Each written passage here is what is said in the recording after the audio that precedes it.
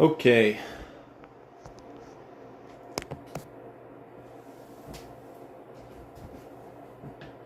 Can't wait to edit this. Alright, so this needs to come down a little bit.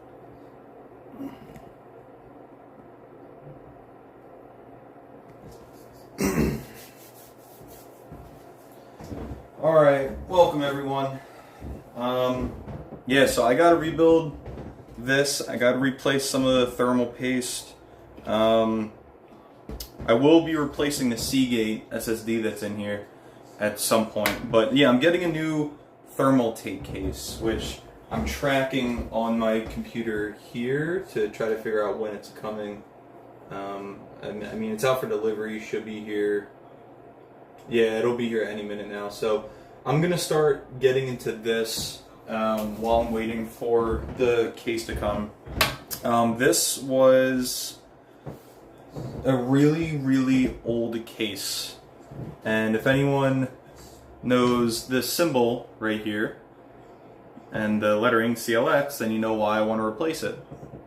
I've had this case for a really long time, and honestly it's not the worst case in the world. I don't like the glass front panel here. Fingerprints are really bad on it, and this, I hate how constricted these fans are, let alone the fans that it came with are just remarkably terrible.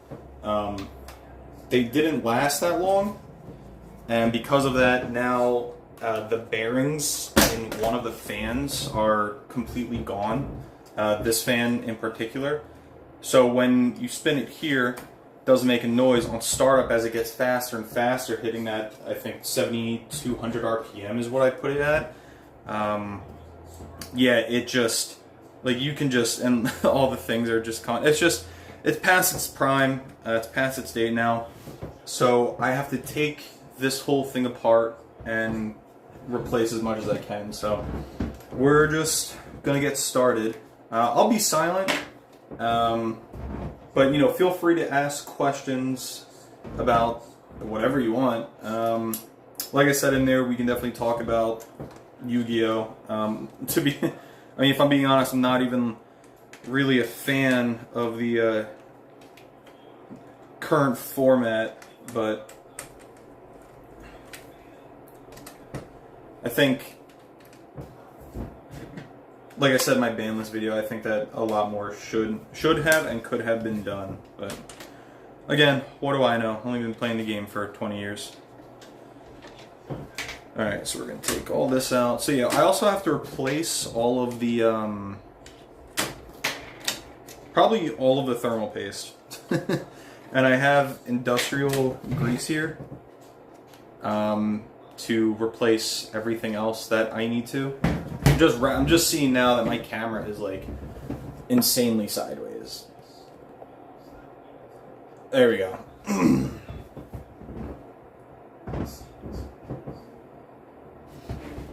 Hopefully you guys can still see. I can probably just move the camera over a little bit, actually. If you can't tell, this was pretty much like spur of the moment, wanted to do something. I've been meaning to live stream for a little while, but just haven't had the time. So the problem is these, and I also hate the way that CLX put this, because these fans right here are attached to where all the wiring goes. It's so dumb. It's the most brain dead bullshit. So I gotta take all these out. I do have a ton of tools and stuff next to me. I have a whole Strabito case. Like I said, I have like the grease. I also have power tools just in case, because you never know when something might get stuck and your fingers are not enough. That's what she said. But if you can't tell, even with these kind of like rubber pieces attached, right? All these are even like coming up, so I can literally just pull them off with my finger now. Which, you know, like, come on, this fucking thing. Hang on. There we go. So like when you take a screw out, right? They have these little rubber feet on them, but you can. I mean, that's insane. it's like dry rotted. And you know the PC's not old.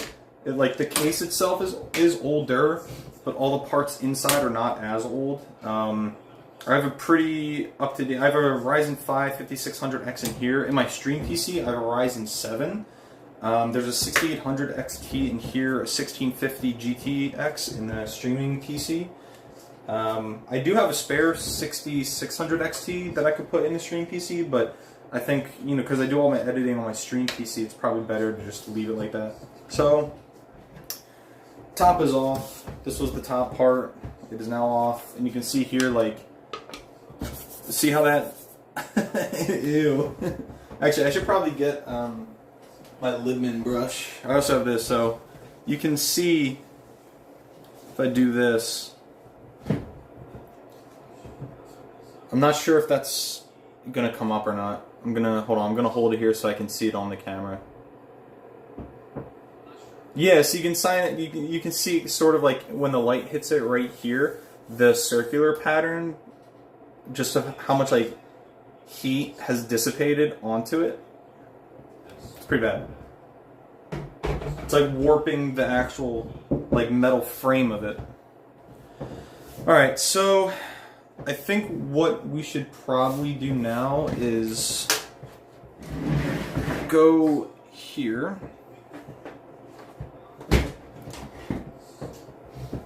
So I just really want to get these fans off. They're the worst part.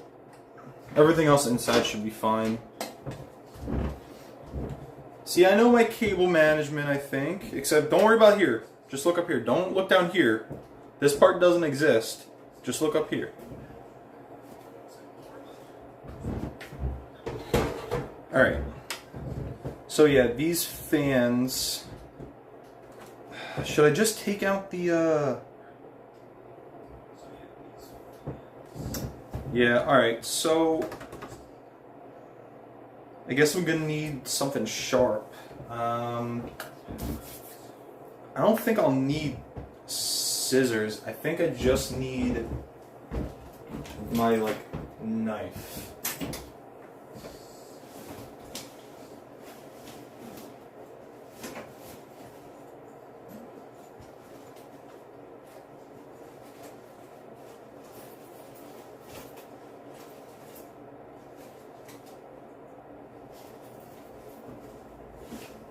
Okay, I have found my knife. Let's see if that new one got here yet. No, it is not here yet. It's getting there. Getting closer. I guess we should just get the battery out while we're in here. Not battery, the power supply, PSU.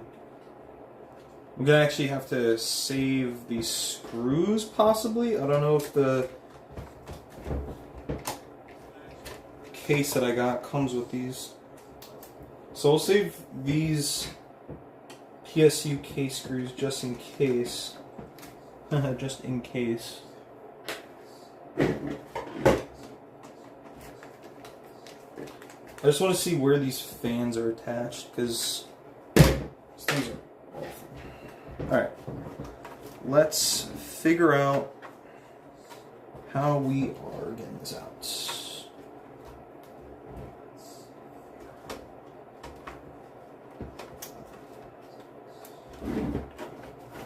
Oh, there we go. Okay, yep.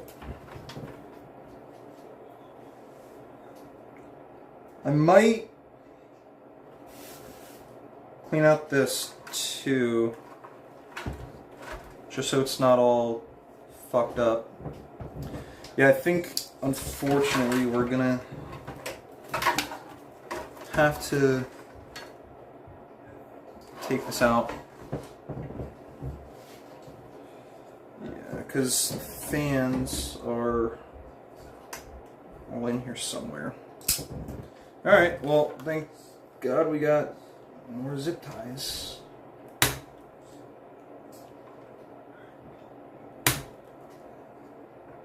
Come on.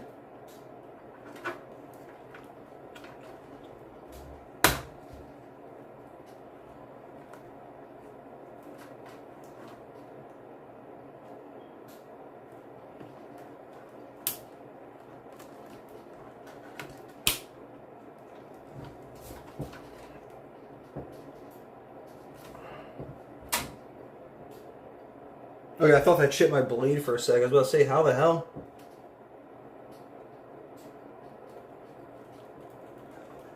I just need to be very careful here. There we go. Perfect. Didn't even damage the wire. We're good. Oh wait, there's one more. Awesome. Alright. Do the same surgical procedure here.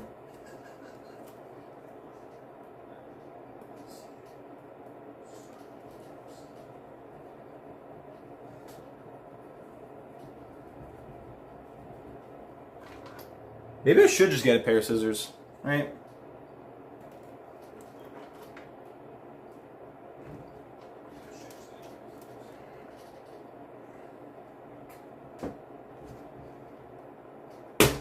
Wow, that is a strong zip tie. Holy shit. Alright. Fuck that. I am getting a pair of scissors.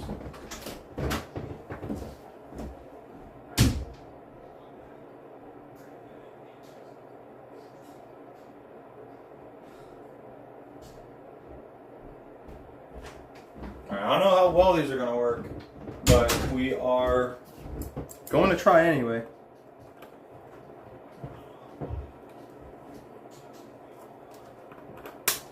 That was so much easier. That was so much easier. That's crazy. Alright. Now we must figure out where some of these things are.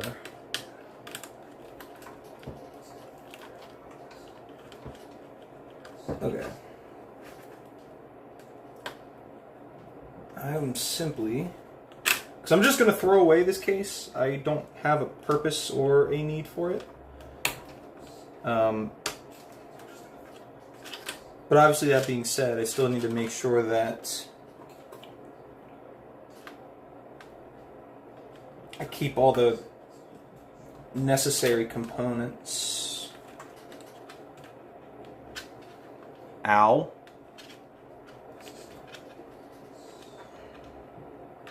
There we go. Okay. That should be one fan. This should... Come on. Okay.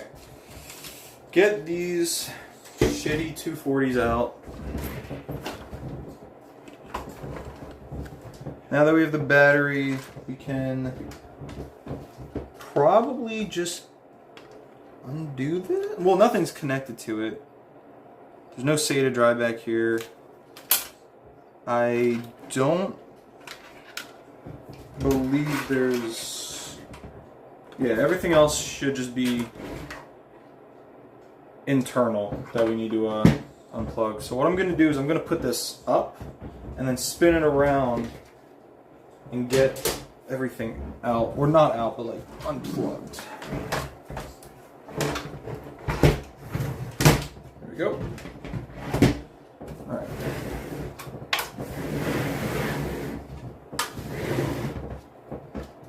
So I'm actually going to grab my chair for this. Because this might be a little bit harder. There we go. Okay. Let's see here. So we just need to unplug everything. Which, I mean, looks easy enough. We just have our Seagate SSHD to unplug. This to unplug. Our GPU, which does not want to come unplugged. It's fun. There we go. There's one 8-pin, 6-pin. Okay. Looking good so far. Yeah, okay. Alright, let's keep going here. Gotta unplug these fans. Unplug this big old thing. Maybe I will save that for last, actually. So I don't want to do anything bad here. That.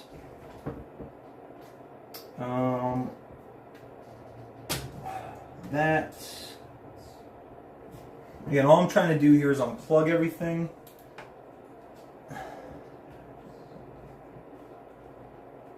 Nothing crazy.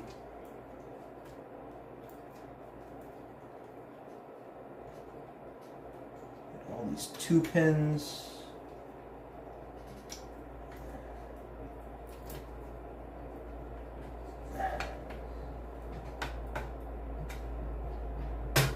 Okay.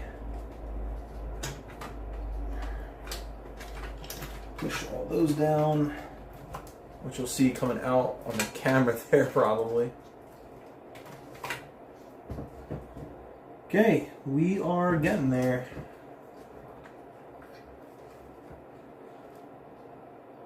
Yeah, definitely the worst part is going to be plugging everything back in onto this motherboard. That's going to really just be awful.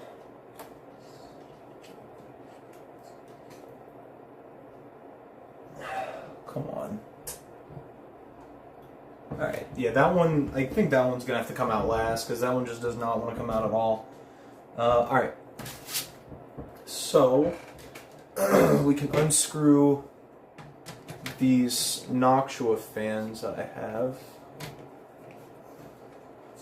These screws I'm going to have to save as well.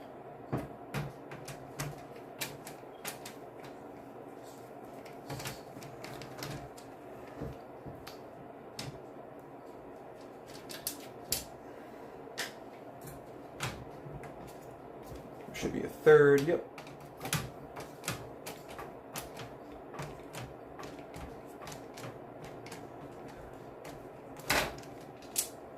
Whoop.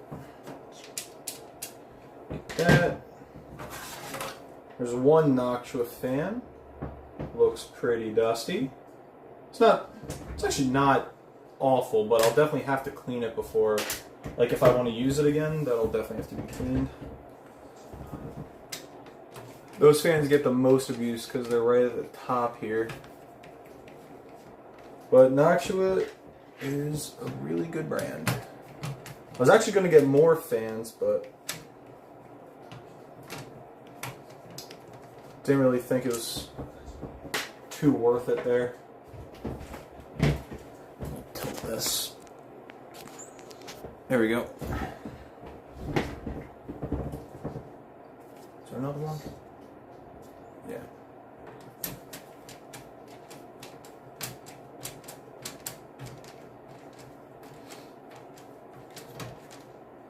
Okay, let's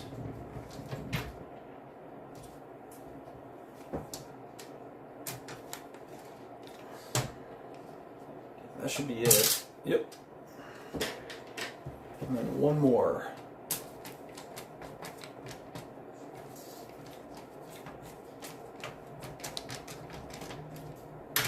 Yeah, another problem with this case is that these USB hubs at the top here, specifically these two, they one day just decided I would prefer to not work anymore. It's been a long time of me not being able to use them.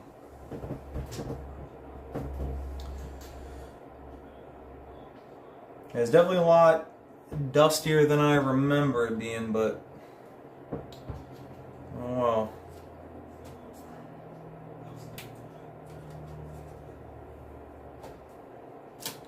Our one vengeance stick. I only have 16 gigabytes of DDR4 in here. I'll put those back so they don't get hit. Yeah, this is going to be the worst part, is getting the motherboard. Like, I wonder if I should even bother replacing the thermal paste. Can actually, there we go. That makes it a whole lot easier, just lifting that glass panel straight off. Okay, I think I should probably take everything off of the sides while I'm right here.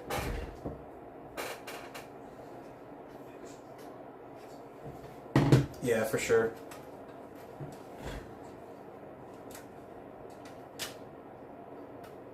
There we go.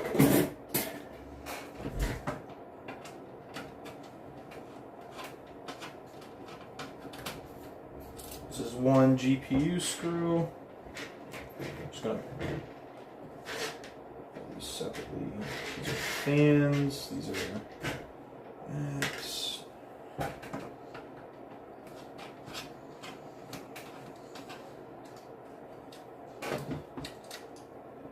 You know, the one thing I really did like about this case, though, is that it was really good when it came to non-GPU sag. And there she is. There's really no dust on this at all.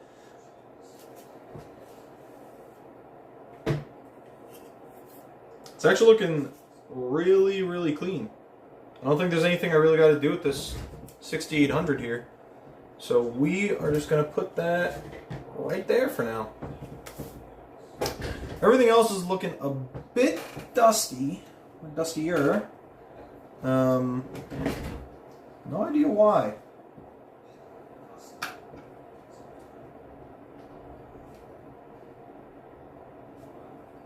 So let's just get this bracket mount off.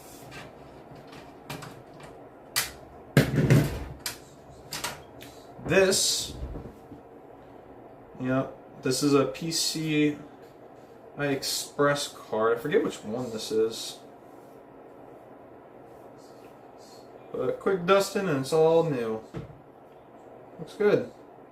Yeah, I don't know which one this is though, but you can see I have like the rubber bands and everything on it for the cooler on top. Well, not cooler, but you know, like little plating for the thermals. So this needs to go together. I'm going to put all this stuff over a little bit because I want all parts nearby. This screw goes with this. Okay, last thing we have here is our Asus sound card that I don't believe does anything. No, it does. It does. Looking good. Looks really, really good. Cool. So there's another one with a screw. Let's put it right here. Okay. I see we have to get our Sony 980 out of here.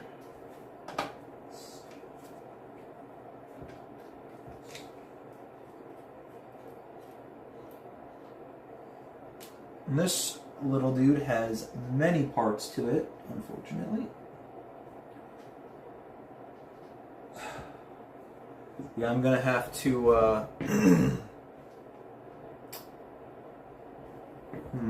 how am I getting you off? Oh, it has a little turn thing to it that like locks it into place. I don't know if I have anything here. Any hollow ones? Yes, actually. It is really tiny though. I think I would need maybe one bigger than a 4, so maybe a 4.5.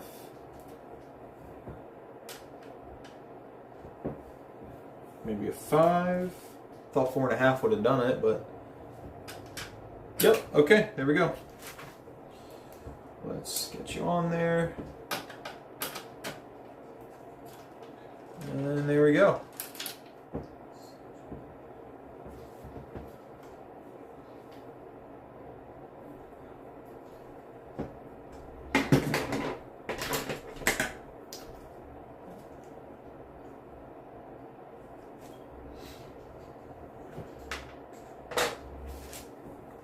baby screw is right there. I literally cannot lose this, or that would be disastrous. Because I don't know if I have any replacement screws for that.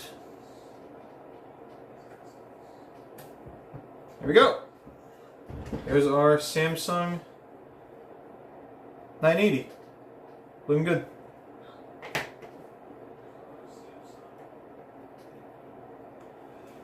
Okay, now we need to get our Barracuda out of here.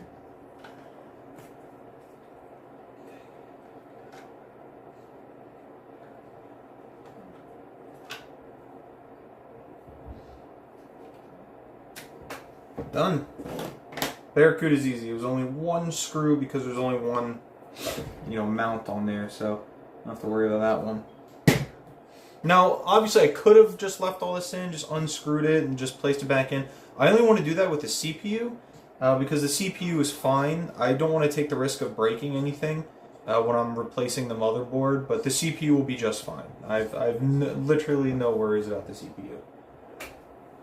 Okay, so let's take all these plugs out if I can. It's a little tricky.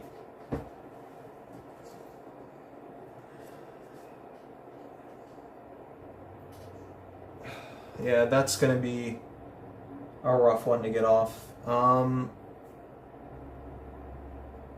Okay. Take these off. How am I getting you off is the problem.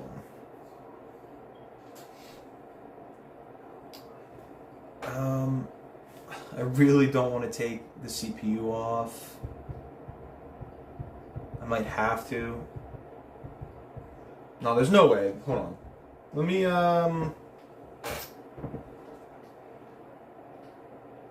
because this is what? Connected back here? So all I have to do is just unscrew it and rip this out.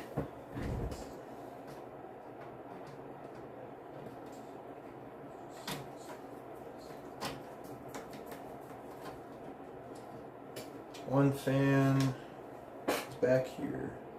Which we can actually throw away all these fans because the NZXT flow case that we got comes with 4 case fans.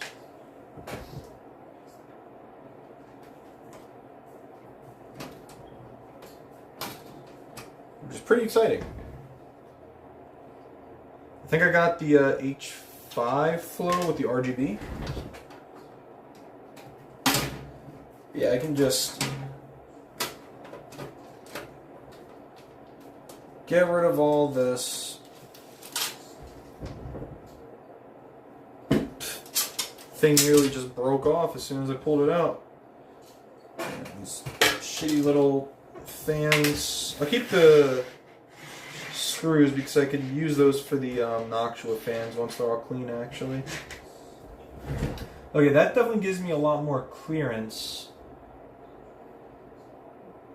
I really don't think I'll have to take the CPU out. I'm just checking to make sure everything else is unplugged except for these 3 things here. And these things are sharp too. I hate unplugging this.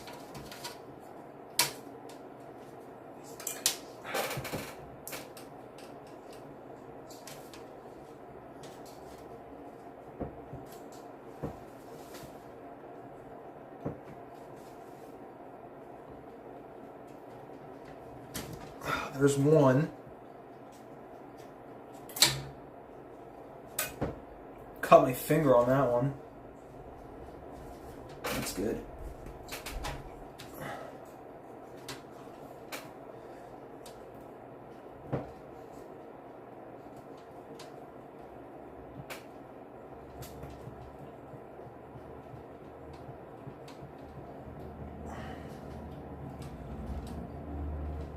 Second one's almost out.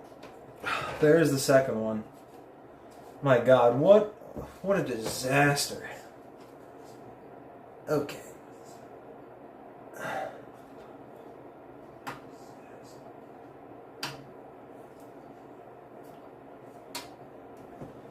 Just one more.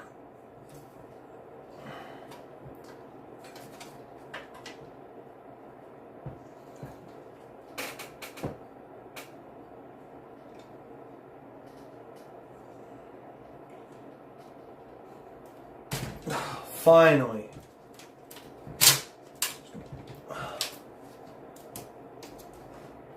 Pull these out.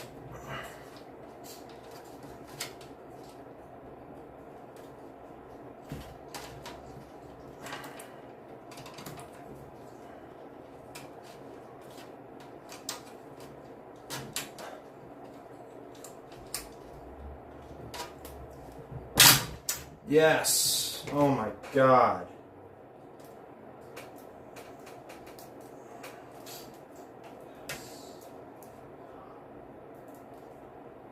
All right, nothing's broke. We're good.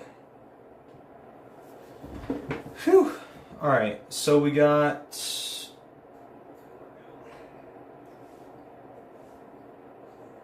just this here.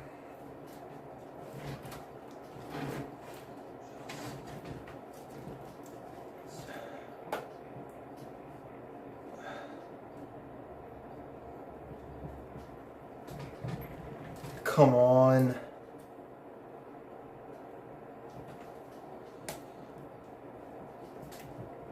Yes. Perfect. Wonderful. Okay, I think that's everything.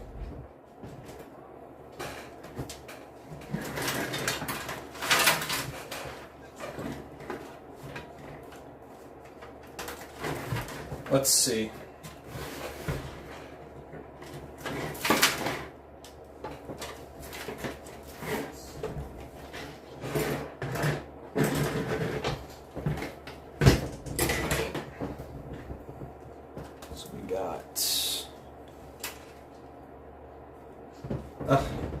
I don't even need that. It's still just stuck there because it's all connected to the upper part of this. But I mean, I think it's only one screw here. Which that'll just be all tucked away.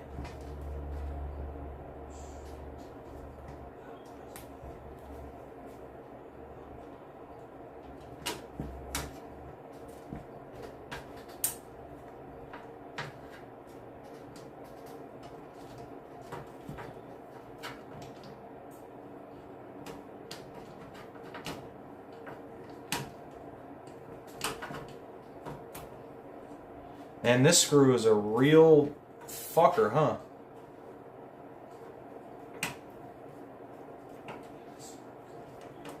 The battery, or I keep saying battery, the PSU I have is attached to the I/O at the top of this case.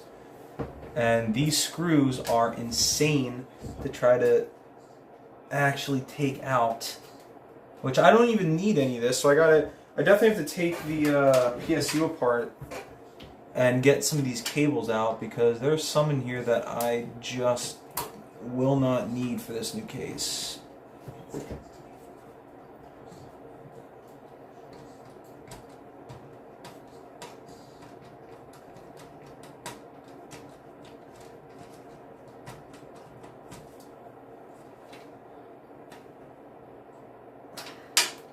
Still no.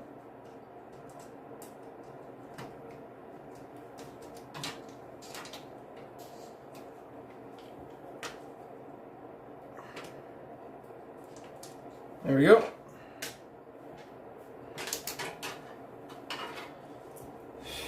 Sheesh. Yeah, these are like welded onto there, so I'm gonna have to figure that out. For now, I can just slide it through. And last one here.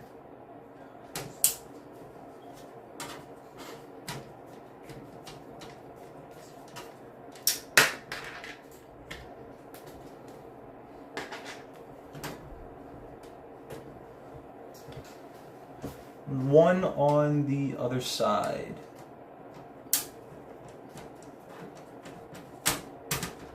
And then we just have our Seagate SSHD in here that I had been meaning to replace for a while, but you know, doing the Macrium Reflex software stuff is just a chore and a half, so I've been neglecting to do that.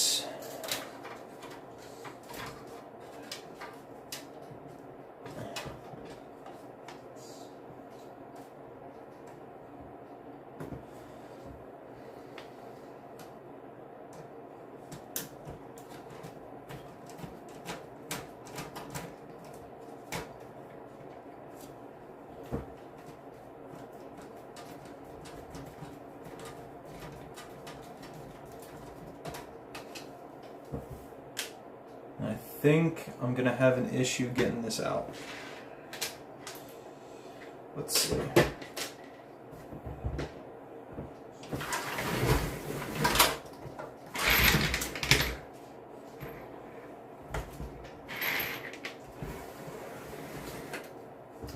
Oh yeah, this USB port is going to be a major hurdle here. Honestly, I could probably just leave this. I don't think I need this USB 3.0 hub. I'm honestly okay just leaving it in there and fucking tossing it with the rest of this. Now,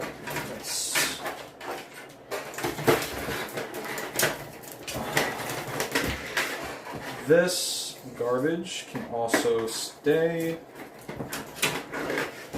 Get rid of this. I'll keep this pin connector. And then there was one more little piece of fucking junk that I could get rid of. This, there it is. This whole thing. Yep, this whole thing can go. Perfect.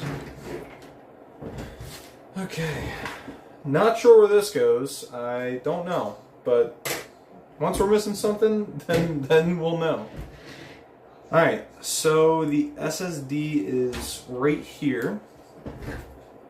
So we move the PSU. I'll just move it behind me. I think that'll be fine for now. Oh, here's another connector. Figure out what that goes to at some point. Let's see if the new case is here.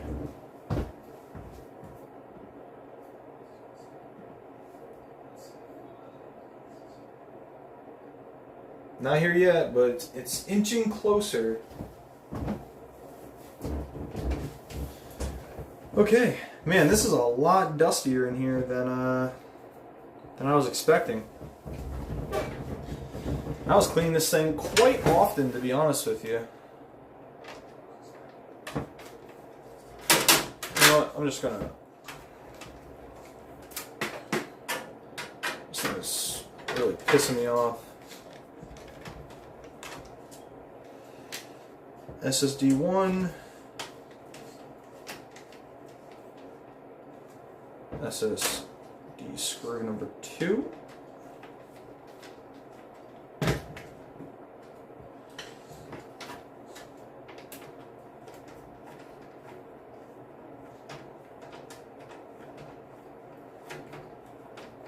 Even just like the way that they built this case is so stupid. I'm so glad to be getting rid of this dumb fucking case.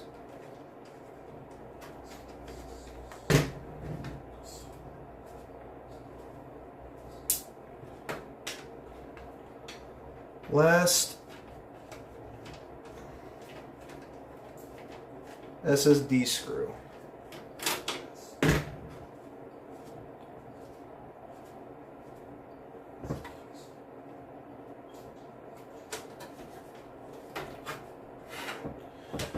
And there's our Seagate. Okay. Alright, now we just need to get the motherboard out.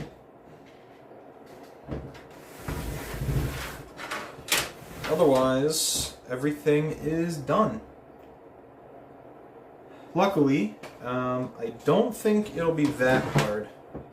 I'm just gonna have to come from like a top-down sort of view here. I'm gonna have to move my chair.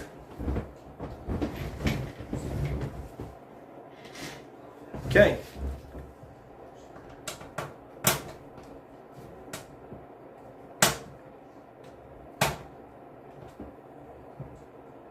Okay.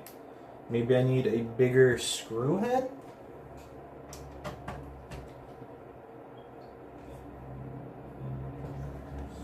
Maybe. I think the one I'm using for this is a little too small now. So let's go to this one. Let's see if it fills in the gaps there.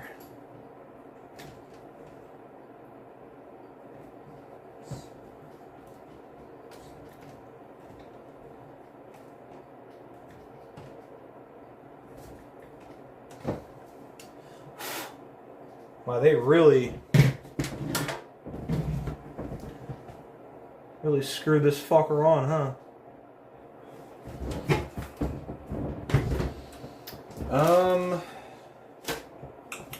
Let's see here.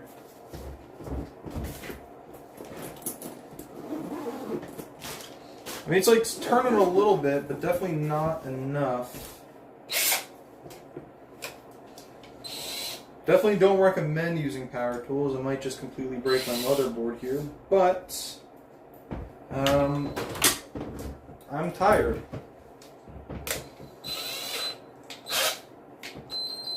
Almost just ripped my finger off.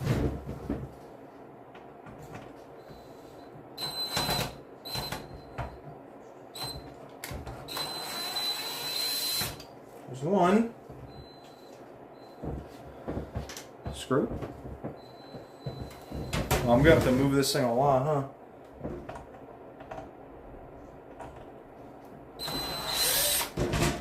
Two.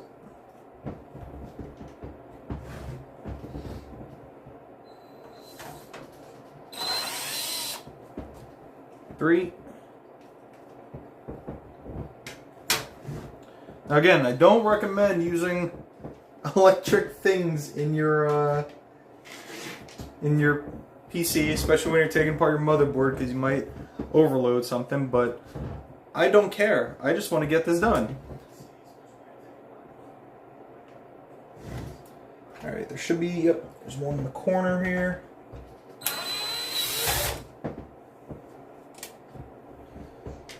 And there's one up here.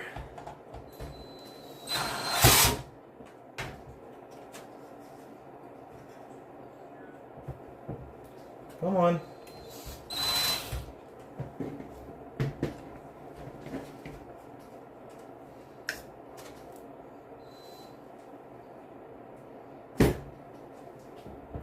There's one down here somewhere. Yeah.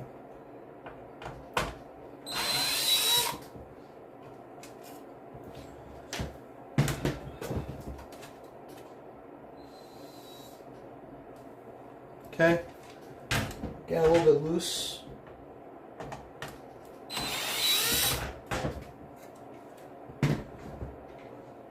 So there's way too many. If I have to take apart that,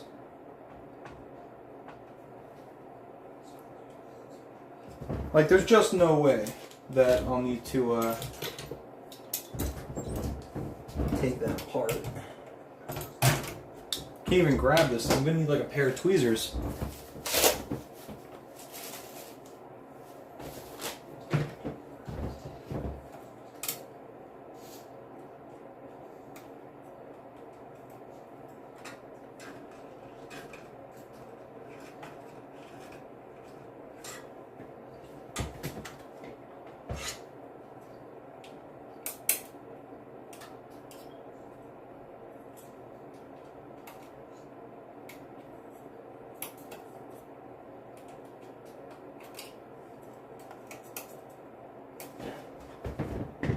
Where is my screwdriver?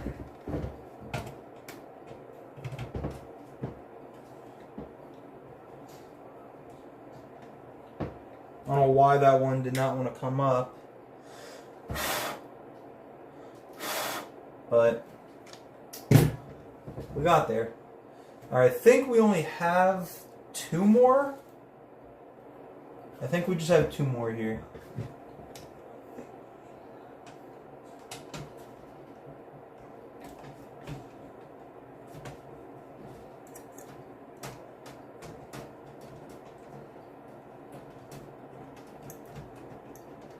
Alright.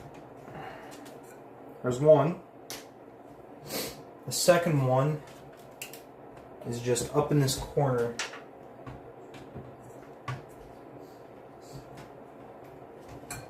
Definitely be super careful, because some of these are not friendly.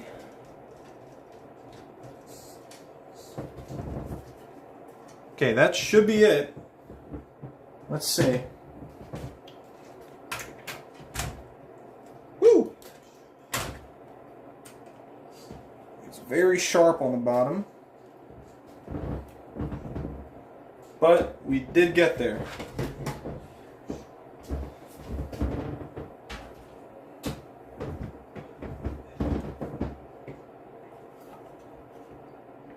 Okay. We are looking pretty good. Let's see about the fan.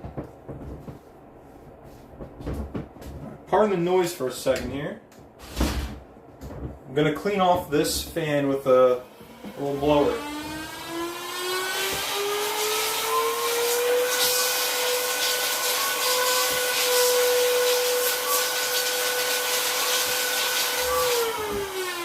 Okay.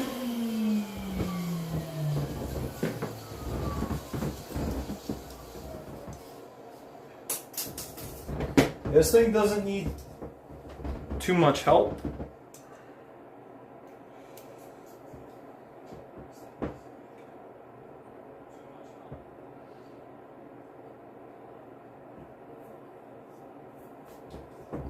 And what I'm gonna do here is dust off the sides, because this is the top here that gets a little bit dusty.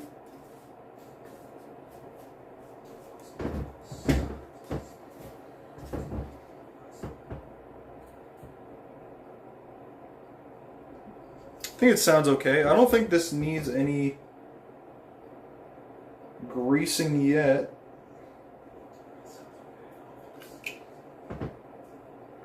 Plus, the last thing I want to do is try to take this thing apart. I think it's okay.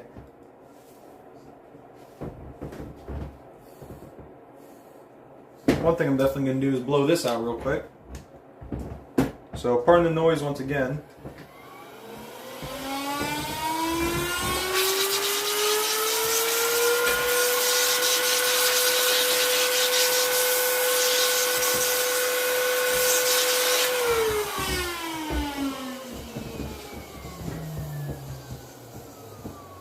Now, obviously, it goes without saying, it's probably best that you do this outside, but I have a gigantic air filter in here, so I'm really not worried about it. I keep a really clean office space, so I'm not worried about a little bit of dust, because that thing will just pick up whatever I don't get. The CPU is underneath here, but, I mean, all my thermals have been good. The thermal paste is still good. I just touched it and it's still good.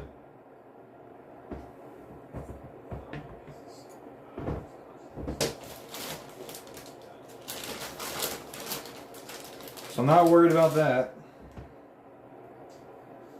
Just now have to get this thermal paste off my fingers.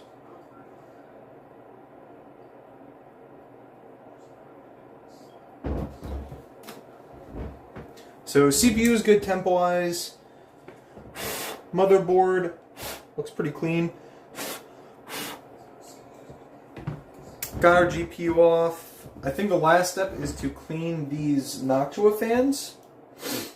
And then I'm just going to throw... I mean, I'm going to have a lot of stuff to just throw out here. This is our motherboard. This is mine, actually. This can go over here. These go to this. Alright, so I'm just going to wash my hands real quick, especially with all the dust and thermal paste. I will clean these and probably grease these fans, just to make sure that they're all good there. So let's take a look real quick and see if our new case got here yet.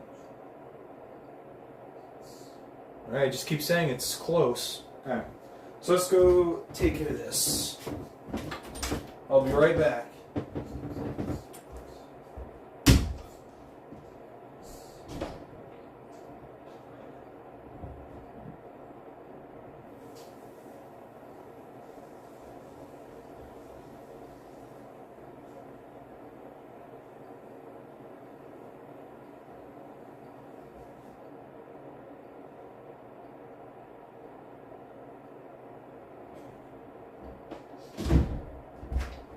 And even with the PSU here, I actually don't know how many of these wires we're actually going to need or use, to be honest. I really don't know.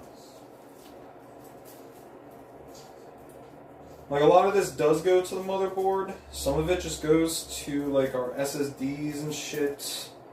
Like this one here, I know this cable I put in there. I think the rest of this is all going to be actually in the case itself.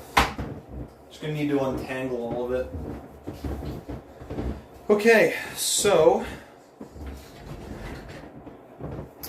these we don't need. I'll keep the little ones.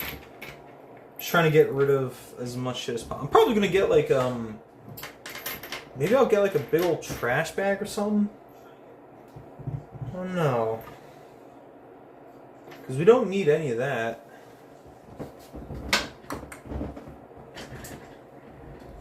I don't know. I just don't want it all here, you know? I'm already going to have enough shit to deal with when the actual case gets here.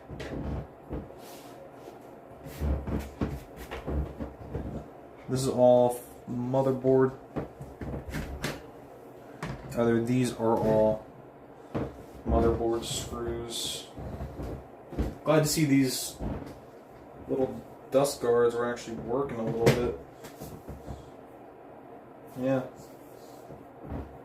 They were doing their job.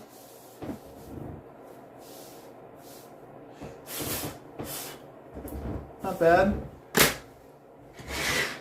We'll put the new case probably here. And then you know what? I can actually put this fan right back on because there is nothing else I need to do here.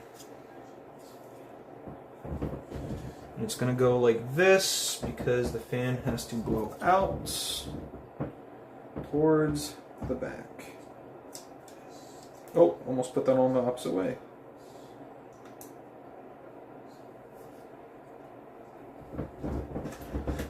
One, two brackets, and then it's going to go this way.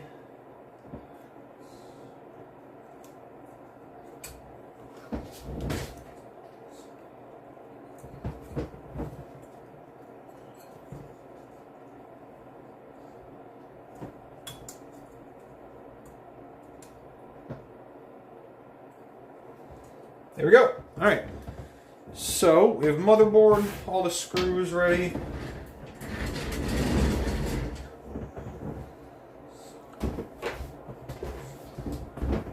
Okay, let's move this back a little bit. That's going in the wash. Lidman brush. It's a little it's a microfiber, like octopus looking Lidman brush. It actually works really well for all my needs anyway. Okay. Oh, some of the dust is landing on my monitors. Okay, so the fans. You know, I think I'm going to take these outside, blow them out, and then probably grease them when I come back in. So I will be back in like 2 minutes. Less, probably. If I see the Amazon guy, I'm going to punch him in the throat for taking so long.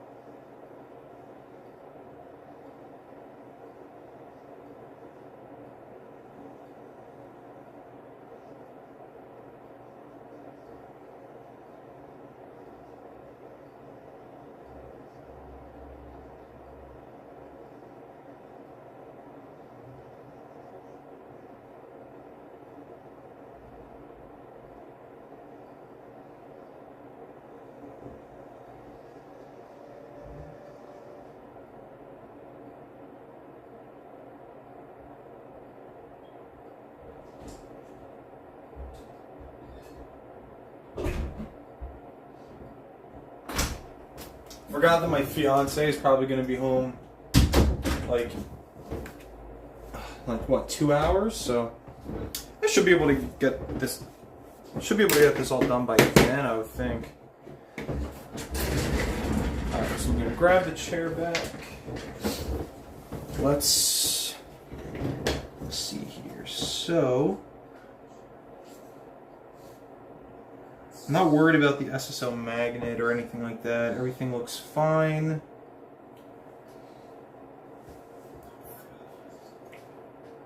Honestly, just the blower does more than enough there.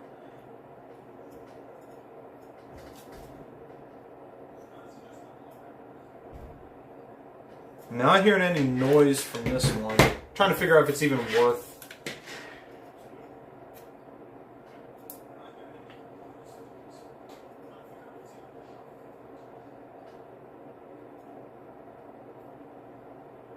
No, I mean, they both sound really good.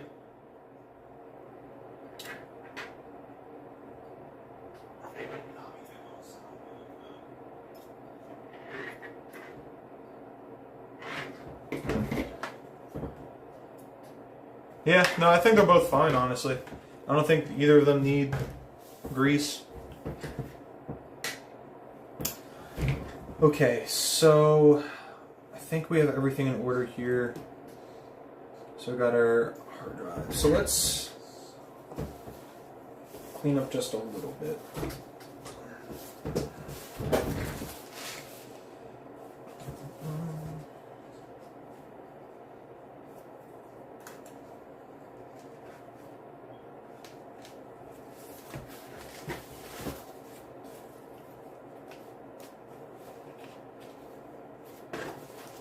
Put all this back.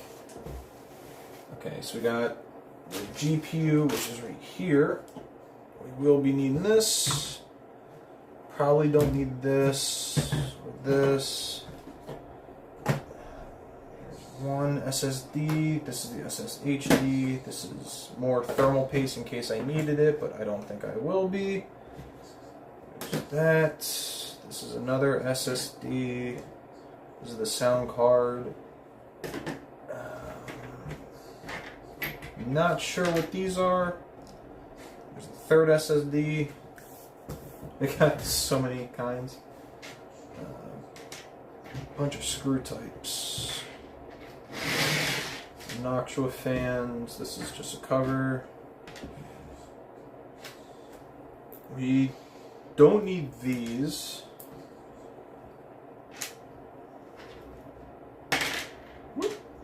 Yeah, we definitely don't need these. And then we just have, these are the motherboard screws. Okay. I think some of that dust finally caught up to me. Okay. Alright. I think we got everything in order now. I got everything tool-wise that I'll need. From the last I checked, our temps on our GPU were fine, and our CPU. Obviously, the thermal paste is still good on that one. So I'm just gonna put all this away because it doesn't seem like we will be needing any of this at this point.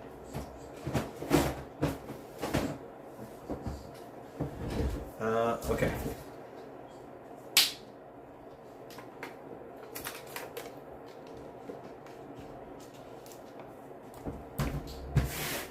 So yeah, I ordered the, I think it's the H5 Flow.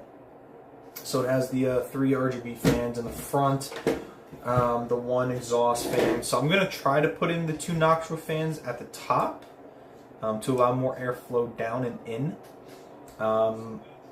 I just think it's the optimal way. I know that there's like a lot of debate on like optimal building for PCs, but I like the double flow, like going down from the top. I think it's a little bit better. I think that's about it. I think, right? Pretty sure we have everything. 2 fans, motherboard screws, the GPU. We definitely have the GPU screw brackets. That's all this stuff here. So it's, I'll just put these here. These are for the Yugioh fans. I know that. Although I have a few extra, but why not? Okay. Yes, that's 2 for here. I'm pretty sure 1 goes into here, right? This one already has 1. Might have been 2 for something else. Oh, it was the other fan. That's fine. So we technically don't need these screws. So I'm gonna put them over here because we technically don't need these screws. We won't need these because these are for the case. These I think were just for the fans, like the old fans. This is just part of the motherboard. And I don't remember what these go to, so I'm going to save all these just in case. Probably should have picked up 2 more sticks of DDR4, honestly. Would have been a little bit of a nice upgrade for this newer case here. But yeah, otherwise I think we have everything. Pretty sure. Nothing looks dusty anymore. I think the motherboard looks pretty good, actually. Let me check real quick. Right?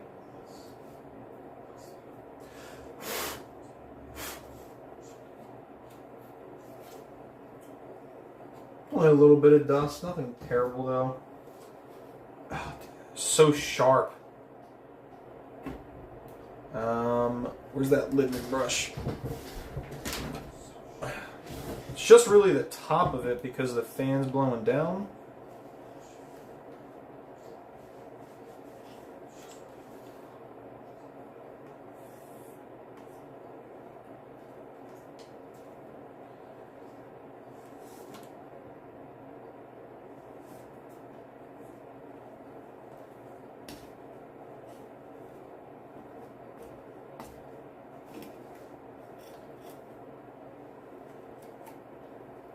I do have an actual microfiber cloth, like very close to me, but I like being complicated, so.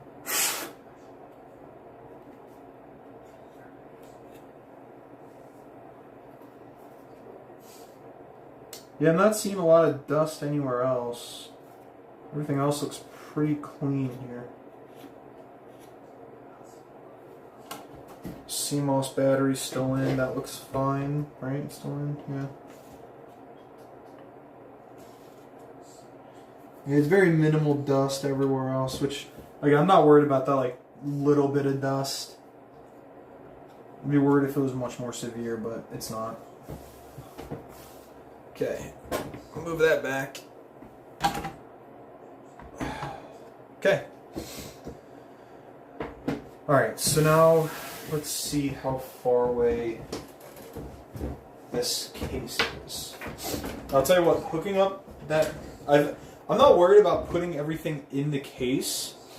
I'm worried about being able to put everything back from the PSU into this. That's my problem there.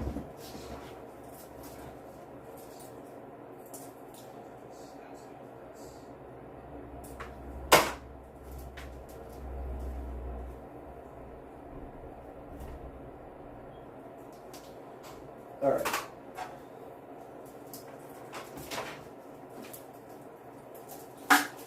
Just trying to untangle this whole thing.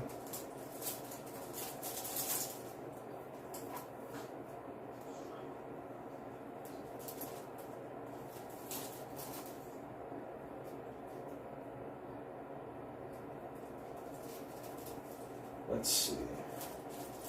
Get this out.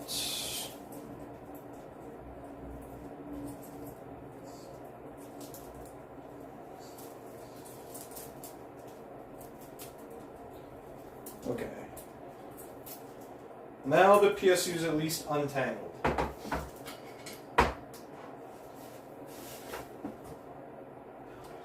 Yeah. Alright, let's see here.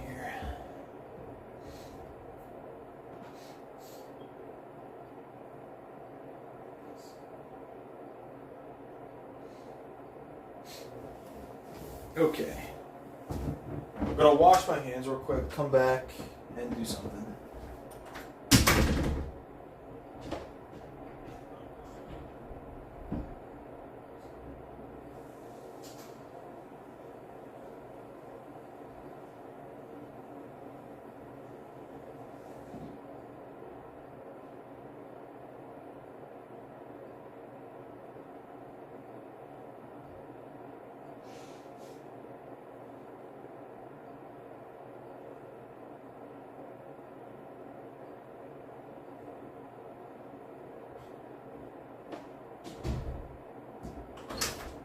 So obviously it goes without saying that normally, so I technically have two PCs. I have this one, which is the gaming one that I use, and what I do is I use OBS, using DistroAV and like NDI input to flag it all over to my stream PC, and that's where I actually stream everything from. At least most of the time. Sometimes I'll just use my gaming PC because the CPU-GPU combo is more than enough to do all that. Same thing with editing between like DaVinci Resolve. I'll go back and forth between the two. But obviously that's why we have this little bit of a weird setup right now, because I literally can't stream because all of my cameras are formerly hooked up to my gaming PC, which is why OBS is the thing.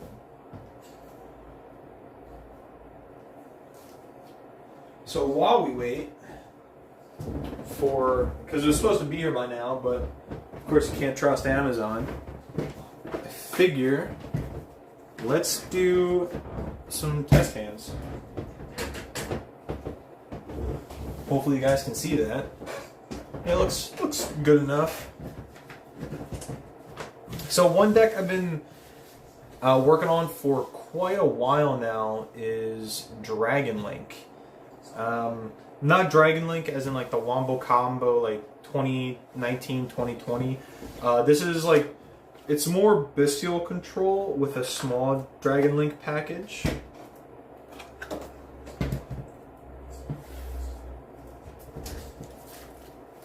So we're just going to shuffle it up. And maybe I can find a way, I could probably actually move the camera down quite a bit here. So let's see what I can, might be able to finagle with the camera a little bit there. Not sure. I don't even like really want to touch it, to be honest. I think you guys are just going to have to find a way to zoom in. But I mean, I think it's good enough. I think you can see everything past all the components and parts. So I'll show you what I've been working on. So we are running the Excel Synchro package. And this is what I think makes the deck so good. I know it's upside down. Not really much I can do about that. Alright, so let's get started here while we wait. So, what's the meta here? So, we're talking about Malice, yugioh. We're looking at Mitsurugi coming up, which that deck is going to be super annoying, and that's why I'm going to be playing it. What else? Oh, Memento. Yeah.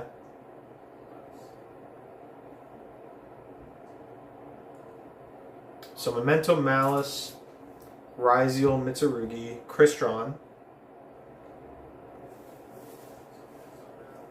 I think the name of the game in this format is like, it's less about being able to combo uninterrupted and just hoping than it is expecting your opponent to hand trap you a lot and just being able to set something up through that.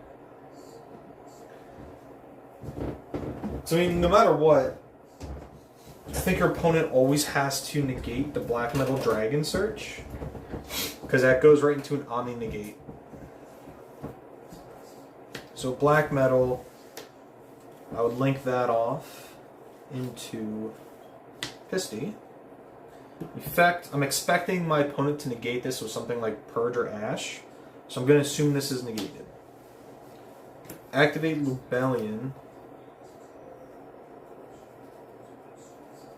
And, you know, I will say that is the smarter, more smart play, is to negate the Black Metal Dragon, because that gets you red MD to summon it back, go into Romulus, which then you would chain block Black Metal Dragon to get you full metal, which is a negate. So you'd be letting your opponent get a Link 2 Dragon plus a negate just off of one card.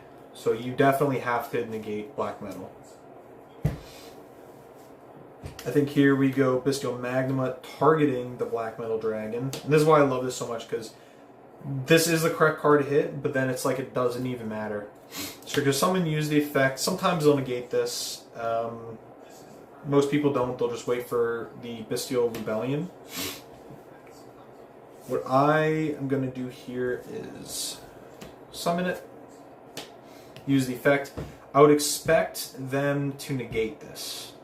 So I'm going to assume that this is also going to be negated, so like no Regained or Beast. That's fine. So what we're going to do is we're going to summon Assault Synchron, take 700, synchro these off for Dissipator. I'm going to use the effect of Dissipator to summon back Black Metal Dragon. Then we can link those off for Spheres. Use the effect of Black Metal Dragon to probably get the negate anyway. Probably just go right for the negate. And then use Full Metal to set Metal Morph. Max Metal Morph. And then during end phase we get the Search, which grabs us Baldrake. Baldrake is the optimal choice here, and I'll show you why. So again, that's playing through what I would assume to be 2 disruptions that people would actually hit. You know, I think the optimal hits are Black Metal Dragon and Lubellion. So, Assault Synchron's crazy. Let's say you get to the point where you're able to summon Baldrake by banishing something, then you contribute Dissipator to banish one of their summons. Then on res, you can go Assault Synchron, summon back the Dissipator. Assault Synchron is during either player's turn. If the face-up Dragon Synchro you control is tributed, then you can banish this for cost to target that monster and summon it. So it does target the monster in grave, which is, you know, prime bait for Bestials, but if they don't have something like that or DD Grow, then you can just summon this right out. Otherwise, so what we end on is 1, 2 interruptions, 3 interruptions, 4, 5, possibly 6 if I'm summoning out Albaz, and then Albaz turns into a 7th, and then this turns into an 8th. So even through those two, supposed interruptions, you're still ending with up to 8 layers of interaction and interruption. Just with 3 cards on board, 3 in hand, what you have engraved, it's 8 kinds of interruption. That was a really good hand.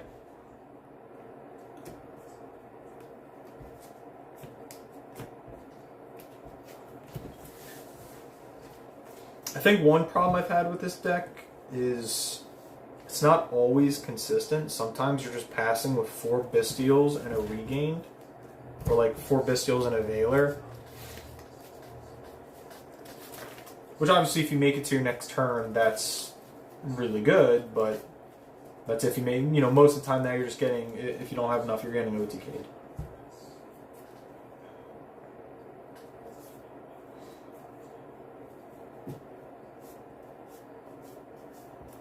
I don't know what we do with this hand, actually.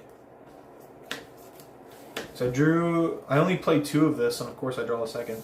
I think we would have to go safer effects. Add something that can't be normal summoned or... oh no, it has to be the level, right? Whose combined level equals the total tributed. So we would add... Clap Serpent.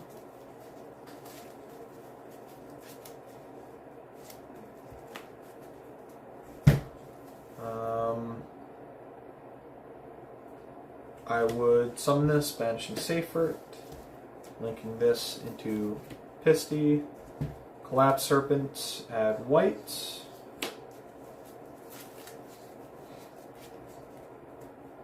Is there any use in going for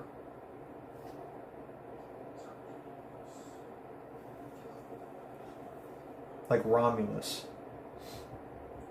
Is there anything to send off Dragon Ravine that would really benefit us? Definitely not Lubellion. Not Albaz. Full Metal or Black Metal needs to be sent from Field to Grave. So Dragon's Ravine does really nothing for us except thinning out our deck. So I think really what we have to do here is just link these into Heretic, and then Heretic, or I'm sorry, black or white, to grab the other black dragon Collapse Serpents. But honestly, it's not even like this is that bad of a board. Heretic's Seal of the Heavenly Spheres is still, 3 interruptions on its own, because you have to wait until your opponent has a second monster on board, because you want to be able to activate and resolve Albaz. So typically what you do is, you would tribute this the second they have a second monster, summon out Albaz fuse with their monster, and then go into the Mirror Jade. So that's 3-4 interruptions off with Ash. I don't think many boards can even play through that as well. I mean, unless you want to go the branded route, you could do branded Magamut to search Rebellion, which gives you a lot better of a combo next turn. But if your opponent's starting to pop off, you can't go into a play that would guarantee you a turn next turn. You want to get into a play that guarantees that your opponent can't play, the way that they want to. If that makes any sense. Plus Ash on either turn is really good. So if they try to Perulia Perulia is deadly for this deck. They get they get more draws off of Perulia in this deck than they do Fulos. Because I could just end with Regain, Branded Beast, Bestials in hand. I could only go into the extra deck once just to get Spheres or Dissipator. But Perulia is so much worse because of the black and white dragons, Assault, all the Bestials, and having to normal safer and all that. Perulia is way worse against this deck than anything else. Even like Nihilus, or was it Meows, whatever it's called? I forget what the TCG name is. That's honestly not bad either, because you don't typically summon from the banish zone unless you go into the Dissipator play, which isn't always. You're not always going into Dissipator, which is fine. Oh, too many. Yeah, I mean, that's fine.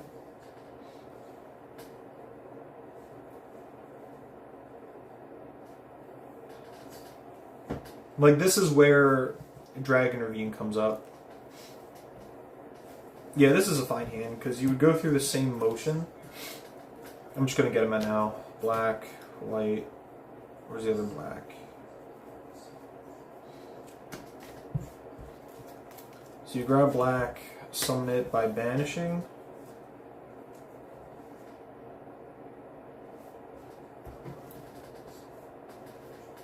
Then go into your Pisty. Effect, summon, banish. Link these two into Romulus. Romulus 1, white 2. Because you want to definitely get the Dragon's Ravine here. Add Ravine. Activate. Use its effects. Probably would be best just to send the Veiler to send Bestial Rebellion. Saronir summon by banishing out Veiler. Going into your Rebellion. Rebellion put up regained. Oh, I'm sorry, you want to definitely do Saronir here too. Send Magnemut.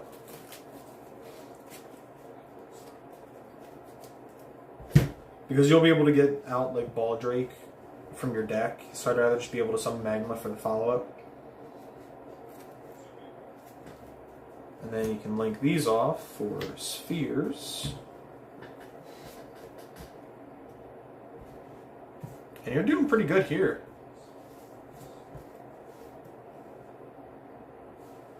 So then you can just set 2. Yeah, no, this was a really good hand actually. Because still this is 3 interruptions. You have Magnemut summon. So that's 1, 2, 3. Magnemut becomes an Omni. So you have 1, 2, 3, 4, 5 interruptions, and a probably you might get a draw if your opponent's banishing stuff, but you want to get a draw on their turn because none of what you have would do anything. That banishes rather, unless that is unless you choose to go to Albion the Branded Dragon. Which that would be the more optimal play, because then you get to banish their stuff. Or not banish their stuff, but you can banish something of yours and itself to go into Lubellion. And then you can go Lubellion 1, regain 2, put back Albion, draw a card, then Lubellion put itself and Albaz back for Mirror Jade. And then, so you would get the draw, and Mirror Jade could send Albion again to banish a card, and Albion could set Branded Beast from deck to field. Which is a lot. That's a lot. Not many boards can play through all that. You know, Super Poly. So that's 1, 2, 3, 4, 5, 6 interruptions, something like that. Plus a lot of follow-up. And I think the point of what I'm trying to say here is, I don't think enough people are looking at this deck. I don't think people respect the fact that Bestials are, as far as I'm concerned, still... I mean, sure, Magnemut's not at 3, and Jerusalem isn't at 3, but I'd still say they're pretty near full power. I mean, you only need them. Especially when you combine them with a deck like this. Especially with how consistent this deck is. I mean, this is an insane hand. I mean, you can just 1-for-1 pitch,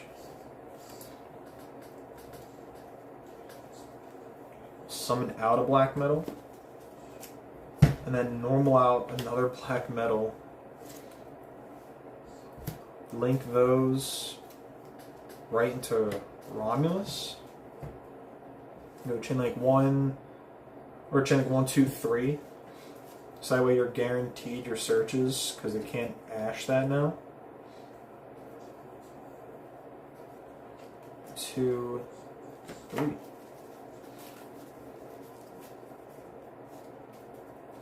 Yeah, it's pretty crazy. You can summon out Dark End Evaporation by banishing the Stardust, banish the Evaporation, summon out Red MD. Red MD can summon back out Black Metal. Or, what you could do is you could summon this by banishing a black metal. Link these two. Or no.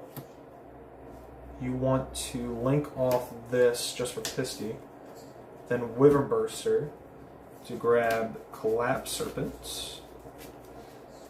Then you can link these two off for Spheres. Then banish this for Red MD. Red MD summon out Pisty here. And then Pisty, you could summon back out Black Metal. I don't think we have any other Red Eyes targets. But you're also Dragon Locked, which I think is fine. If you summon these out, you could technically go for another Spheres, and then go from Spheres into Little Knight.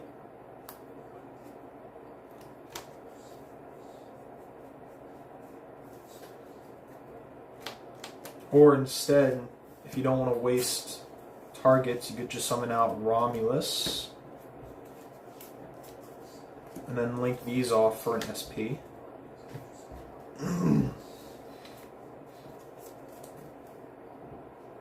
And then Full Metal sends itself back, sets max Metamorph.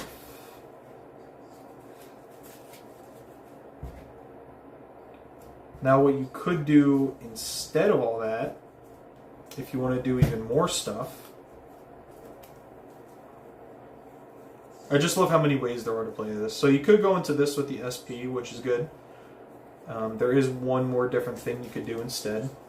So instead of going into SP, you could do what I said. Summon out Pisty, summon out something like Romulus. The dragon target does not matter. Activate Dragon Ravine. Using that effect, do I banish a white dragon? Because you have to discard a card.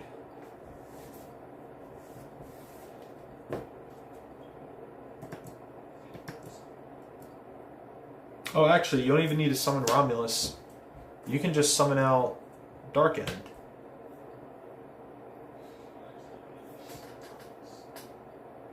Yeah, no, that's perfect, because then you can go Dragon Ravine, pitch Collapse Serpent, sending Lubellion.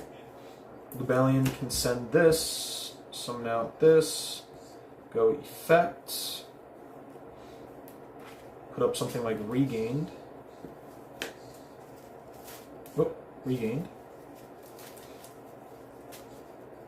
And then Full Metal, set Max Metal.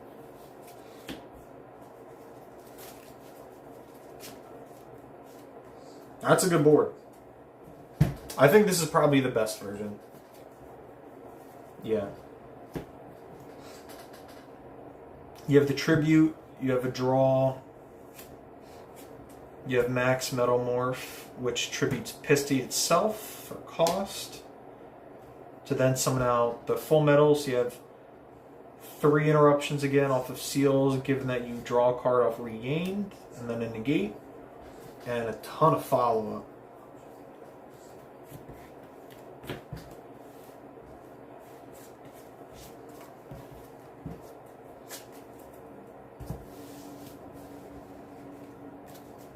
Let's see.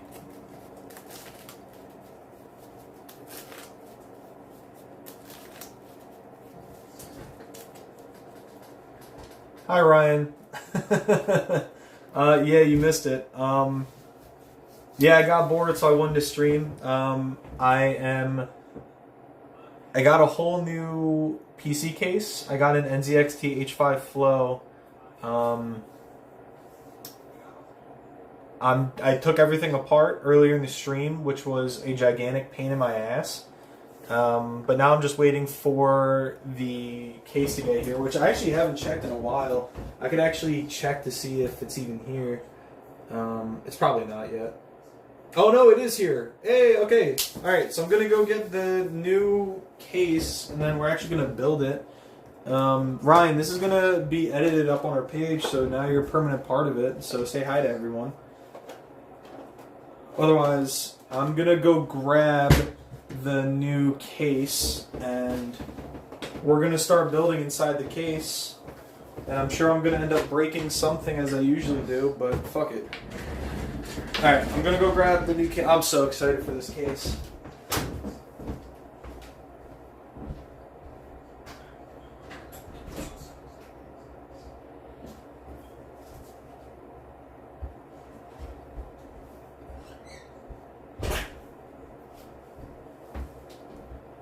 Okay, we got it.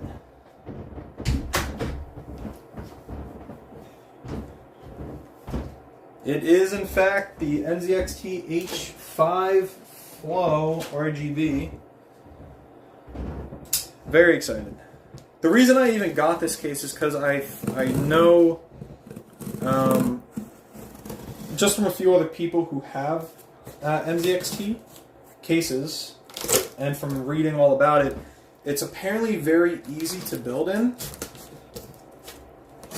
and has much better airflow than most other cases.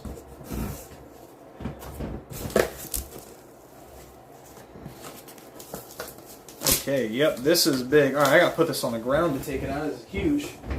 Alright. How am I grabbing this?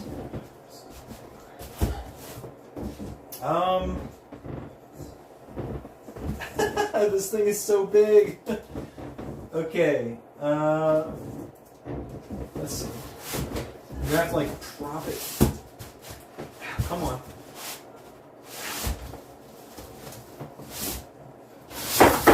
There we go. Okay. Oh my god. Wow. Here we go. Alright. You just gotta take off these little styrofoam parts.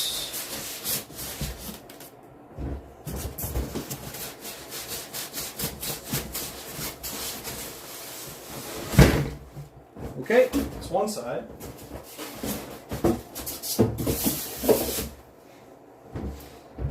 There's a manual.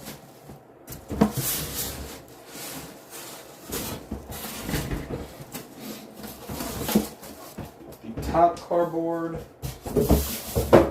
Side cardboard.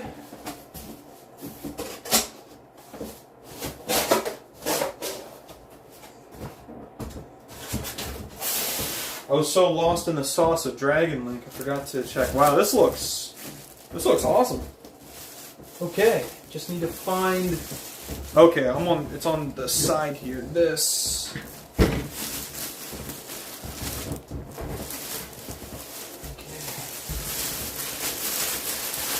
All right, Ryan, if you're still here, what do you think the best decks of the format are? I'm actually curious on your opinion because I highly respect your opinion.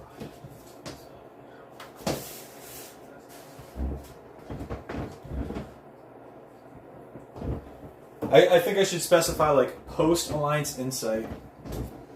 Pro or post, yeah, definitely post Alliance Insight, because And I know I talked to you about it a little bit because you already know I pre-ordered so much stuff. I pre-ordered like Regenesis, the White Forest stuff, like everything.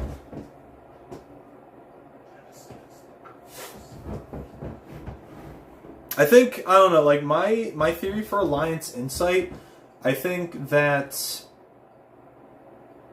I'd like to think that White Force has a really good shot of actually competing now.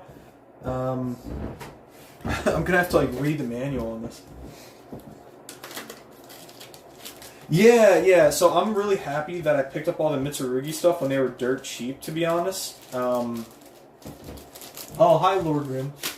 You're welcome. Yeah, I think Mitsurugi in like not every variation, but most of them are going to be really good. Like I personally, I know I already told you this, but I want to play Bestial Mitsurugi just because I think in the grind game it's a little bit better than normal. I like White Forest. I feel it may struggle going second. Yeah, I mean that's tale as old as time, right? Is White Forest struggling to go second? It's so good going first. It's like going first. White Forest feels like the best deck. Yeah, K9 is going to be a dick of a whole deck to deal with. I don't want to deal with that. I think people are kind of coping on Paradise Smasher. I think. Okay, hear me out. If Elder Entity Azathoth was still legal, then we would have an actual issue when it comes to K9. I think Paradise Smasher is a funny kind of tech, but I don't think it's going to actually be played that much. I think that there are just other better, like, in its own archetype, better turn 0 cards to go into. Yeah, and that's why Paradise Smasher isn't real. I'm a rogue player too, so I feel you. That's why I mostly just like play rogue. I mean, even on our channel between Natty and myself, or anyone else that's ever been on the channel, we mostly just play rogue decks, which, you know, is like K9 Hand Trap Engine is super real. Yeah, that's insanely real. Unfortunately, like Paradise Smasher isn't real, but the K9 engine itself is so super real. It's ridiculous. Okay, so it's saying to... Okay. Alright, let's start figuring this out. But I will be reading the comments, so I'm still participating in this. But definitely keep talking about post-Allen format, because it's only like a week away, and I'm getting like super nervous about that. But yeah, I'm definitely excited for the Justice Hunter stuff. Most fun I've had is Vanquish Soul. Oh my god, another Vanquish Soul enjoyer. Ryan, we're building a community. Yeah, Ryan and I love Vanquish Soul. We're super excited about it. I don't know about the Armegia archetype. I mean, I know like the lore about it. I'm more nervous that they're gonna make the main boy character like a $100 secret rare, and then that's gonna just turn everyone away from it. But the lore itself is really cool. I do like the art. I like the lore. Okay, so it looks like everything is screw-based. Panel removal, so it looks like... Okay. So it looks like you gotta take off a bunch of stuff here. I'm just gonna feel around a little bit. Picked up the rest of the high-rarity Vanquish stuff recently. Oh, so you mean like all like the collector's rare and stuff? Is that what you're saying?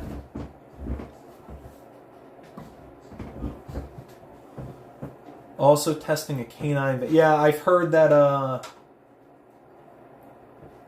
if I can get this off.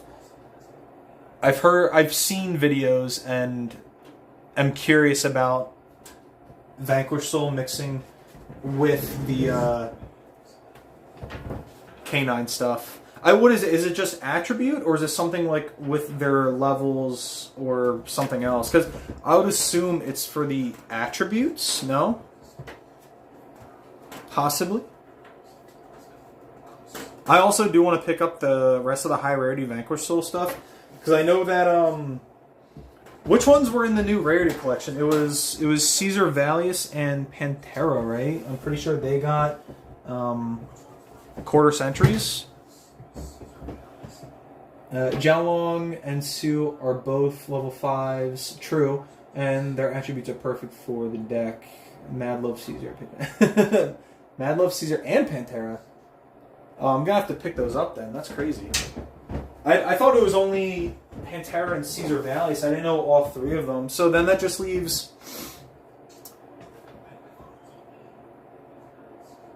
So Rock of the Vanquisher got an ulti printing in an OTS pack, so I think that just leaves Raisin as a collector's rare as its highest rarity, and Borger has the Prismatic Secret Rare and a collector's rare, I believe. So it's kind of like, you know, pick and choose which one you want, I suppose, out of those. Ball Mad Love, when it was 10 apiece, realized a month later they were releasing again. Now it's 10. Yeah. Yeah. Oh, nice. Okay, so this front panel glass actually does come off. Okay, that was actually really easy. I don't think I have to worry about the fans, right? I think I just have to... Wow, there's a lot. Let's see. Oh, it's kind of like all buckled down here, so I need to put this down.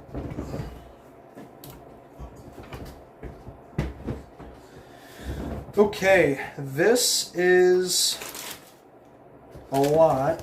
I wasn't expecting this much. Oh, it's like a twist tie. By the way, is that the level 6? Oh, H6. It's the H5 flow RGB. I was looking at the H7, but I think I was just convinced by everyone else on like Reddit forums and reviews that it just seemed like the H5 was like the favorited child out of it all. So I just went with the H5. I mean, it looks good. It looks really clean. It looks like it's going to be really easy to do cable management in it because it comes with these little like Velcro strips. I'm happy about it so far. It's just I'm really good at cable management and I'm really good with anything tech stuff. What I'm not good at is building stuff. So that's the part of this that I'm really nervous about, is putting all of this stuff back into here, because that's something that I just always struggle with. Especially figuring out, because I know this is like, you know, my motherboard is going to work in here. I just have to figure out how it's going to work. And all this goes into the motherboard. All these cables go right into the motherboard. Yeah, NZXT is pretty cool. I have an H510. Probably keep it when I upgrade. Yeah.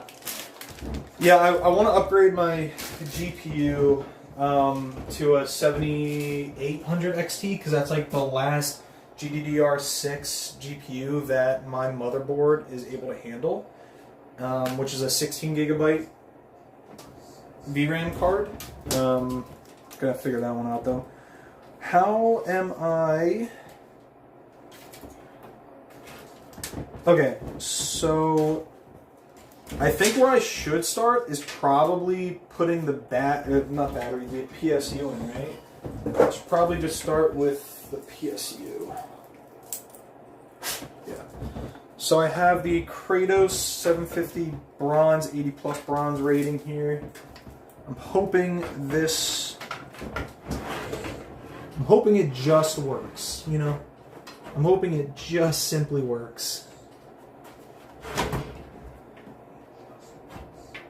And what do you know? It's as simple as that, ladies and gentlemen. It just simply works.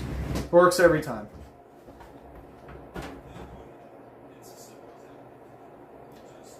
Okay. Let's get at least one of these screws in.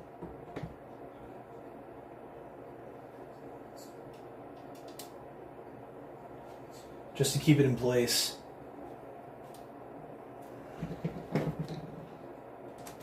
Yeah, I'm probably like post-Allen format, by the way. I think what I'm going to be playing the most...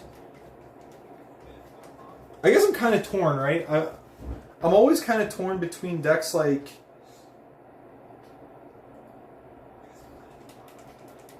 I don't know, maybe Odeon Fiendsmith? Thanks, Ryan. Have fun in your meeting. I will see you. I'll see you at locals. I'm sure you'll clap my cheeks as always. Hey, yo.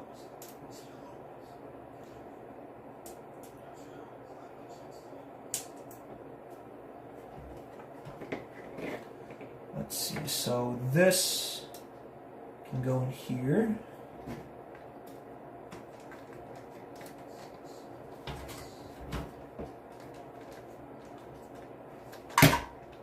You know what? I kind of just want to use this.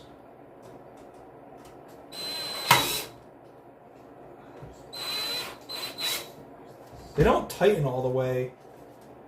I think the screws... Maybe I'm using the wrong screws. I might be using the wrong screws. Maybe I put them over here. Hang on. I think it was actually these ones. Yeah, I'm putting in the wrong screws. Hang on. Gotta take these out.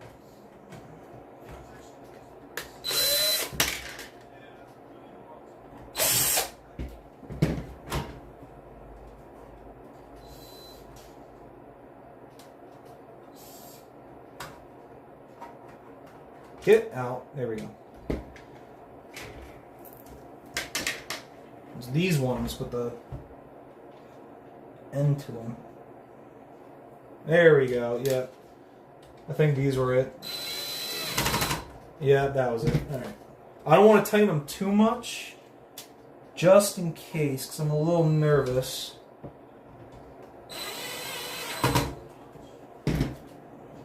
Because then I'll just tighten them by hand at this one. Just wondering, was it a budget choice to go with 80 plus bronze? At the time, yes, it was. I could upgrade now to anything, but every time I've upgraded anything in my PC case, nothing has ever changed with like power supply needs. I think I just got really lucky with the PSU that I have because I've never needed to upgrade it. But that being said, it is, you know, now where I do want the 7600 or 7800 XT, the 16 gigabyte VRAM card. And if I do get that, then I would have to upgrade my PSU to, I don't know, probably like an 850 gold. But for now, this is working. Now, in terms of what brand I would use to upgrade, I wouldn't be able to tell you. No idea what I would do for that right as far as right now goes. It kind of sucks that there's no vent at the bottom of this. I kind of was hoping that there was. I think this is there's a mount in here for, I think, SATA drives or something. I mean, I'm not going to use that, but it's just interesting. Alright. Lots of cables. Okay, so the PSU is in. I guess where I can start now is, I guess, just the motherboard. And then getting everything hooked into the motherboard. I would assume that's going to be my greatest challenge here, is the motherboard. I wonder where these screws went then. I'm going to have to figure that part out at some point. I didn't even look at this little box that came with it. Oh, it's like a ton of different screws and zip ties. Okay, I mean, sure, if I don't use them, I'll definitely keep them. Love these things.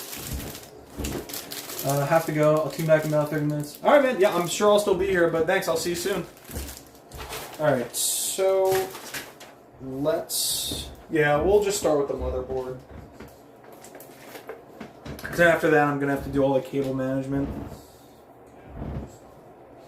So we are going to flip it this way so the cables are just kind of hanging off the table here.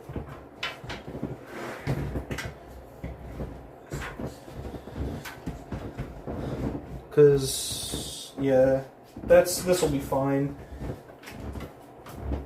because now the motherboard is just going to sit perfectly right here. And I'm just going to have to screw it all in. All the cables will run through this bracket here. PSU's already in, so no time like the present. God, this thing is so sharp on the bottom. Okay.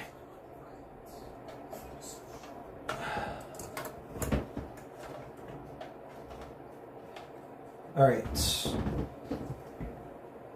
Looks decent enough.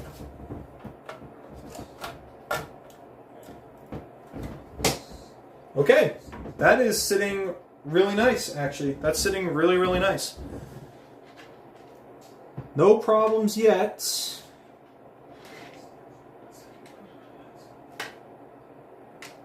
So now we have, what I think, 8 or 9 motherboard screws. Let's see, we got 4, 8, 9 screws to put in. I don't even think we necessarily need all of them. Didn't even notice that there was a live spider inside of my scissors that I was using, so that thing is really fucking gross. Woo! Look at that. I was holding that thing with my hands.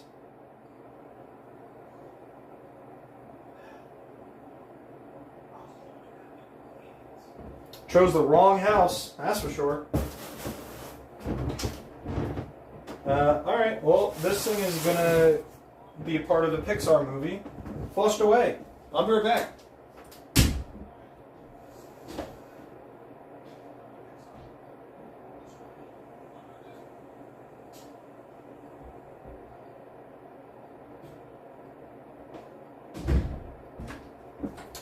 Someone could have told me, by the way, all of you on stream who saw the scissors there, thanks.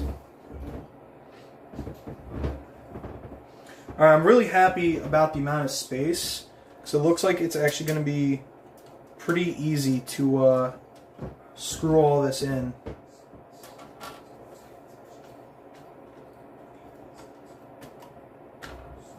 And I don't have to do it too tight either. I mostly just want to get the edges in.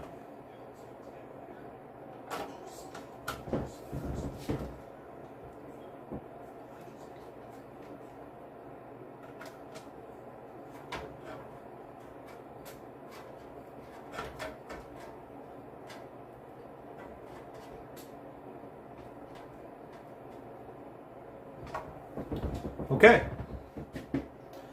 Yeah, the edges of this are going to be the hardest part. Everything else is really easy, but yeah, the edges were definitely the hardest parts are going to be the hardest parts to screw in here. So those are the ones I'm looking at right now. Maybe I can just put them all in. That way I can just at least tighten up these edges once the screws are actually in. At least these ones.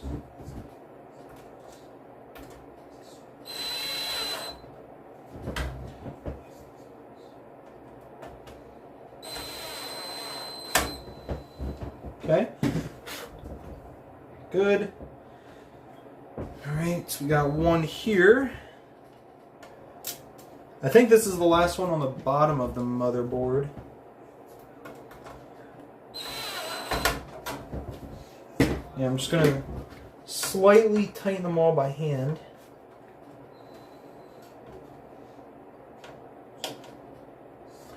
Just a touch. Just so I know it's staying in place.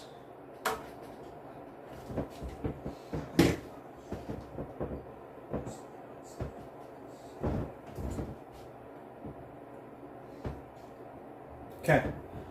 4 more. Which one is blocked, which is fine.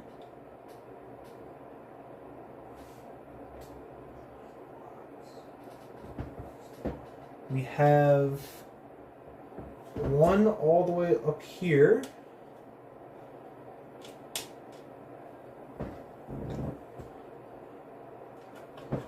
This one is going to have to be done by hand.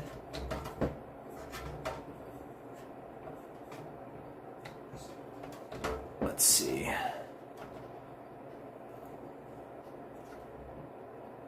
Okay. See, this one is the one I'm worried about. I don't know how I'm going to get this one.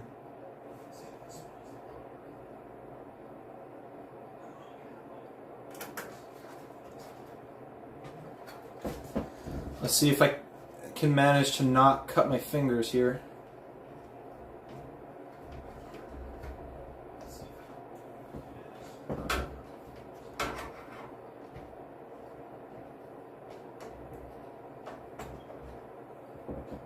Is that in? I think it's in.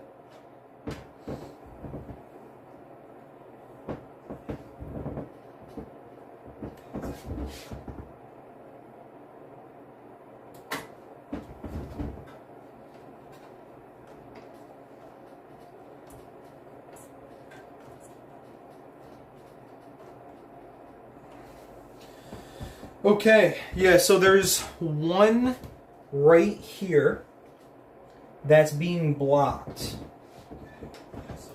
I'm just going to check to make sure that's not a problem on the other side. Yeah, it looks like it's supposed to be like that. It's like hard drilled into there like that. So I guess I'm just not going to worry about it right now. I'll just have to save this screw.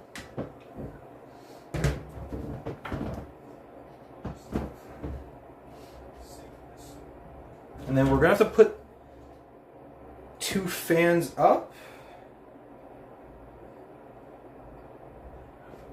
Yeah, I'll worry about the GPU and everything else last, because I just want to get this thing wired now. That's going to be the biggest hurdle, is figuring out where all these wires go. As long as I'm not missing any other parts here, let's see. Pretty sure I got it all. I'm just doing a double check to make sure it's all screwed in. It looks like I got every part. I'm not seeing any missing motherboard screw holes. Okay. Alright. Alright. Now, the rough part.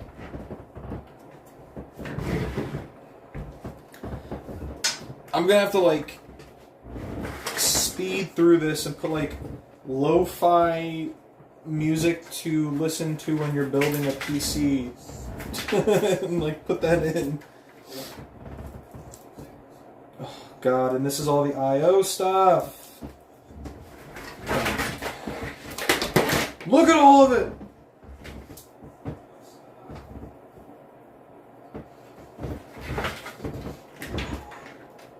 Okay, so where is this? It's coming through here, I suppose? Or is it coming through?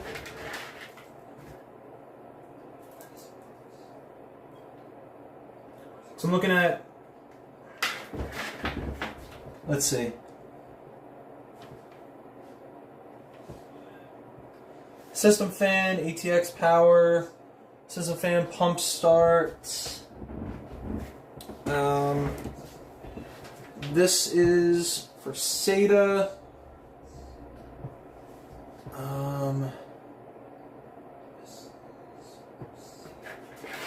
Okay, I'm thinking that's all clear CMOS. I don't need to do anything with that.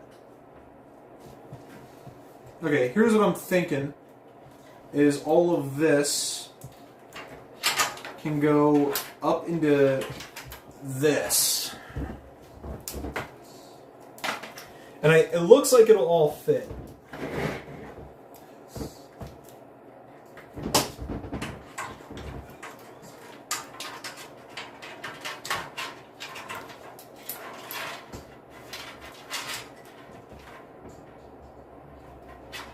Okay. Yeah, it looks like that'll all fit in there.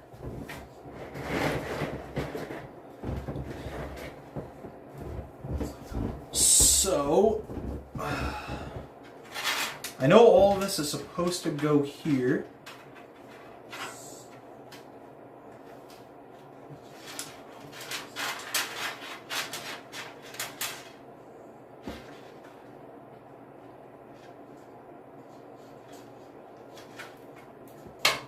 Okay. Honestly, I think this is fine.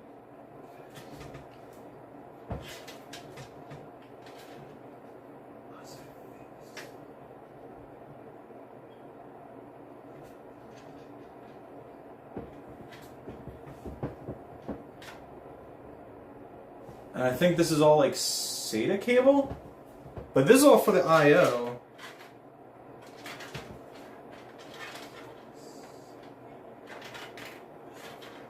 This is the front panel. I actually know where this one goes.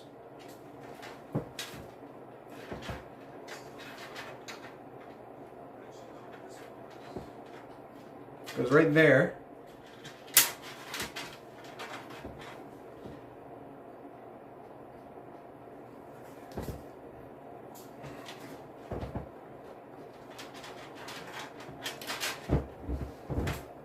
Okay.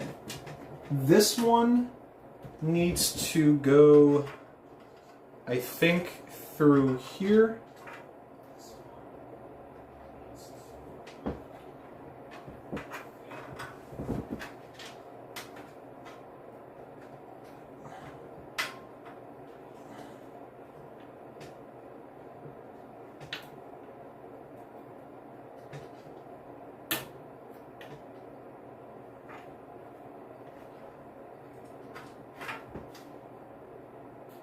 Wait, no, that doesn't go there. This goes somewhere else. Just a matter of figuring out where. It's none of these pins. It's not the SATA stuff.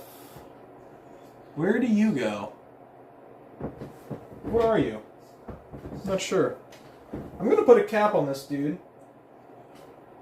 And maybe I'll figure that out another time, because I'm not sure where you're going.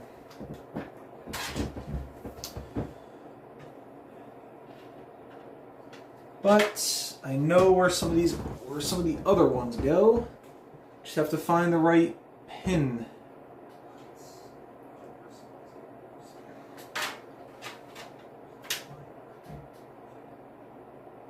Alright. Okay, here's the audio. Which goes over here.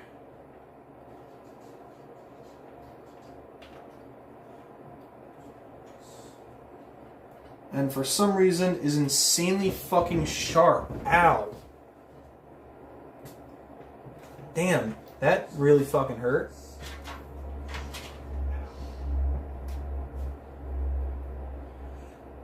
Okay, next. Damn, that cut me pretty good there. That sucked. Alright, so we need a 3-pin.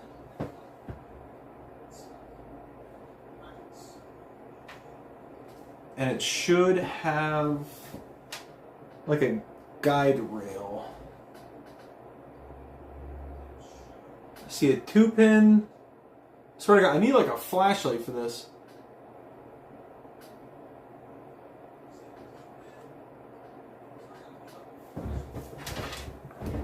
Might have to put this on its back.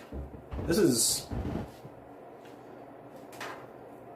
Okay, so these are not the same though.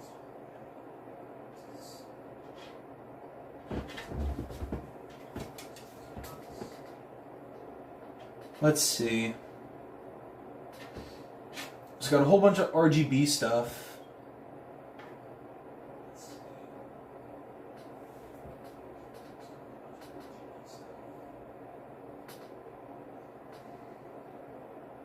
I'm not seeing anything yet. Just see a bunch of 4-pins.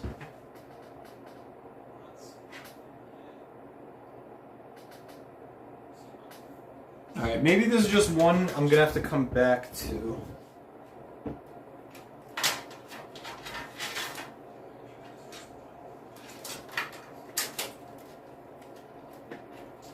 I think this is for the power button though.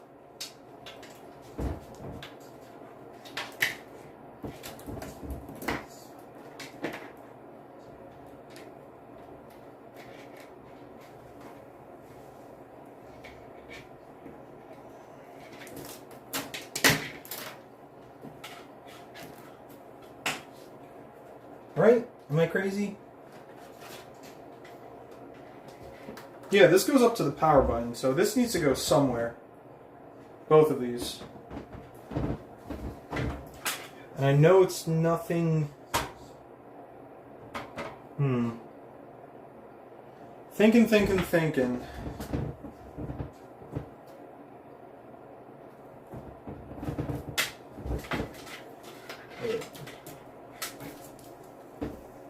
Alright, so I'm going to put these to the side. Let's see.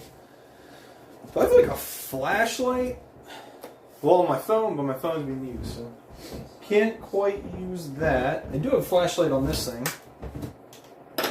Yeah, it's good enough. Alright.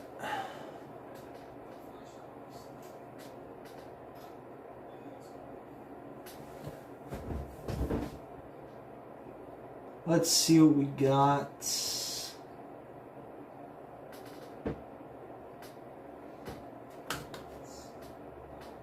I don't see anything for a 3-pin.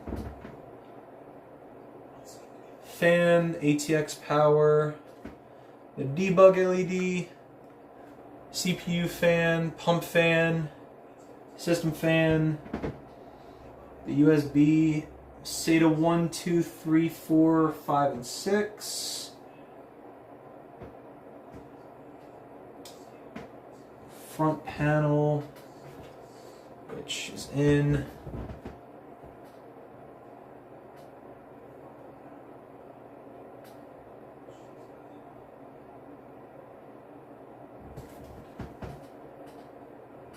System fan 2. JRGB. I don't know. I'm gonna have to. God, if I have to look up like a schematic for the motherboard, I'm gonna be upset.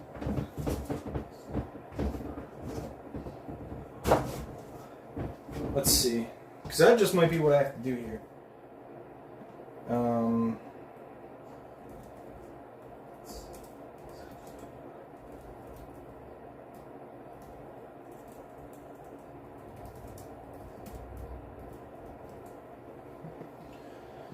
Let's see. All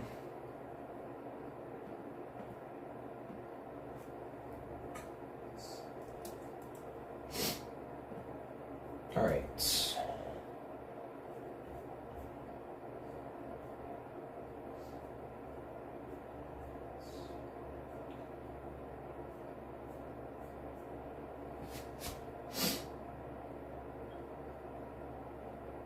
So I think it all has to go into JFP1.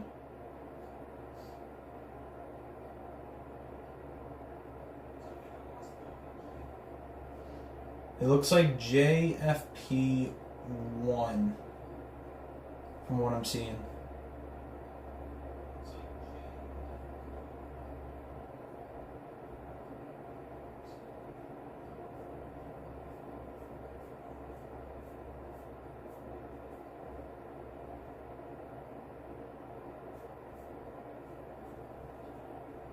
Okay, here is the entire thing. So JFP1 is bottom right, JFP... Oh, wait. I think we found it.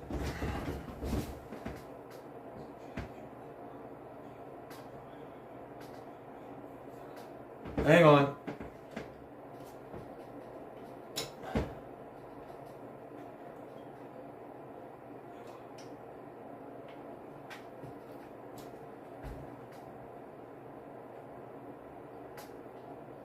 No, that's not it. That was not it.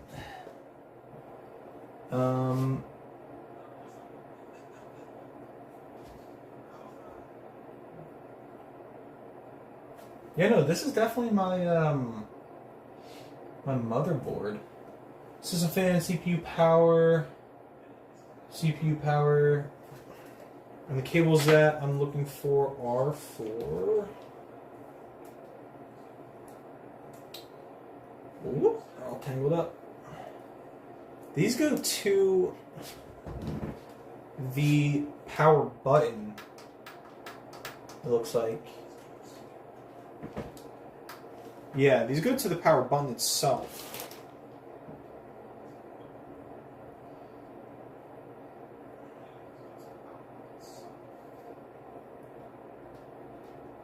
But I'm just not seeing, like a 3-pin here. I'm not seeing it.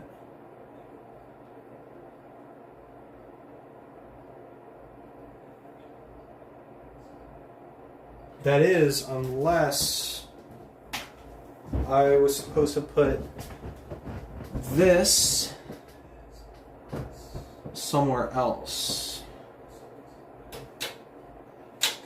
It has to be missing the top right. See, I think that's what it was. I think this.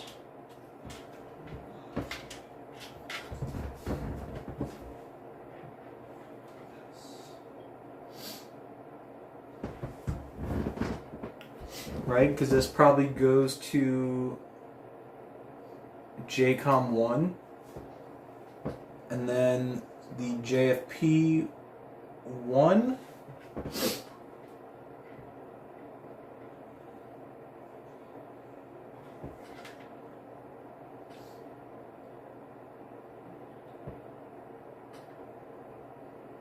No, see, that doesn't make sense. I think maybe it's only if it needed an extra piece of power. But I'm thinking these go into JFP 1 and 2. Because this is front panel. JFP is front panel. And then this is F panel.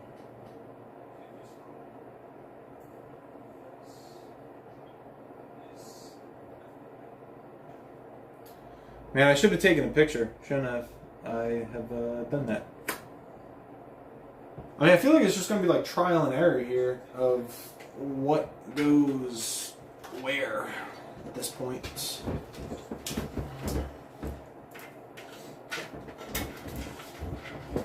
Let's see.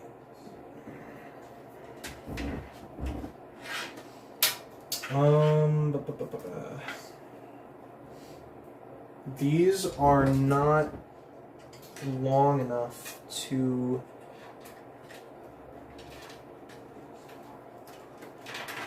go all the way across, are they? No, these ones are. Okay, so these ones can go all the way across.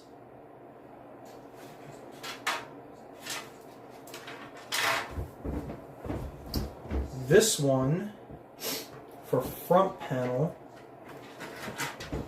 can't go all the way across. It is very limited in length.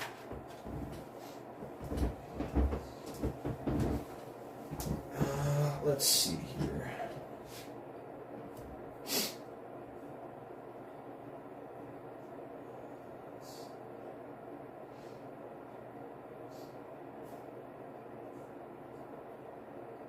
Yeah, JFP 1 and 2 are front panel connectors. So it all has to go in JFP 1 and 2. So I'm assuming this front panel connector goes here.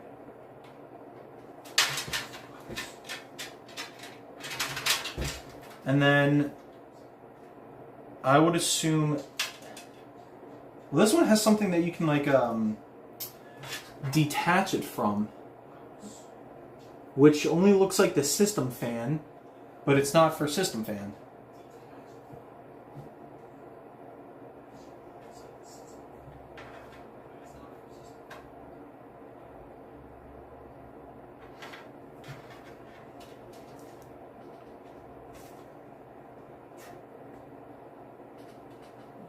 Yeah, this connects right into it.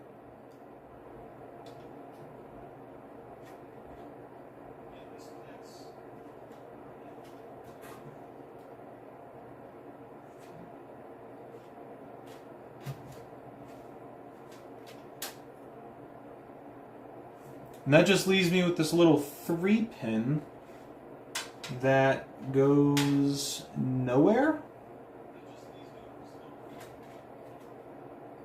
It's gotta go somewhere.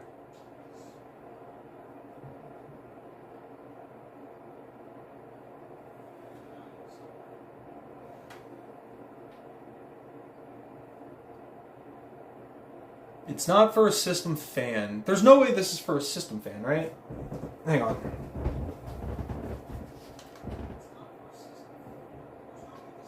No, because they're all different wires. This is all for the front panel.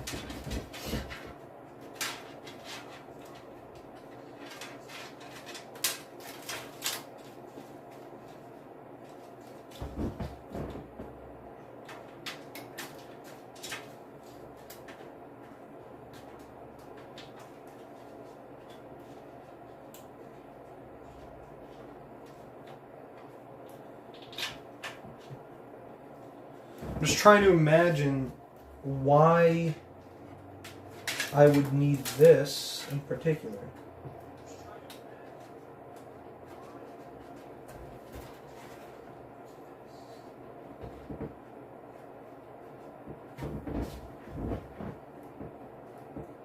Oh, because this, oh my god, this is for a system fan, you fuck.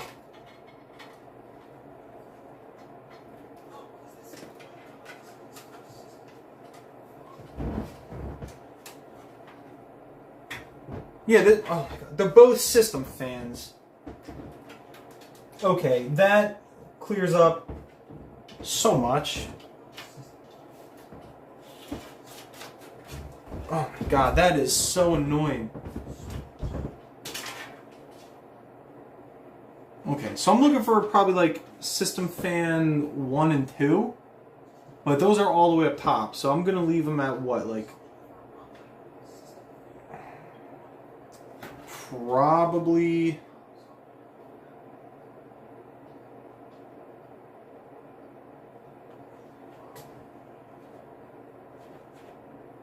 I'm gonna double check this one.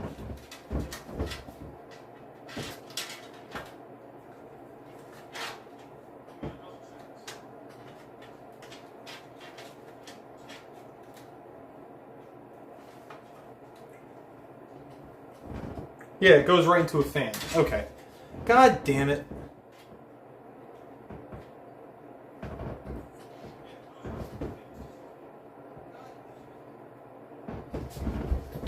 So now I just need to find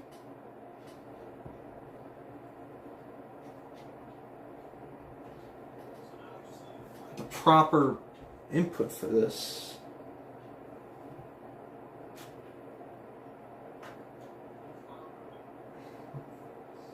No wonder I couldn't find what was going on. They're both for fans.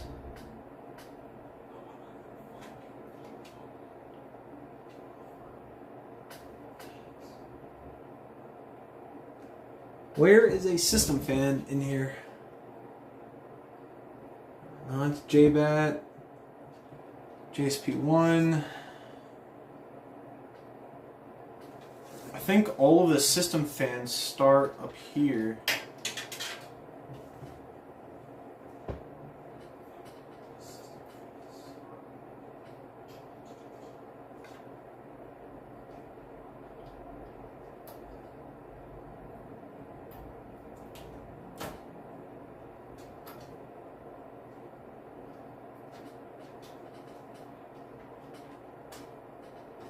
Okay, I can make this one better by bringing it around to the back.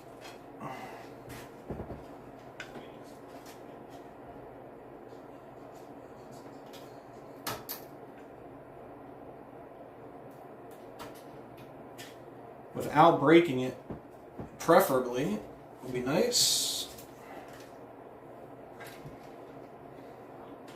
And honestly, I think I could probably just leave this one where it was.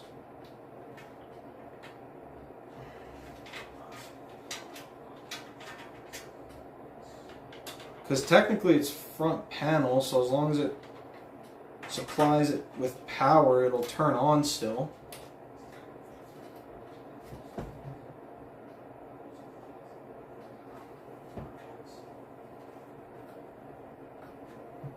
I mean, it really could go into any of the system fans. There's just not a 3-pin.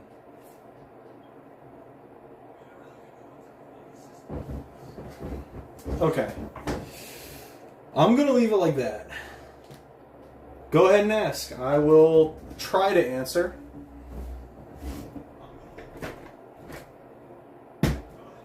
I'm not like Linus Tech Tips, but I know a little bit.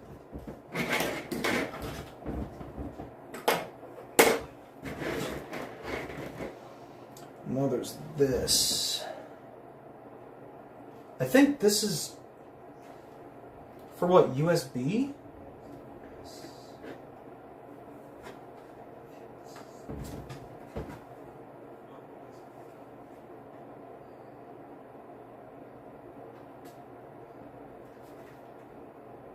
Yeah, this is for USB.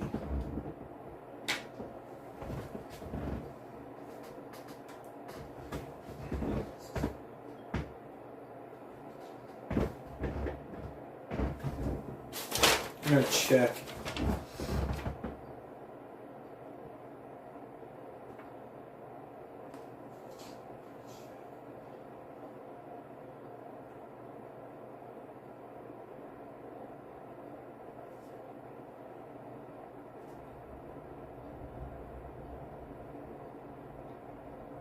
Okay, so it's for the Type C, which I wonder if that means I can't use the Type C.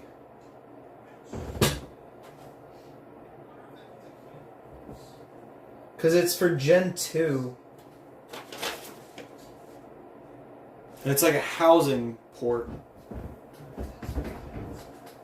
So I gotta really check.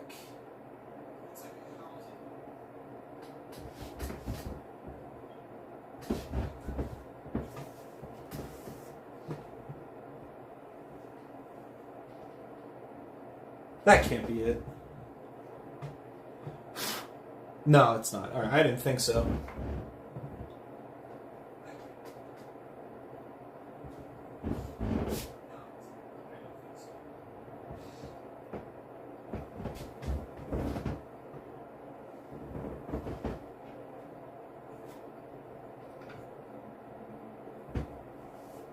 Let's see.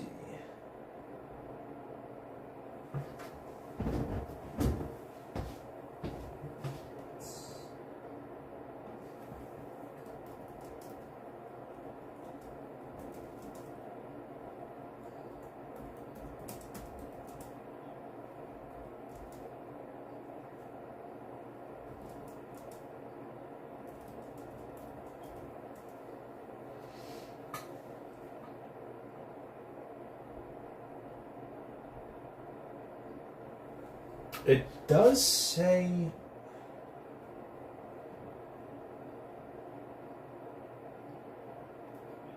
Oh, does this have to go like all the way across?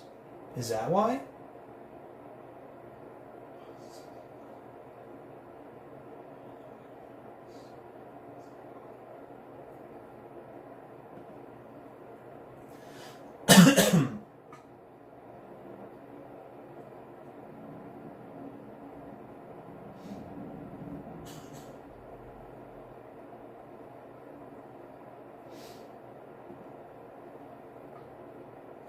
I think the only thing this comes with is the USB 3.2 Gen 1.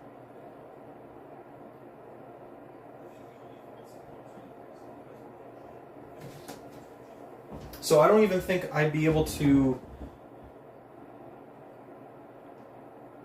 use this.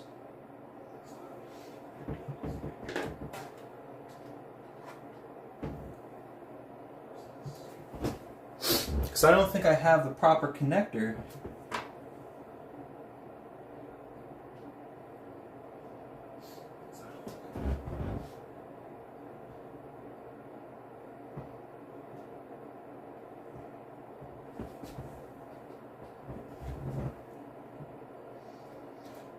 Yeah, I have all the Gen 1 ports.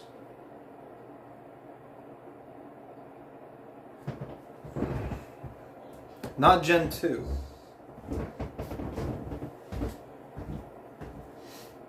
I'm not seeing anything on the back that would help either.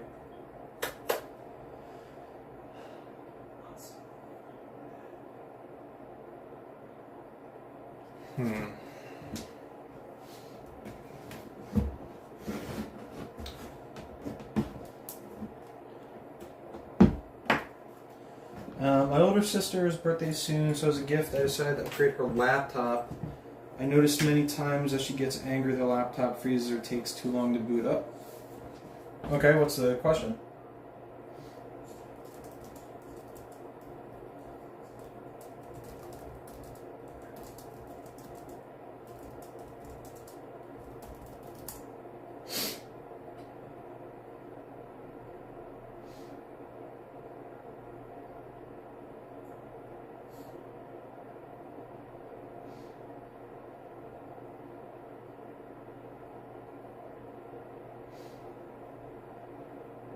Let's see. Particularly because of the hard disk drive, and the small amount of RAM. In my store, I can only find two more or less normal SSDs. They are Crucial BX500 and Kingston A400 for 240 gigabytes. Okay.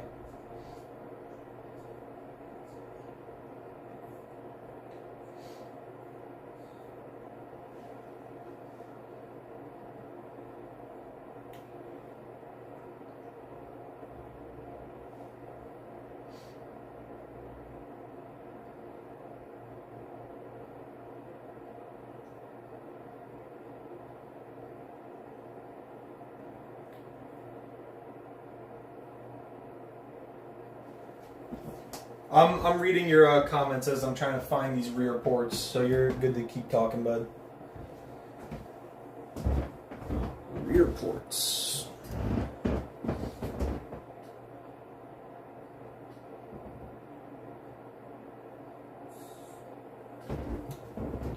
I am not seeing a rear port for... Because this is USB 3.2?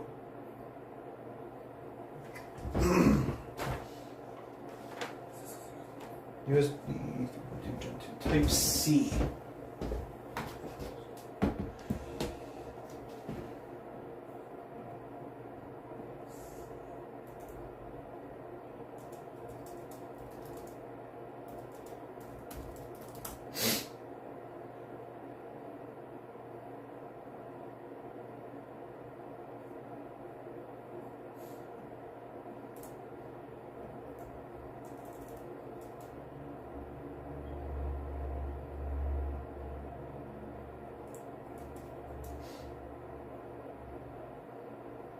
So I would need something crazy.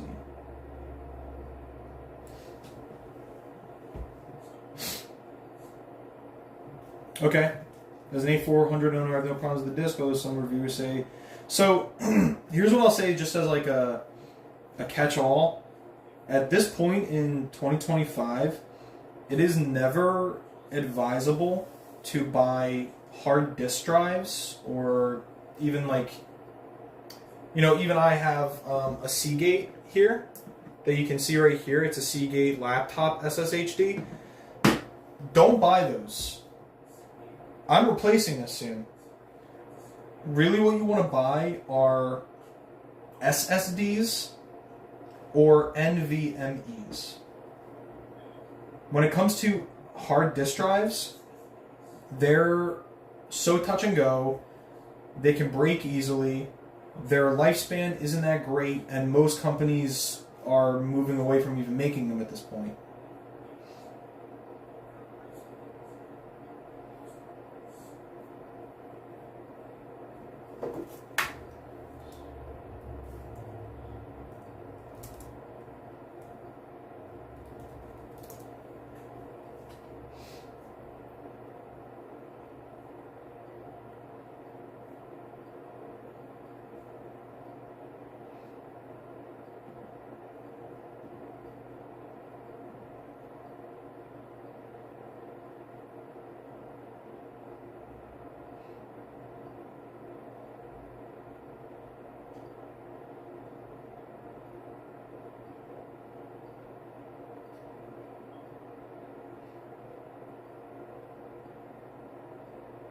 Okay, so I need to get... I know what I need to do. Oh, that's so annoying. I need to get this USB 2.0 to 3.2 Gen 1 header adapter.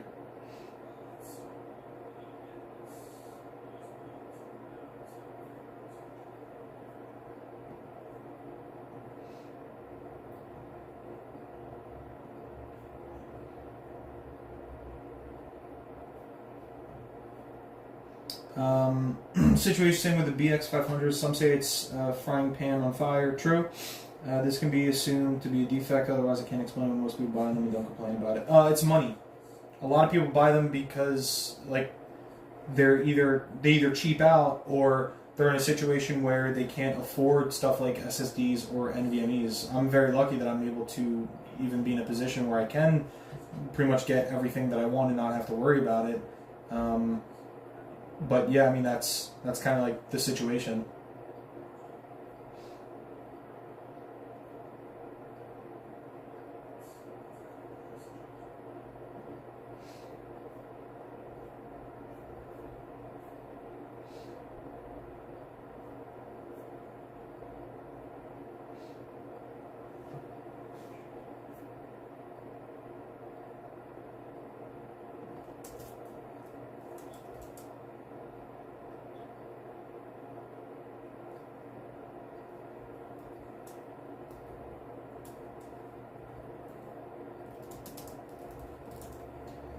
Where is...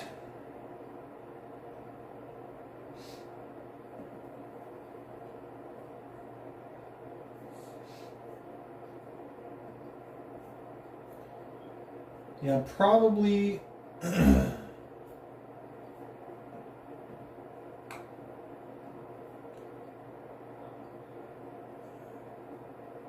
pretty sure this is exactly what I need.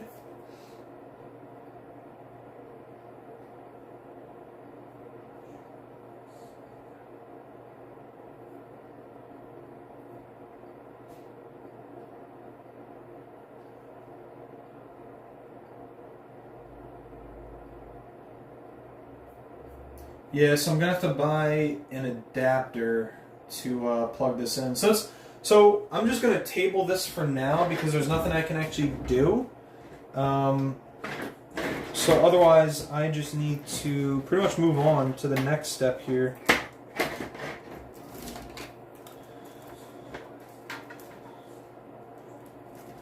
Just all this junk.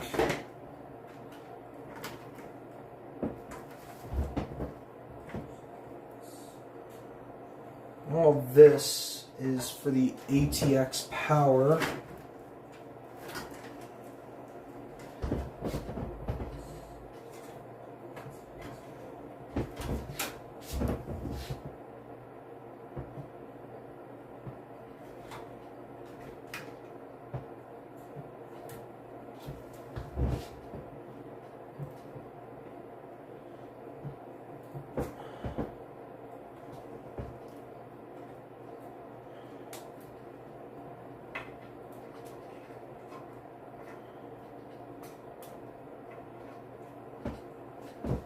I think I got that.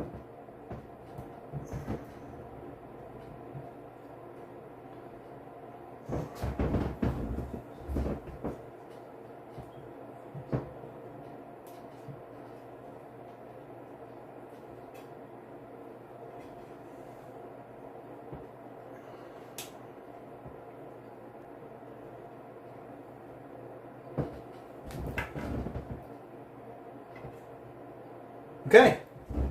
ATX power is good. If anything, can't write full text, so I just have to explain. That's fine. But like I told you, I would just say stay away from anything that has to do with hard, like HDDs, because they're destined to fail. Is the point? I would not be using those.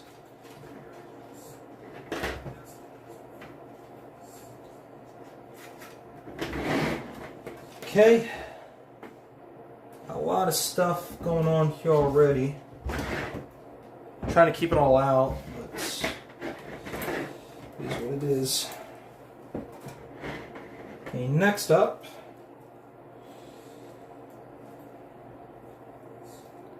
Yep.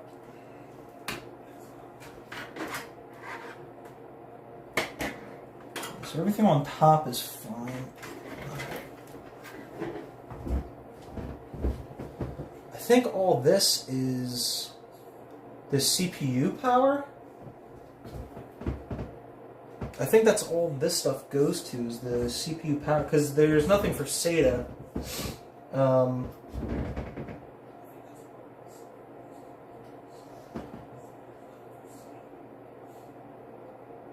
And that's JUSB 4. This is all in. This looks like it's all in.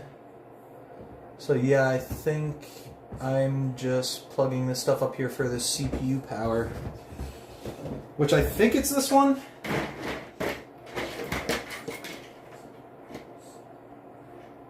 I'm pretty sure it's this one. Oh, definitely don't want to spill water.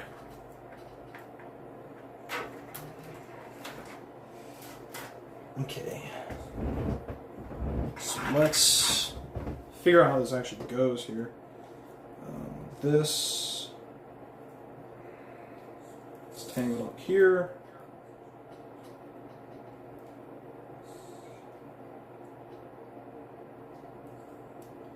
So go through here.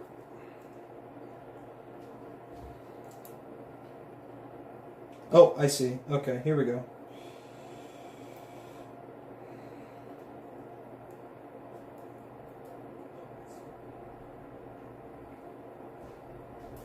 And this thing's really just fucking tangled, man. Shit.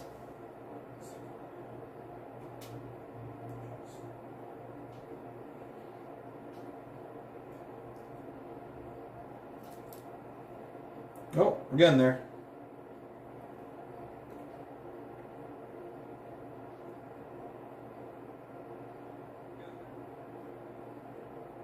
I think that's it. Now the question is, what's best to buy in SSD? I'm interested more in reliability and temperature than in speed. After all, SSDs and cells are fast and always. Yeah, I mean, to be honest with you, most you can get SSDs that match the speed of hard disk drives. You know, if you're looking for like the top speed of like 7,200 RPMs, there are some SSDs that do that. They're just more expensive, but that's really, like, SSDs and NVMEs are only, how do I put this? They're always better in reliability, temperature, like compatibility than hard disk drives. So yeah, I would always recommend going for NVMe or for an SSD. I just don't think that if we're talking about like your older sister, right? I mean, you haven't said it in the chat, so I'm going to assume that she's not gaming. So if she's not playing any games on like a gaming laptop, then just getting something more like a 5400, like, you know, the equivalent for an SSD of like a 5400 RPM HDD, which, I mean, if you like download speed, I think it's, I don't know, someone can correct me if I'm wrong, but I think it's something like 450. Now I gotta remember, because now I don't remember. I think it's like 540 maybe.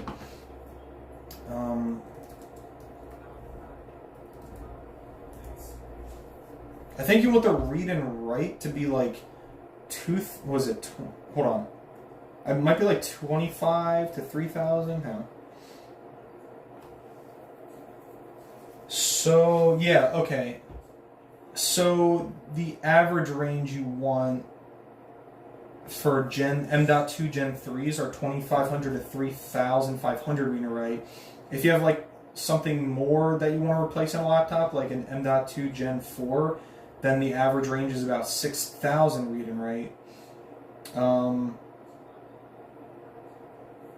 I mean, Gen 3 is perfectly fine and cheaper. I don't think you would need that. I think that you'd be fine with a solid state drive that's more like 2,500 to 3,500 in terms of read-write speed.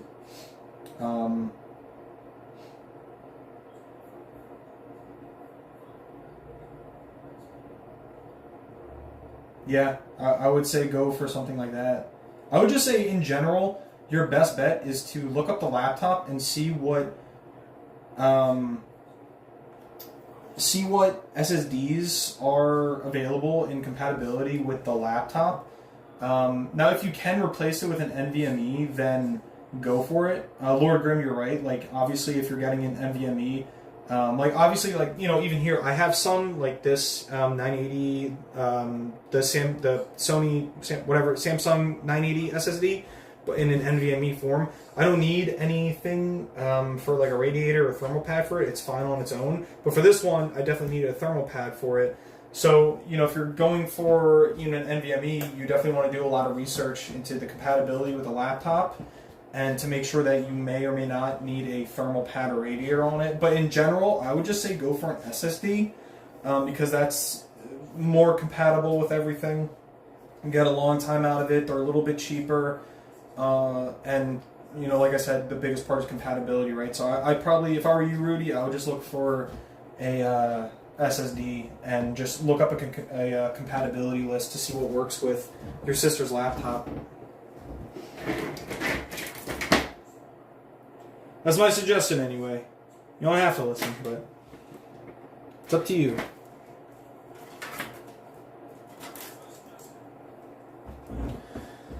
Alright, so I need to connect all of these to the top CPU power plugs, which is a 4-pin and an 8-pin. So I believe this is supposed to be the combined 8-pin. Maybe not. Hard to tell. Hang on. Let's see. Which one of you is the 4-pin? Oh, I guess it doesn't matter, actually. I don't think... This one is for the PCIe. This is a... Yeah, this is for something else. This is something else.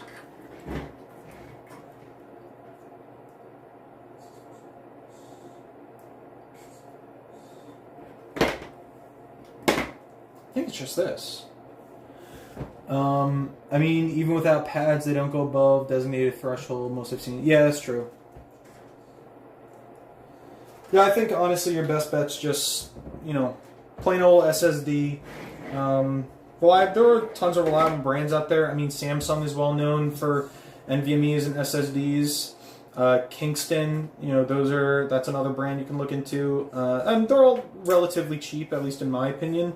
But then again, I don't cheap out on PC parts. I always I don't get crazy things. Obviously these cables, I'm not going to replace these cables because I actually like the black sleek design of it. But in general, when it comes to stuff, I'm not going to cheap out on storage devices and SSD and all that stuff. Man, this is going to be a bitch and a half to plug in, isn't it? I mean, they got this thing all kinds of goofy here.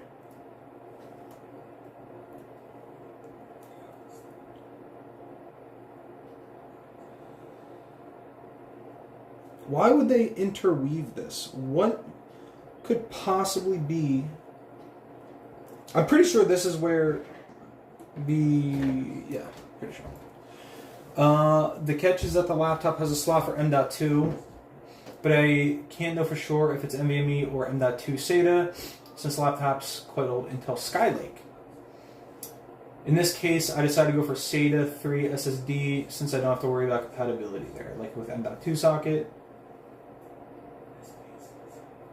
Yeah, I think that's probably the best bet, is don't worry about NVMe, because again, stuff like that's really only necessary if you have a more high-end gaming laptop or a laptop that needs a bit more read-write data to it. If you had something like a Lenovo Yoga 7X and you were able to... I think those ones are actually welded onto the motherboard, but regardless, in theory, if you had something like that or like a 9i, then you might want an NVMe with a thermal pad or paste or a radiator on it because it's a little bit faster for the laptop. But in your case, if it's an older laptop with an Intel Skylake, I think that you'd be fine just getting an SSD for your older sister, who I assume probably just use it for work and leisure time, not really for like gaming or anything.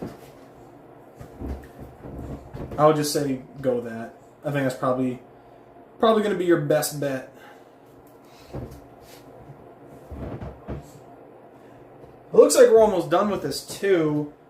All I need is the 6 and 8 pin connector, which is this for... Yeah, this is for the GPU. This is for SATA, RGB. Yeah, okay. So this is for the CPU power. Okay, so I just got to figure out how I'm going to actually put this in. So I think the best bet is just to rip it all through first.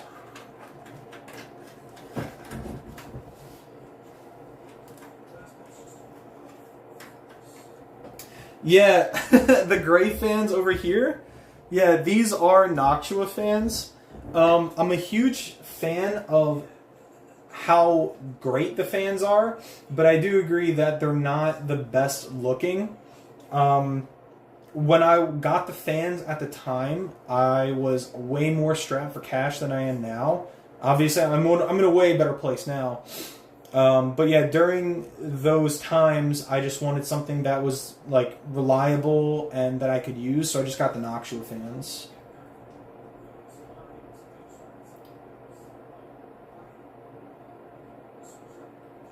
Yeah, and that's where I think that's what I'm saying, Rudy, is I don't even think that's an overly expert opinion. I'm just giving you general knowledge of, for your situation, I think an SSD would be the most reasonable option to go for price. It's not too much. They're reliable, compatible, so I think you made the right choice getting an SSD. But anyway, yeah, the Noctua fans. I do want to get different Noctua fans. I do want to, like, if I'm going to do it, I'd like to get black. Obviously, one of my favorite colors is black. Black DDR4, black XT, black, blah, blah, blah, black. But then, yeah, there's, like, this shitty, like, off gray Noctua fans that I'm gonna put them up here for now, but yeah, I mean, it does suck that I even have them in the first place, admittedly. But yeah, not not much I can do at this point. Now what I gotta do is figure out a way to get... I think I'm gonna have to lay this down because it's not giving me much room to work on it otherwise, so I'm gonna have to really finagle with this one. I'm gonna have to lay this down, which I'm not worried about the cables, so I'm just gonna lay this down so I can just plug this in, because this is quite the insane looking thing up here. Was that 8? Wait, hang on. Yeah, that's an 8 pin.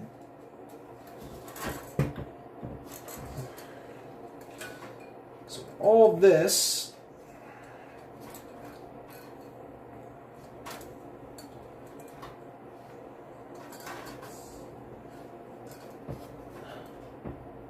is going to be a bitch and a half, man.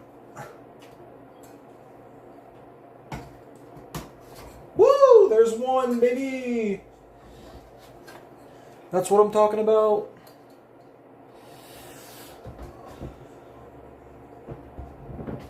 This is so fucked.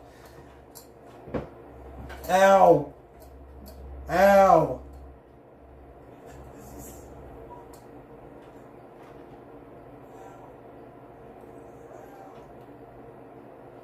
Oh, fuck, it's so sharp. This fucking heat sinks. Alright, there's gotta be... Oh! Hang on! Oh, let's fucking go. I saw from one of your videos that you play Thunder. I did. I fucking love Thunder Dragons. I Thunder Dragons are one of my favorite decks. Just wish they were better. Like, in general. Do you only play TCG or OCG2 or even Master Duel? Even if that ban list makes no sense. I've played a little bit of every format. Whether it's TCG, OCG, Master Duel, Goat, Edison, Hat, Perfect Circle, Triangle format. I've been playing the game for like 20 years. So I don't think that there's a format that I haven't touched. Now I'll tell you this, the one format I'll never go back to is most certainly 2013 Dragon Rulers. That format can suck my dick.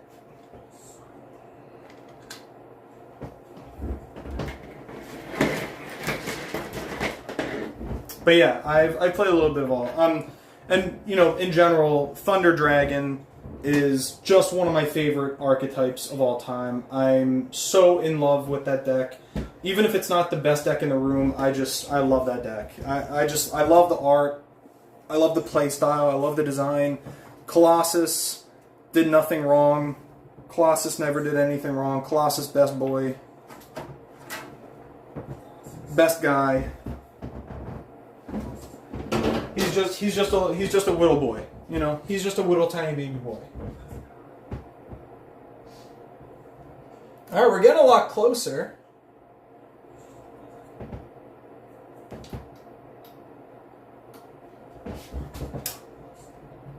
We are getting a lot closer.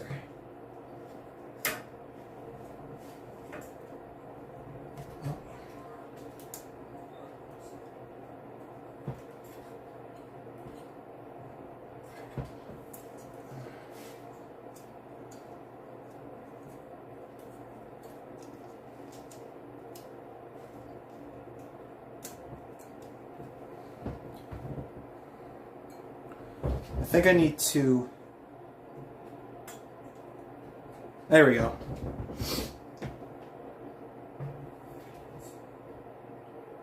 Okay. Getting there. We are getting there. So, can't use this cable because I don't have a...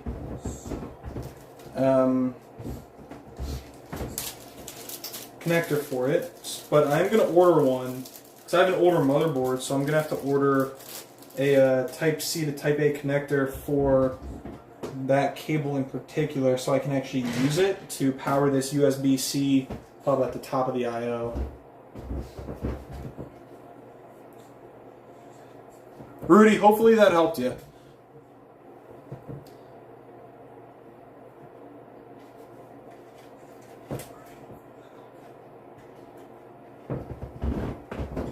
Alright, so I think what I'm going to do here is probably zip tie all of this at the bottom. If I got to change it later, then so be it. But for now, I would like all of this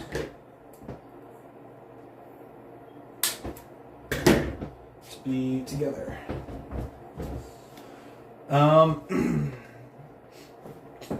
I recently bought a couple of decks, like Unchained, Dogmatica, Scareclaw, Dynamorphia, mostly for collection purposes. Now I'm trying to figure out whether to buy Memento and Altergeist. So, I also collect, as well as Natty. Very recently, so I'm very proud of my collection. I have so many different archetypes in my team. I am known as the man of 1,000 strategies because I play everything. I've played everything. I've played everything competitively. I took Time Lords to a regional once, right? So I've tried everything.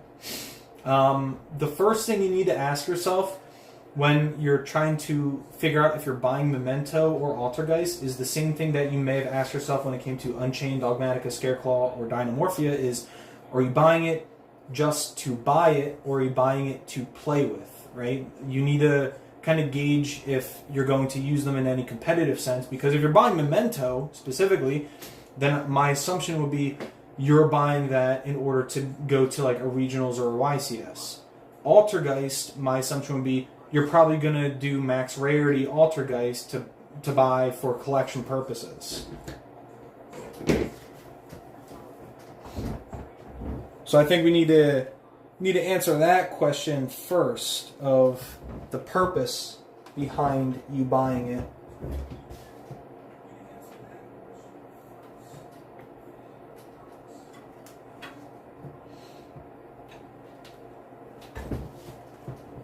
I'm not too worried about a lot of these cables.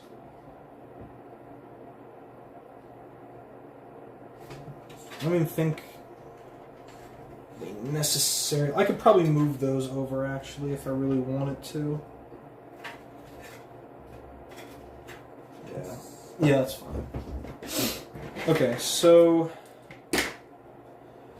we're getting a bit closer.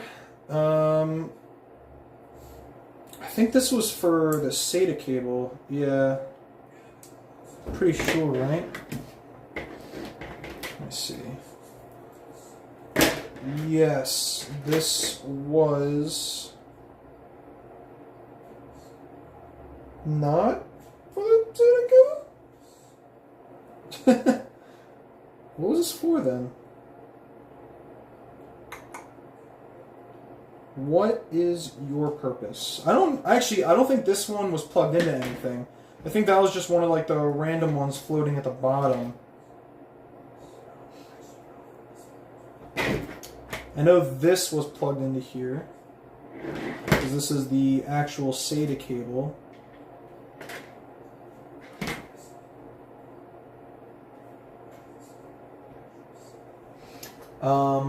I usually play at small... I'm going to put this down before I fuck something up. I usually play at small locals or just with friends. Play Time Lords as well, only in OCG.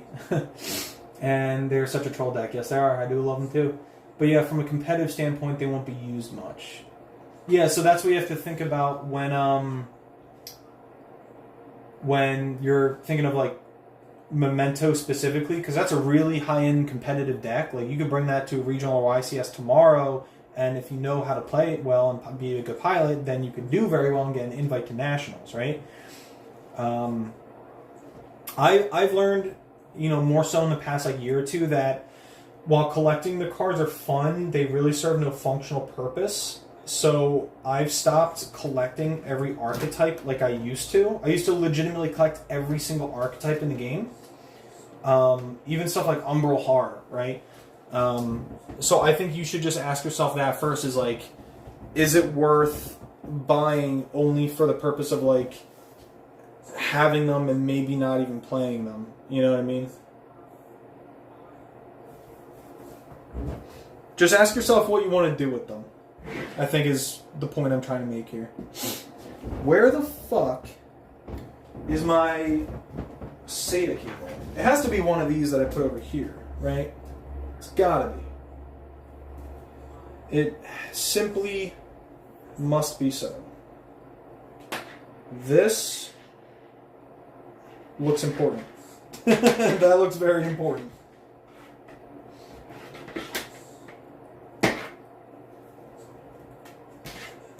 No problem, Rudy.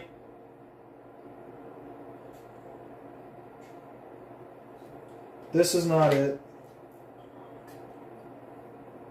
This is not it. These go to something. I know these go to something. I'm not crazy. I just don't know what I did with the SATA cable. This is not the SATA cable, so I don't have to worry about this. Is this it? No, it's too big.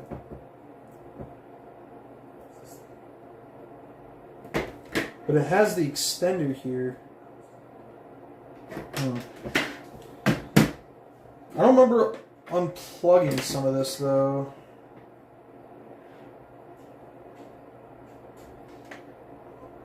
I feel like this went to the motherboard somewhere. I don't know. but I know this one goes to the GPU. So I suppose we could probably do that next, plugging in at least the GPU. Oh, actually, you know what? Because I think the top part's already done.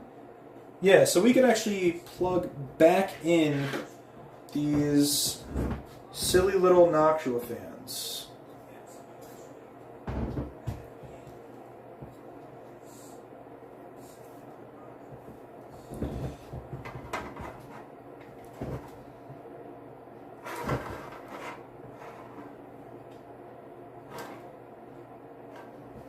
I gotta see where... I might not even need the yugioh fans, actually, now I'm thinking about it, with how this layout is.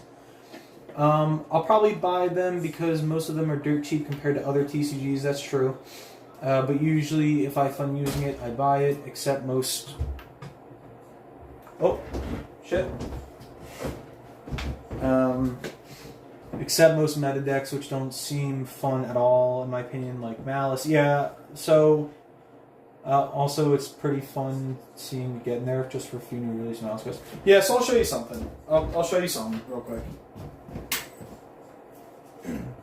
So, I played Malice, and I played yugioh, like, both competitively. And, you know, in one of my trade binders, I think it might be the other one. Hang on. Loki, Amazement, Rylantian. I think it's the other one. Hang on.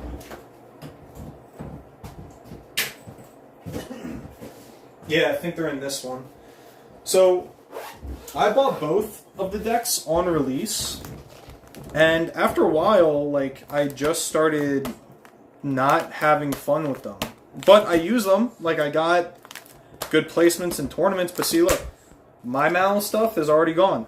Like, I'm already trying to get rid of it because I don't want to play it anymore, right? My Memento stuff. I had my year with it. I thought it was good. I still think it's good, but I'm not having fun with it anymore. It's not that I don't recognize I could top with them. It's that, and it's not that I think they're annoying decks because they're meta. For me, it's I've had them, I've played with them, I'm not having fun with the decks anymore. Therefore, there's no purpose in me keeping them if I'm not gaining any enjoyment out of them. And that's why all of these different decks... So look, here, even yugioh, right? All my yugioh stuff. I played the fuck out of this deck. I played it every day since its release. And now I'm sick and tired of it. I still like the deck. I love XZ-based decks. I'm just not having fun with this deck anymore. And so there it goes.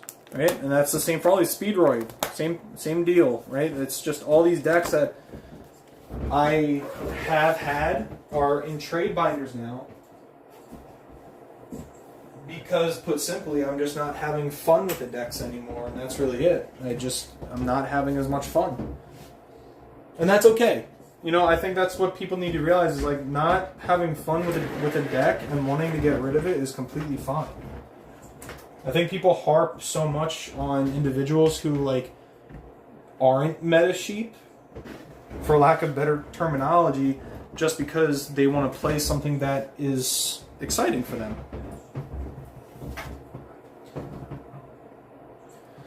Alright, so I need to unscrew this to get the GPU in. It looks like.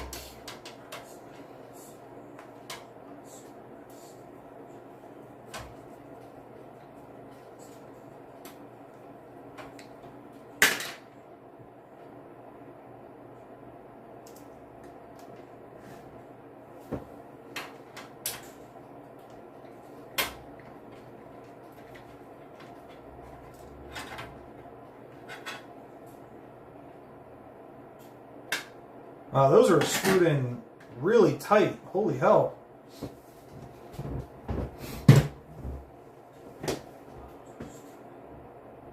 Yeah, Malice is going to also still be the best deck of the format. I hate to tell you. Even though they got, like, nerfed a little bit, trust me, they're still going to be the best deck of the format, especially because now they get to play with all the funny haha Ignister support stuff.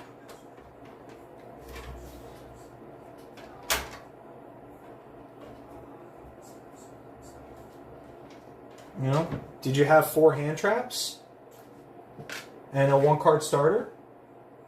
No? Well, hope you like getting FTK'd by Malice. Okay. I'm just going to see if that works. That's true. Most become boring once you play them enough. I honestly prefer rogues for the fact that you get more interactions. You don't need a 1-card combo to play, and overall gives you more satisfaction. Yeah, I function very well, and I do very well when I'm playing decks that are more close to like tier 1.5, tier 2. That's why I play Crystron.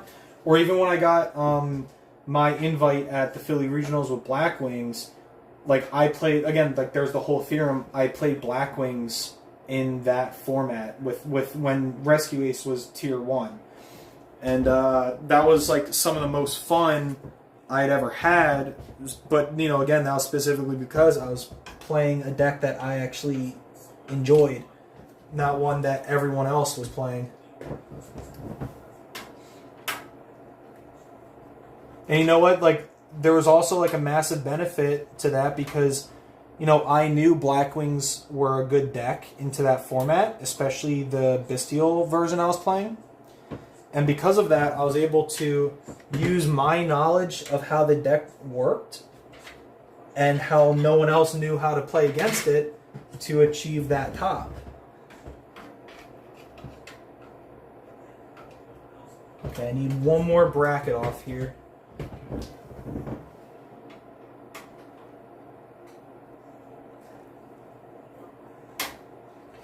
You know, you have to also remember something. The definition of a meta deck is only made because of representation value, right?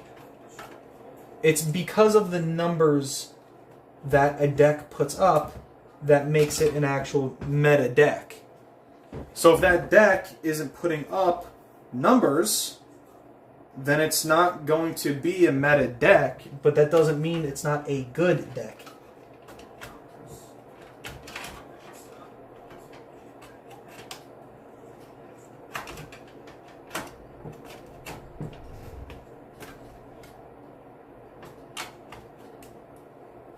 Why isn't this going in? Love Blackwings, but I've been trading for Raid Raptor because I love Xyz more, but they work on the same sector. Yeah, that's true. I also play Raid Raptors quite competitively in the past.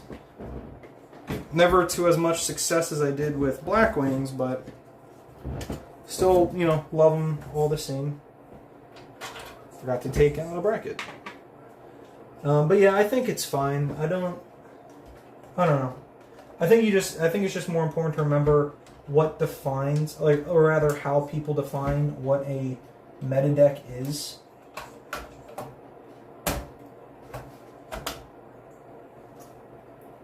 Here we go.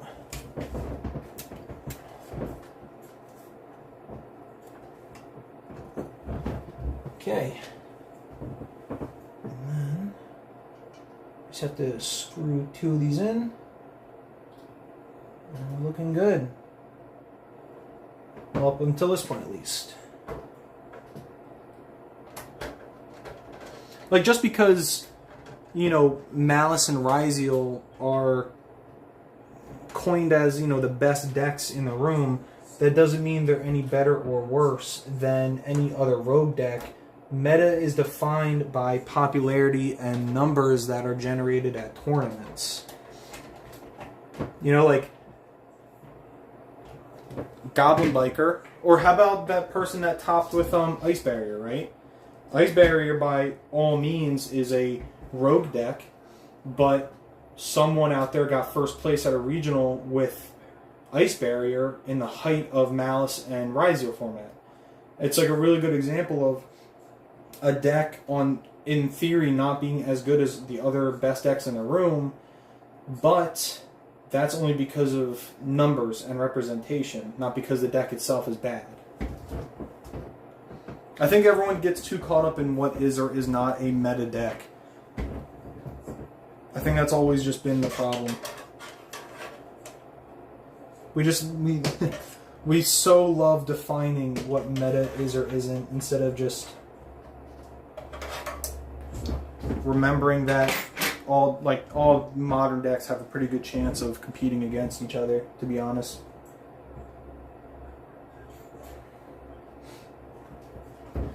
Okay, so now GPU is now installed, which means next comes the power supply to it, which I think is the 6-pin, 8-pin? 8-pin, 6-pin. I think it's these ones, PCIe. So the card is there. It can come up through here. Thank you, Ryan. Good to see you again. Welcome back. We're getting there. We are at GPU installation. Trying to pull the PCIe plugs up and through this hole here, which I think I just got. Yes, I did. Now, I just have to lay this down, plug it in. So, we got a 6-pin and an 8-pin.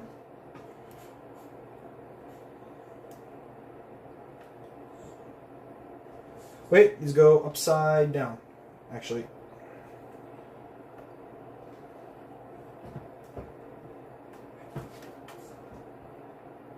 Actually, should I use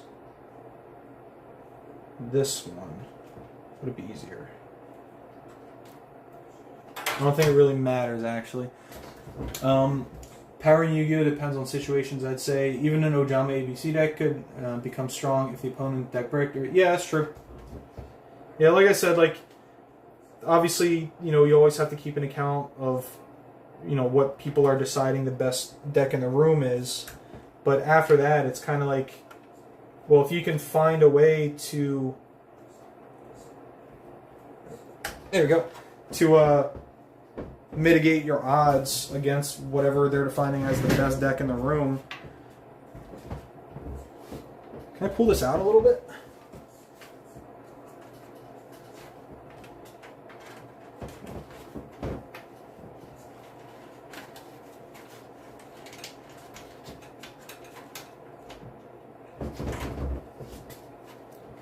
It's going to come out a little bit, but yeah, in general, that's like my theory behind it, is like, a rogue deck doesn't mean that it can't win a regional or YCS. It's just less likely only because of the numbers of that deck that are in the room. So obviously, if you're playing Ice Barrier, you're probably the only person in the room playing Ice Barrier in like 1,000, between like a 600 to 1,000 person regional or YCS, right? So if you're the only person playing Ice Barrier, then the odds of you topping that event are so much more substantially low than the Ryziel decks that make up 50% of the room. That's not to say that your Ice Barrier deck isn't any better or worse than the other Ryziel decks. It's that you're less likely to top because you have to get past all of those other Ryziel named decks. And that's what makes a meta, is how many people are playing the same deck. Now, like, obviously, yes, like, power level does have a lot to do with it of a deck. Like, I'm not going to bring Monarchs, right now, pre-support Monarchs to a regional and expect it all to top. I'm probably going to go X3 drop in the first 3 hours, right? But if I'm bringing something more modern, more stable, like Thunder Dragon, or if I'm bringing Dragon Link, or Bestial Control, or I'm bringing Ice Barrier, or I'm bringing Goblin Biker, I think it's like, you're less likely to top, but it's not that your deck isn't good. I think a big thing is also just not losing to the things the more popular decks lose to. Why I liked Odeon a lot last format, no one was running card. Yeah, and I think that's where Odeon is going to struggle a lot. Like, I think Fiendsmith helps a lot, but Yeah, I think Odeon is going to struggle a lot next format because they lose to a lot of the same cards that Crystron or Mitsurugi or Blue Eyes or White Forest or Malice would also lose to. That's not to say that Odeon isn't as good or that it can't top. It's just you're not going to see as many Odeon players as you would Malice post Allen because everyone, well, not everyone, but most people competitively are going to be playing Malice, so that's going to make up the representation value of the highest numbers at a tournament. So when you look at a chart and you go, oh, well, 16 out of top 16, 12 of them were Malice. Well, yes, no duh, because probably 70% of the entire room was playing Malice. Exactly, and that's like the perfect example. And Memento just won the Mexico YCS, right? And that's my point is, I'm sure that Memento did not make up as much of a population in the room that Malice or Ryziel did, and yet it still won because it's not any more or less powerful than the other meta decks. It's just that that player was less likely to win because they might have been the only Memento player in top 32, so then you have to go through all that bracket and hope that your deck gets past that compared to the other 31 decks that are Malice or Ryziel or Merlantian, right? I think it's just weird how people define meta because oftentimes it's not the traditional sense. It's more just we more just attribute to what has the highest representation in number, not what is the actual. Sometimes not what is the actual like best deck in the room. I need a little bit more here. Memento got a huge buff with the ban list. You pre-ban, yeah. It like that's what I mean. Is like it never had a bad matchup. It was just less likely to win only because less people were playing it. I think people like Pac kind of immortalized the deck at this point with how popular it's gotten now. Just plug this in because I don't think I'm going to be using those fans. But then I look at you, Ryan, and I go, well, Ryan was playing that deck way before Pac ever made it like super popular by topping the Philly Regional, right? And even then, we have to remember, like, I played Pac at the Philly Regional, and I bricked 2 games out of 3. And the one game I didn't brick, I smoked him. And it's something that Nick Abda, our judge, told me right before the match, which was, something important to remember is people like that play the game for, like, genuine sport. It's like their lifeline. But we do it just for fun, and we got to the same place, right, in that top cut. That's something really important to remember, especially when we're thinking about what isn't meta. You can get to the same place as these really popular Yugi tubers, but a lot of that, honestly, is like smoke and mirror. And hell, I'll say it right now, I don't care. I've talked about it with you, Ryan, and Nick all the time. A lot of top players will, like, cheat. I don't think that's anything, like, new, like, news-wise, but it's still out there. I think everyone knows it. Also, Shifter and Dweller just create too many. Yeah, Shifter and Dweller, I'm glad they're going because those cards are FTKs. I don't think there was ever a good argument of someone going, but McCard,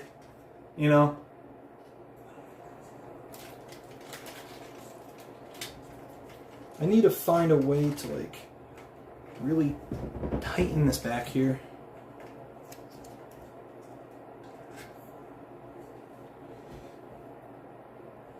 I think the only decks that can't almost be beaten throughout Yu-Gi-Oh! History is a Shizu tier. It was tier 0 for a reason, everybody's. Yeah, I know.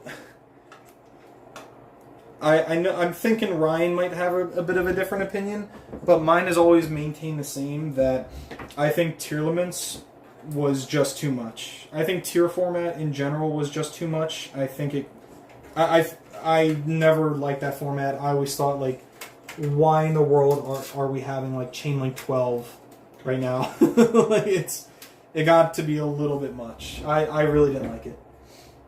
Yeah, I can agree with that. I think a Shizu tier probably, like, full power Shizu tier probably was the best Yu-Gi-Oh deck of all time. Yeah, Shizu was also my main problem. I was dreading that set coming out, Maze of Millennia, whatever set it was. I do want Sprite to come back, though. I think Sprite and Sprite Elf. I think at this point Sprite Elf could come back, given that maybe... I don't even want them to errata the effects. I just want them to, like, errata the necessary materials needed to actually play Sprite Elf. Like, if Sprite needed something like 2 Sprite monsters, then I think it would, like, Sprite-specific monsters, I think it'd be a little bit better. Gotta be in Toad to bring back Elf. Look, I don't know. I think we could just let it roll for a little bit and see what happens. I'd be more interested to see, like, what it could do with Totally Awesome being in there.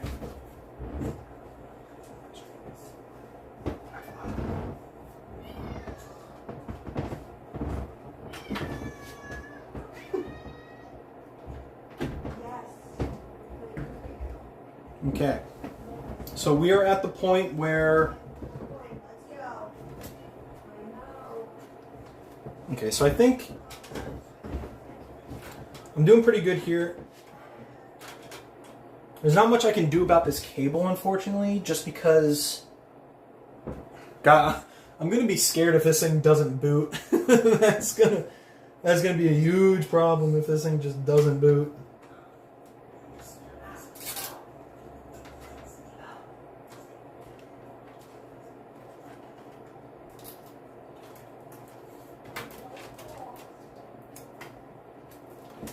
Okay, it's not looking terrible for cable management here. Nothing I can do. There's just nothing I can do about this GPU cable because it just, like, it has to sort of stick out because of the PCIe stuff. I think last format really showed the power of double untargetable Toad with Mermill. Yeah, but okay, here's the thing, right?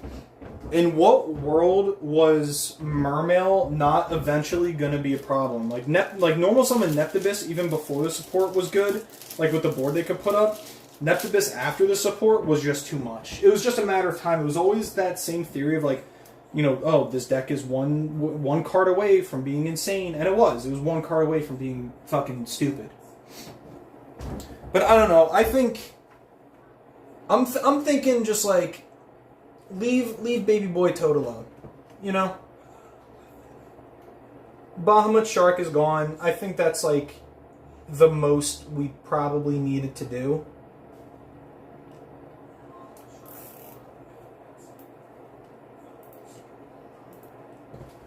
Alright, I've actually found a way to clip this a little bit. Looks a little bit better now.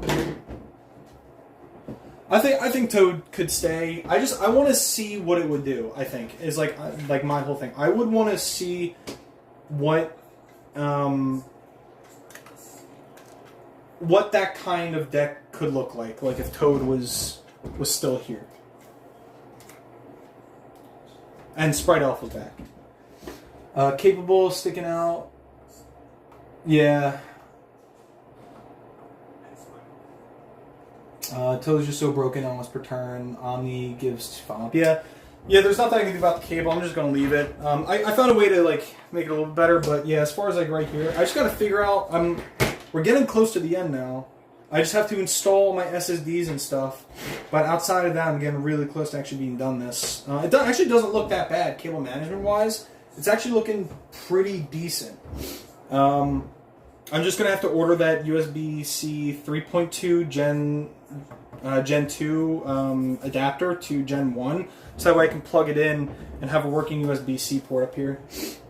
But yeah, and as far as, like, Toad goes, I don't know. I think Toad is, like, yeah, it's a busted fucking card. But I don't know, like I'm thinking of like how Sprite is right now. And I just can't imagine a world where like Sprite having Elf and Toad back is any more oppressive than anything that Malice can do after Alliance Insight. Right? I mean, at the most, like, if you go completely uninterrupted in Sprite, completely uninterrupted, you're ending on, like, Carrot, Red, Elf, Toad, probably Gigantic Sprite, maybe like a hand trap or two, maybe like a set starter or smashers, right? And even then, if you go completely uninterrupted, I still think there are Malice hands post Alliance Insight that could break that board. Now, yes, you're getting a lot of follow-up off of all that, but I don't know if it would be enough to even stop Malice from comboing. I do love Utopia, and so does Natty. Him and I love that deck. So I was very excited to see all the new support for it. You know, I don't have... It's funny, I don't have anything here left over that requires any of these cables. Except for the SSHD. I do need to figure out how to actually put this on. Because there used to be spots for it on the board, but I think I'm going to have to figure something out, like docking it or some shit. But I think the thing is it goes down here. I think that's... Yeah, so they put it down here on this bottom shelf for the SSHD. So I'm going to actually have to like end up flipping it on its front and plugging all that in at some point. Sprite is also one of the best decks into hand traps ever. Yeah, Sprite can eat hand traps. It's not the gate that beats Malice, it's the stealing of the monster. From the trap card? I forget, was that double Sprite, double something? You're gonna have to remind me, Ryan. Sprite double something. Is it the one where like it steals to Oh, from Toad. Yeah. Yeah, because I mean, if they...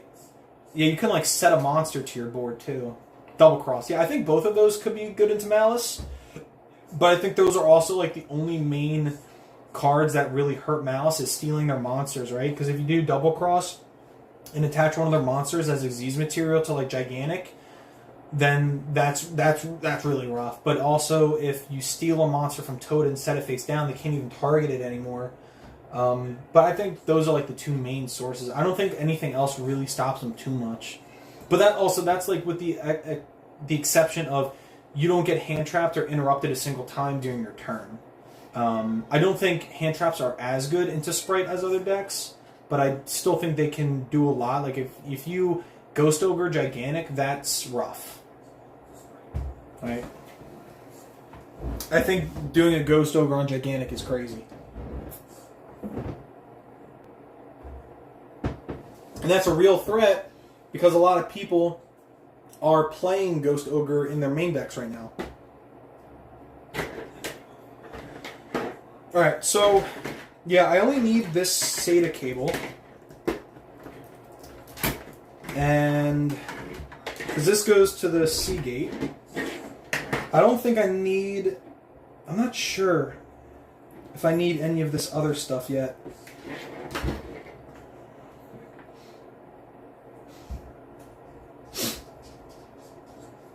Like, I don't remember having any of this plugged in.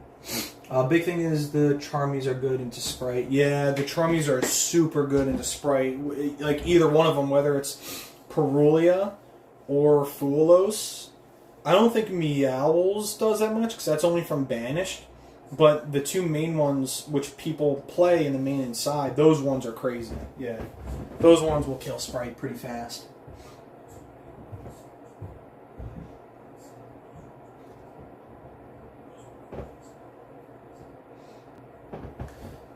Yeah, I don't think I'm missing anything plug in. I mean, a lot of it's just like system fans.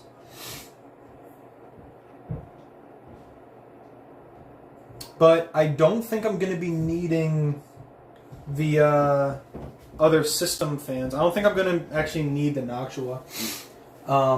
I do miss Elf. Yeah, I miss Elf a lot. I think, honestly, like, I'm not... Again, I'll say it as many times as I need to. I think Elf, at this point in the game, could come back. Just, you know, with the errata, I can understand that. Like, hey, like, you know, let's give it an errata. I can understand that. But outside of that, I think it could come back. I'm trying to figure out if I should install the SSHD first, or if I should just install, like, the other peripheral stuff. Go format to invest in Apache, Inspector Border, raw sphere mode. Yeah, I do have my sphere modes in some decks right now, actually. I'm not going to lie. Like, getting ready for Alliance Insight format. I actually have, like, some decks have Kaiju, some have, like, Lava Golem, others have sphere mode. But yeah, I'm getting ready. I'm getting ready for that format, man. Like, I'm ready. I'm all in on Alliance Insight format. I'm playing, like, Regenesis. That's going to be probably one of my favorite decks ever made. I'm very excited for that.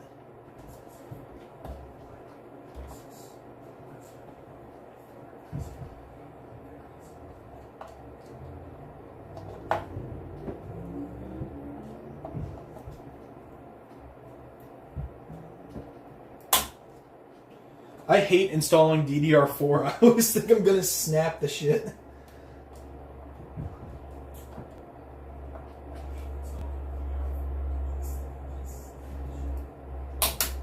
Okay. Okay, DDR4 is in. We might as well go ahead and install all of this stuff too. So I think the first thing is this Barracuda, which just needs this tiny screw. Craziest thing is Lava Golem really only trades for the Omni Negate. GWC just resummons the whole board. Yeah, it's true for Mouse. I'm thinking about like a lot of other decks. Because Regenesis doesn't really use a normal summon. Like, if you're playing the Cash Tier version, you might normal summon, but typically you don't anyway. So I'm thinking like with Regenesis you could, not that you should or will, I'm just theorizing it, but I'm thinking with something like Regenesis, you might be able to play something like Sphere Mode or Lava Golem to get rid of problem cards if you're going second. And you could probably main deck them. Maybe not. Yeah, exactly. Like, that's where I think the only exception is for those cards is in Regenesis. My favorite of all time is Skyshaker. Because it's annoying. Your least favorite. Funny enough, Sky Striker is also my least favorite Yu-Gi-Oh deck of all time, and I wish that shit would just go away forever. I genuinely despise that deck so much. I've said it a million times, and I'll say it a million more. I hate that deck so much. Alright, so I need to switch my screwdriver here. It's not even because I necessarily think Sky Striker's like the best deck. It's just, it's the most consistently, irritatingly annoying deck I've ever had the misfortune of playing against in my life.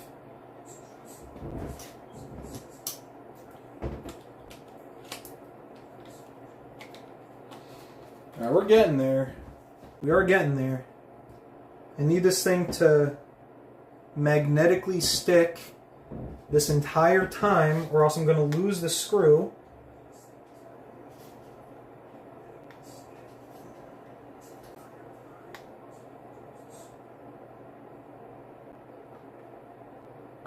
Oh, we're in, boys.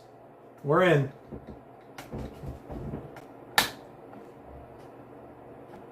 Oh, yeah. Sick. Alright, let's do the Samsung next. You can't stop it. Negates one thing, they summon another. Nibiru, the problem comes back to the end. Add 500 new spells in it. Keep playing. Yeah. Yeah, I think my problem with Sky Striker is that there's no there's no like barrier or limitation with it. It's like no matter what you do, they're gonna open up engage 3 board wipes and Ray. That's my problem with it. Or just any combination, especially with the support that they have now and this stupid fucking support they're about to get. Fuck that deck. I hate it. Right, I think my least favorite is Full Power Clee. See, that's the funny thing, because I love Clee for it. I don't think I love Full Power Clee for it, like back in the day, like 2014, 2015, whenever it was. But I'm definitely a huge fan of it. I'm not gonna lie. Pretty big fan of it. I do like me some playing with Clee. Okay, so we have not too much more to go here, it seems. Just trying to figure out where some of this is going.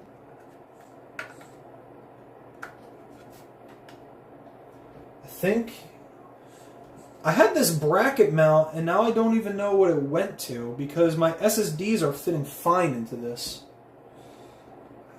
Which is weird, because I remember having to use this on my 980, but now there's nowhere to put the mount for it.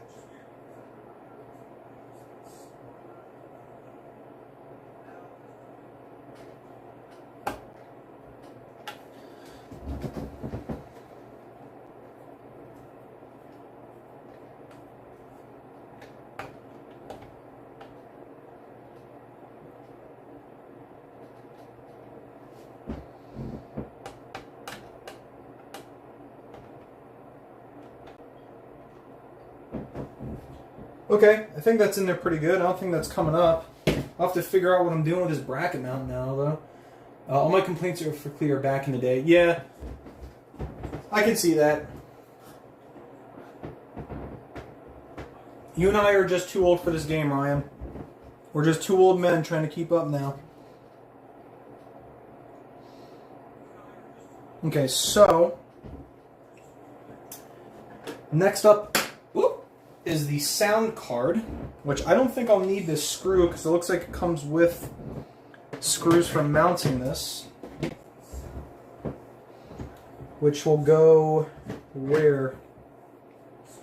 If I put it here, it'll be the second one down.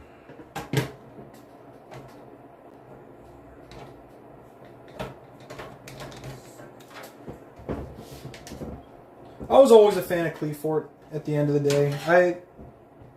I hope that they get some crazy support. I know that, there was a lot of announcements made not too long ago, if I remember correctly, about there being more Hidden Arsenal stuff, but I think the issue was Konami never made an official announcement of what archetypes were actually getting the support from those packs.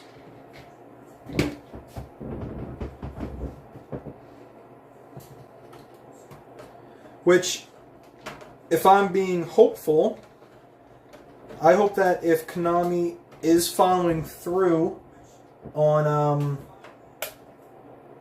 giving support to more Hidden Arsenal or Terminal World decks, I hope that it's Cleefort, Shadal,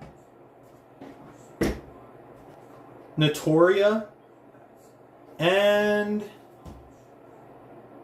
I don't know, maybe like Gusto? All the types for Sky Striker, all the events on Master Duel, yeah, I know. Yeah, they really screwed over all of the, literally every single Master Duel, or just Sky Striker Enjoyer with a 4-minute anime. Keep in mind, they've had a long time since the announcement that it was getting a, quote, anime to actually make it, but they did not quite deliver on any of it.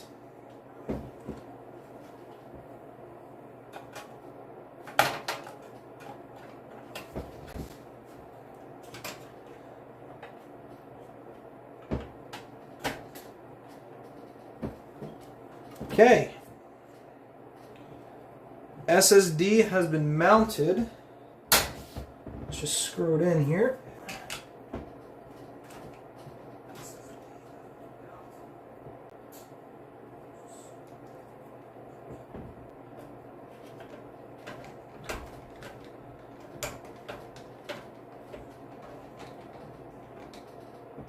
Okay.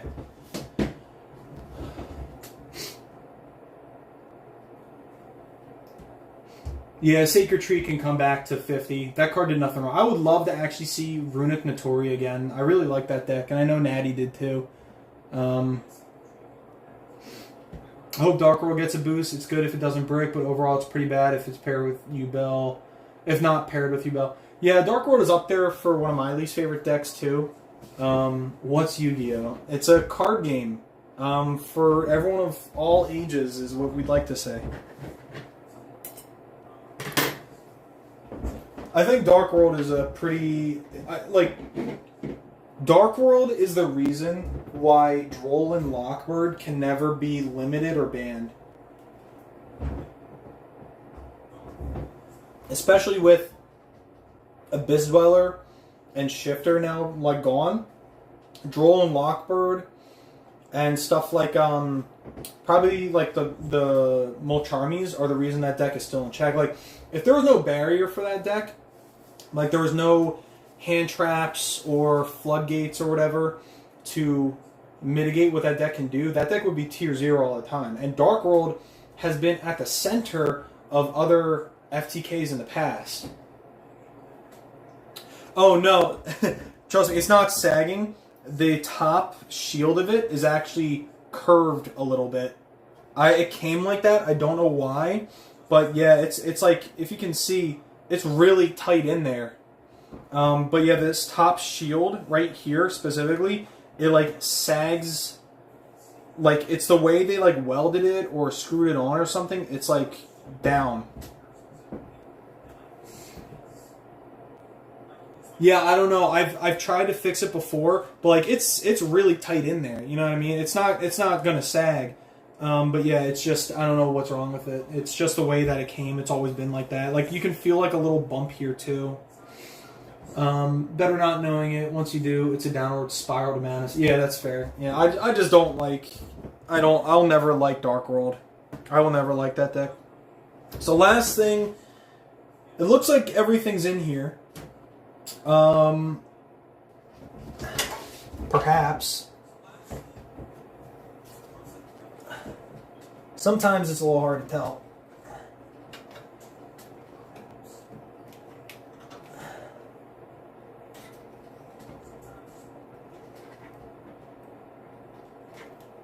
But I'm thinking everything's in here.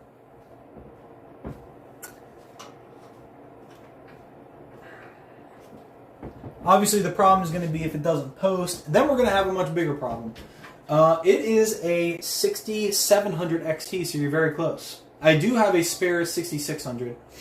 Yeah, no, it's not going to sag. It'll be fine. Maybe there was too much tension in it because the PCB is screwed so hard. Don't know. I got it like that. Never wanted to mess with it, so. But yeah, it looks like everything's fitting well into the new case. There's nothing. Unfortunately, there's nothing I could do about these cables. I'm gonna push them down a little bit more, but I don't want to fuck up, this GPU to crack it. But yeah, that was kind of the only part. Is all the other cable management looks good. It's just this part, but there was really nothing I could do. Yeah, because I couldn't even go around, because if I went around, it wasn't actually going to reach. Because for some reason, it's all the... I don't know, the way that it was in the Kratos M1750, it was just too short that I couldn't go around and through this to plug it in to hide it. So I just had to deal with it. But yeah, I'm not really too worried about it. But yeah, I think the last thing I have here is just the Seagate SSHD, which I will be replacing eventually. I'm not going to install the 2 Noxua fans. I don't think it's necessary at this point. I think the airflow is going to be good enough in here. I'm not really too worried about it. What I'm worried about, obviously, is it posting. because I haven't changed cases in a long time. And even with my streaming PC that I have, I think I'll probably always just leave that case as it is, because that one took me a while to do too. Actually, the cable management in my streaming PC is spectacular. I'm really happy with the way that one looks like right now. But yeah, there's just these cables left. Two of them, well, this is for the Seagate. What I have to actually do here is I have to put the whole case down. I have to put the whole case down on its face, so that way I can put the Seagate into the mount that's under here. My Oshimon is when the opponent brings out Arcana.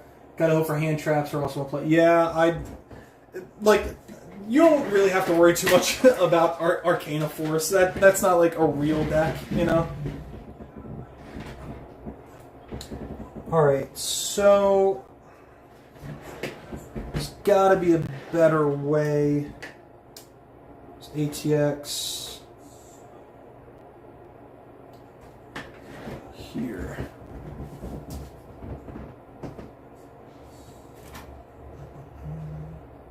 Hang on.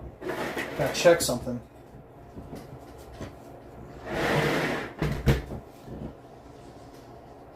Oh, no, that's fine.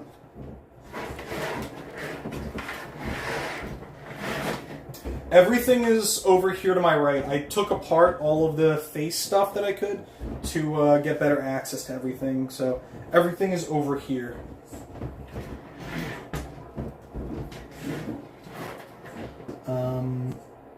Skip opponent's turn. Yeah, it is funny. I just don't think it's real.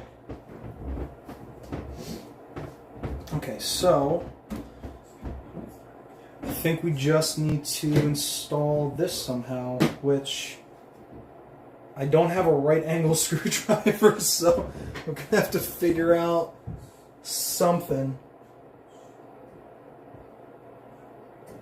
Okay. Because that has a lot of my data on it for DaVinci Resolve. Because I don't really care about that stuff. It's only for editing. I suppose. I wonder if you can detach this, actually. Let's see. I'm assuming.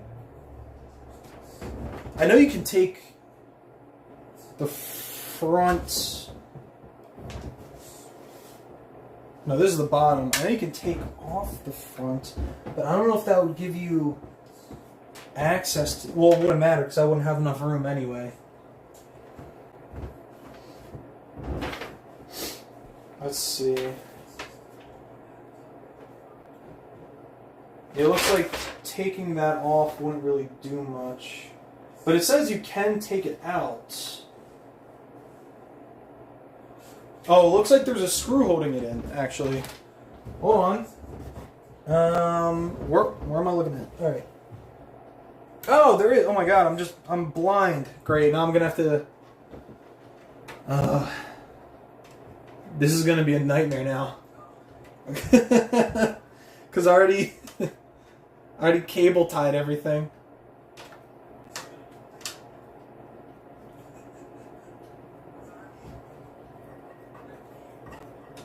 Okay, so yeah, here's the screw that holds the mount. Oh, there, that was much easier. All right, cool. So that's I think literally all we actually have to do here. I wouldn't want to put it there. I probably just put it here, if anything, on the second one. I think that'll be fine. I'm not worried about it. The problem is now remembering what fucking screws I used for it. I think it was these ones. I don't know. So many different screws and so many different... Although they probably...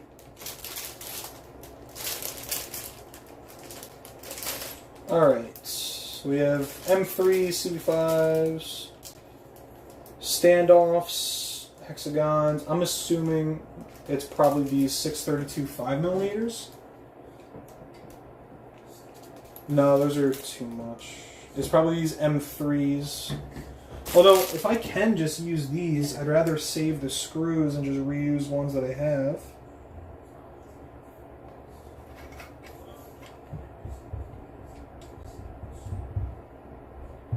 See if these screw in at all.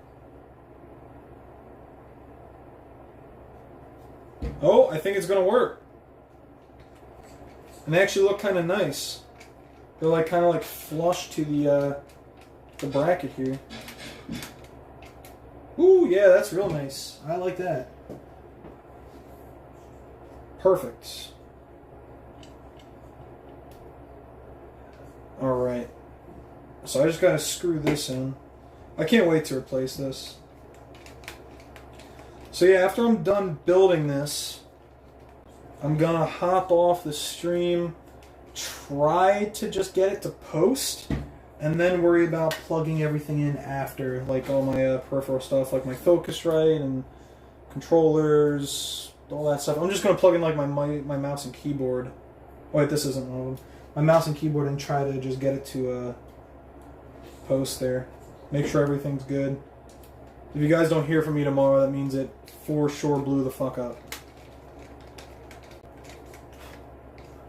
Ryan, if you're still here, are you going to locals this weekend? I just want to know if I'm going to have to expect to get my ass fucking smacked around at locals again. The one person I can never beat.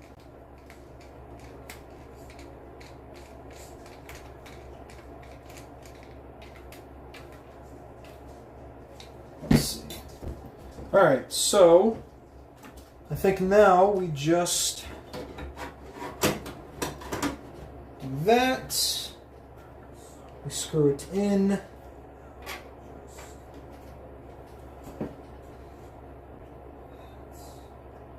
Yeah, true. If it were an 80 plus, that would be a problem.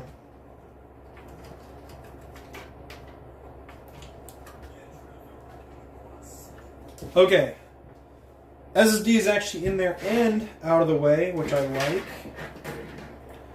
Now, I just need the SATA cable. Alright, yo, show up. Show up. Post up. I'm gonna get my ass kicked, but it'll be fun. The fuck? Come on. Okay. There's one. I don't think I'll need this. Oh, it's this. Here we go. I was wondering what this was going to this entire time, and I couldn't figure it out, but this is what goes into those SATA ports on the inside. If I can get it to plug in, that would be nice.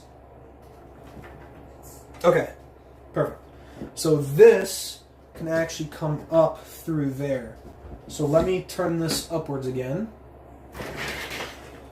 And then the SATA drive, well, not SATA drive, but it'll go into a SATA port. I think it has to be plugged into. Let's see where to go. Here you are. I'm going to bring you down and around. Let's go. Actually, you know what? That'll be good because I don't have to worry about it poking out. Do you guys have a Discord? Maybe play a couple on. Yeah, there is a Discord for myself and Natty. We can definitely invite you if you want.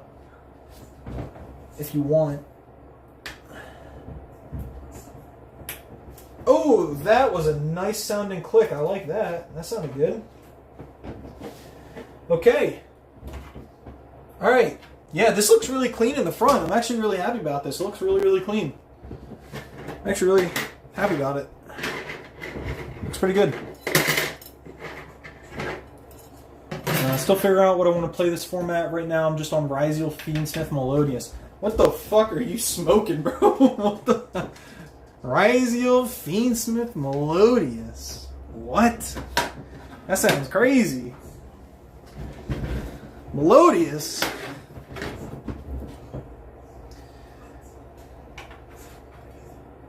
I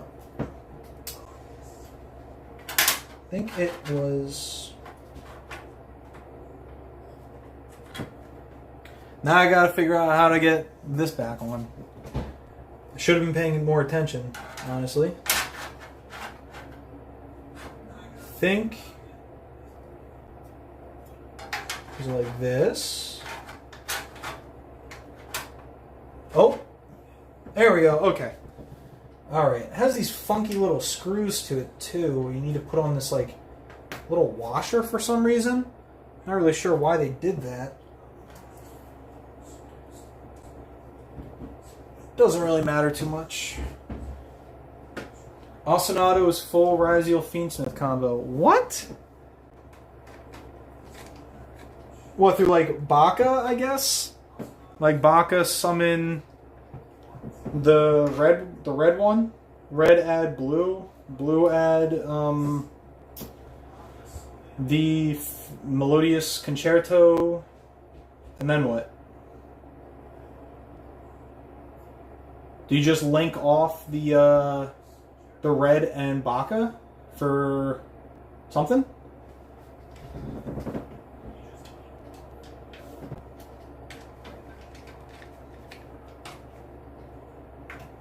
Oh, that looks so good.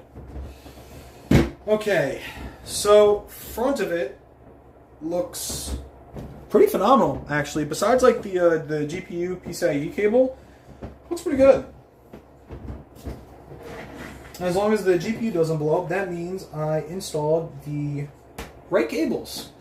Ostinato is Ostinato in English too. Damn, no. Yep, it is indeed Ostinato.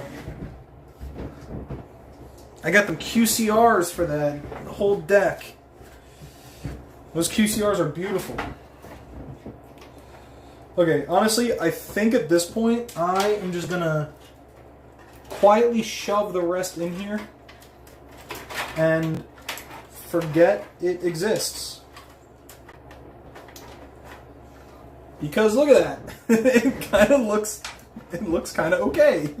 You just shove it in there.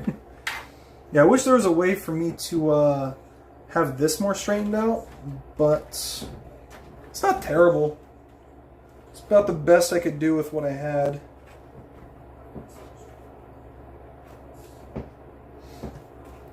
This is all in there. Actually, I can put this around to lock it in place a little bit. Actually, you know what I could do? Oh, it's actually screwed in. So I was thinking, oh, no, that wouldn't work. Because I could... Actually, you know what? I have an idea. Use dimension shifter. Yeah, I know. Just shove that shit in there. That's all I'm worried about right now. Where did I put those zip ties? There we go. Alright. I'm actually going to zip tie these two loose cables here. Just like right under this.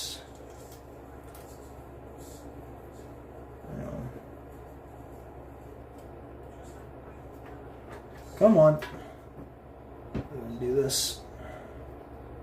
I want to play a game. I don't want to, like, bend it. Tape them down. I'm trying to use these zip ties. Hang on. I got this. Ah, there we go. Alright. Here's what I'm going to do. I'm going to zip tie these shits. Make them real tight. It's right there. And just cut them off. There we go. I could shave that down a little bit. Maybe.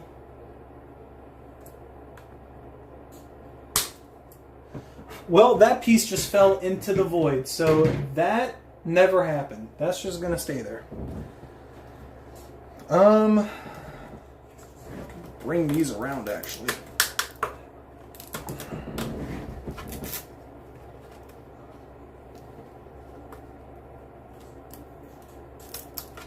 Here we go. I think that looks pretty good. Good enough. I don't think I'm missing anything either. Do you guys think it's worth it all to put one of the fans up here? Because I'm thinking I could probably put one like right here. Just one. Because then it's easy, right? I don't need both. But what I'm thinking is I could put one fan here, right? And just put it to the System 3 input here on the motherboard. I do have a lot of airflow in here from the 3 fans. The CPU is fine. I already showed you guys earlier. The thermal paste is like a year old and it's still super gooey. Like, it's fine. And then I have the NZXT fan in the back. Yeah, that's what I figured too. In my last case, it was super... I wish you guys were here earlier.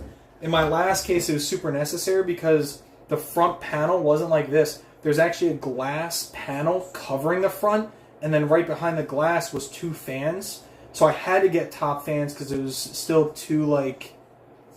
It was too constricted. Alright, so I guess the consensus is just to leave them off. So I'll just leave them off. And now I have to put things back on and remember where they went. This one definitely went here. And had one of these 3 little thingies on them. So let's make sure this doesn't fall off the table first. It's one screw. Looks pretty good. Here, I'll show you guys the insides. It actually, like, don't worry about the back. We're not worried about the back. The back doesn't exist. But the insides of this, don't worry about this. This doesn't even exist. Just gonna, you know what? I'll just, there you go. It looks pretty good. It actually looks pretty well managed. I'm pretty happy about it. I don't think there's anything more that really needs to be done. It's really now just like, you better hope that this shit posts, because if it doesn't post, I'm probably gonna cry. I'm not gonna lie. If this shit doesn't post, I'm probably gonna cry. Okay. So next, we'll just put the back plate. Well, actually, we have both in order. So we have the front and the back plates here. So let me move the front plate over here. I still have to take that tape off. But I do have the back, which I think goes this way, I believe. I'm going to have to remember this.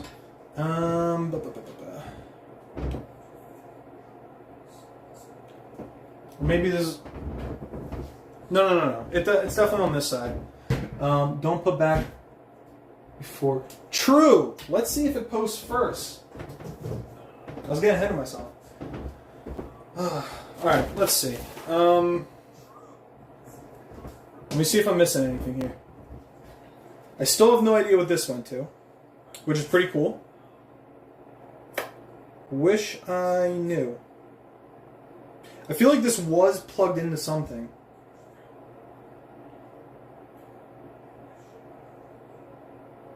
I feel like this was plugged into something. But I don't think I'm missing anything either. I think it was probably something from the old case with the, I think it was something from the old case, actually. I'm pretty sure. Yeah, all that stuff is plugged in. I actually have to get, for this little piece right here sticking out, I actually have to get an adapter because this is the USB-C hub up here, but I'm on an AM4 motherboard. So I actually need an adapter to plug into here to go into the motherboard so I can actually use the USB-C input up here. But that's it. That's the only thing that isn't plugged in is just this. Everything else is plugged in. Thinking everything else is fine. So what I'm going to do, I'm going to move my chair out of the way.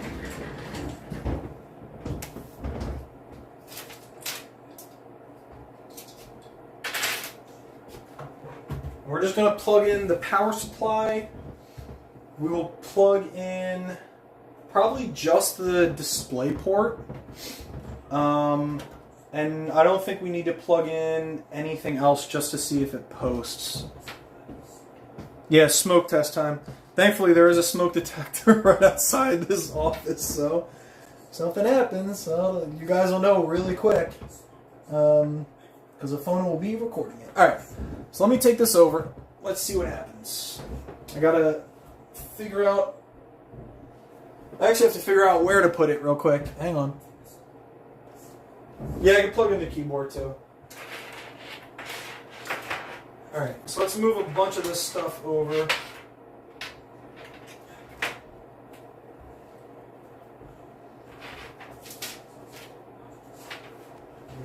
I think it'll just fit, actually.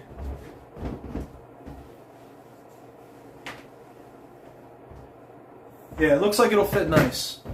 Alright.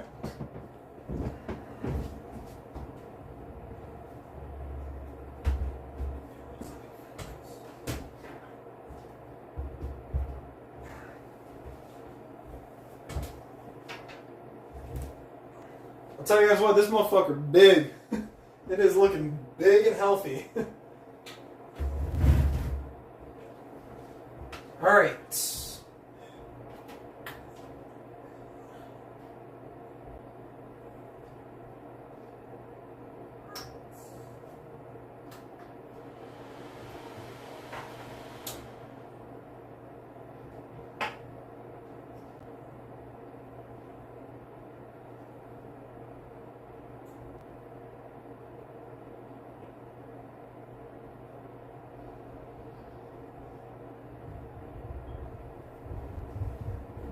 Okay, so here's what we got so far. Fans are spinning.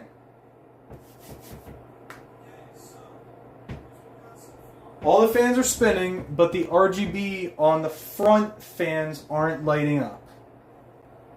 I will figure that out. Honestly, I don't really give a fuck about the RGB. It doesn't even really matter.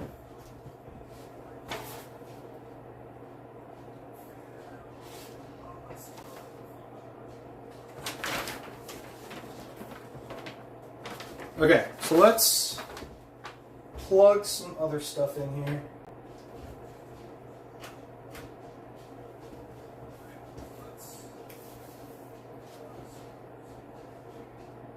Okay.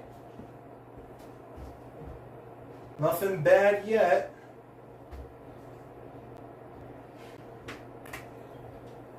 Let's get all of our keyboard and mouse stuff in. So the X20, we got keyboard, the Royal Kludge keyboard right here, right here.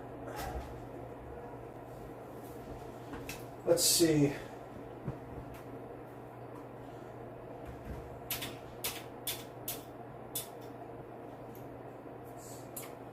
Gotta turn the keyboard on, that would be helpful.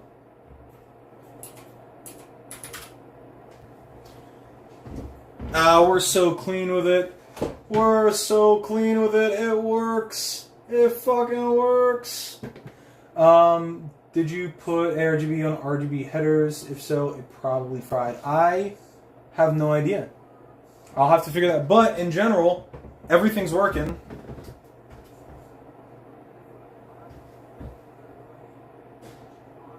It's all very quiet.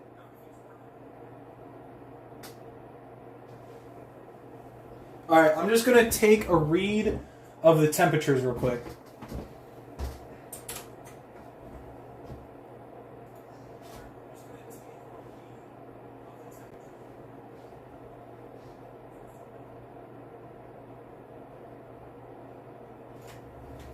After I plug in my Ethernet cord, that is.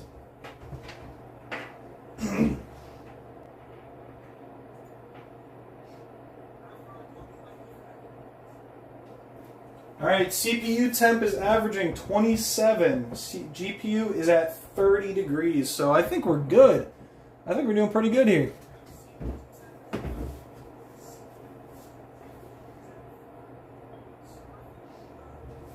Alright, so I guess what I'll do is... Whoop. Oh my god, my legs are so fucked. Alright, well, everything's working. So, mission super successful. Everything's working. What I'm going to do now is I'm just going to turn it off. I'm going to see if I can fix the fun market, make the CPU cry. It'll be fine. I'm not worried about it at this point. Yeah.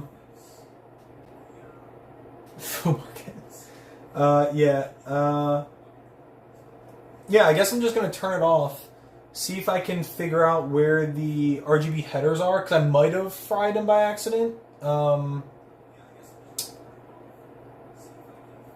I mean, honestly, if not, I really don't care about RGB. It was just kind of like a little fun thing to have it if it was going to do it. But yeah, so let me turn it off, take it back, and see what I can do.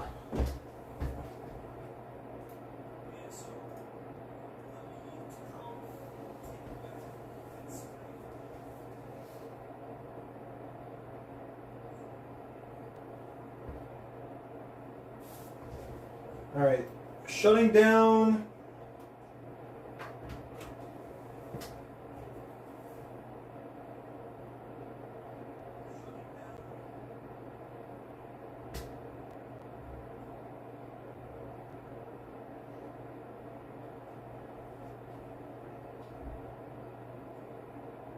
Okay, it is off. Turning everything off. Power cycling it. Good.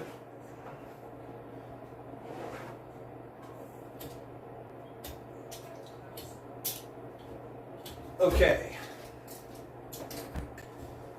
Display port out. Let's bring it back over. See what I can do.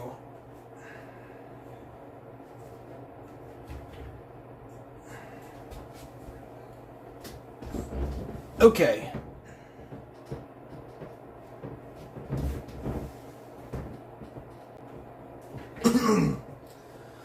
Alright, so I first need to see where it is. I'm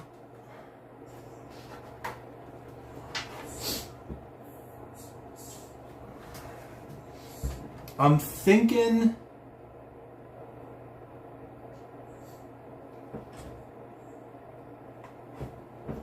I don't know. I'm thinking probably...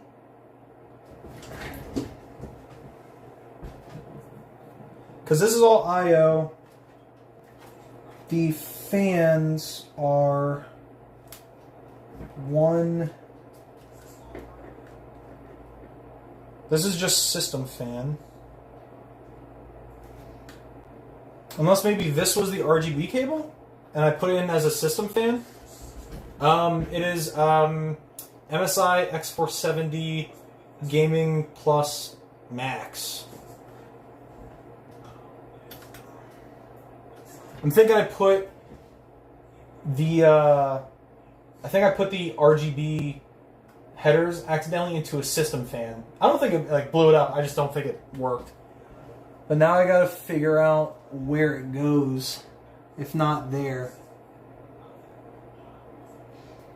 Because honestly, I forget where I put it in on my last case when I had it working.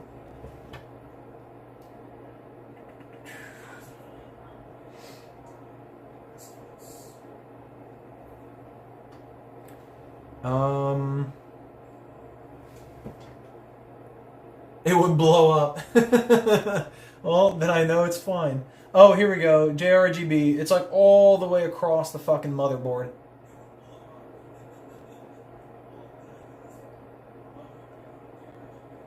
Ah. But here's the thing. It's a 3-pin. It does have support for it.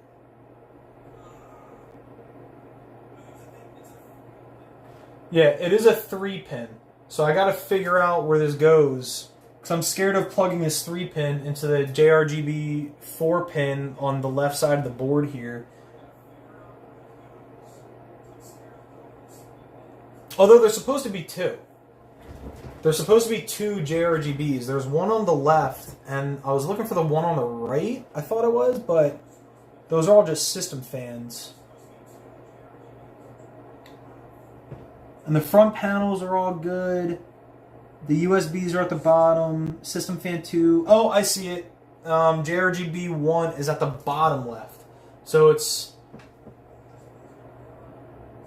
the only RGB inputs I see are the bottom left and the middle left. Otherwise, there's no 3-pin in here anywhere.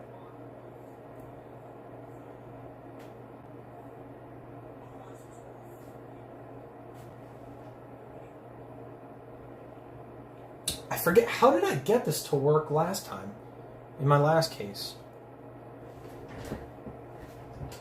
I wonder if if I used, wait, hang on. I wonder.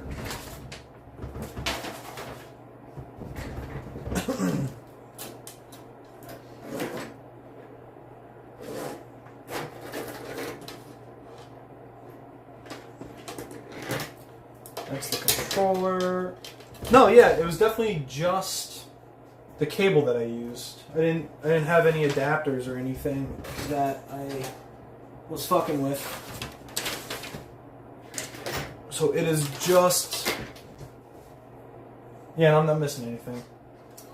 I might just say fuck it and plug it into one of the JRGBs and see what happens.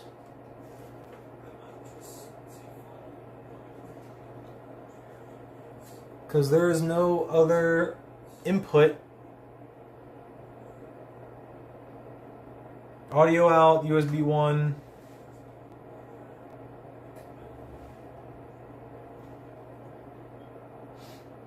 TPM, JC11.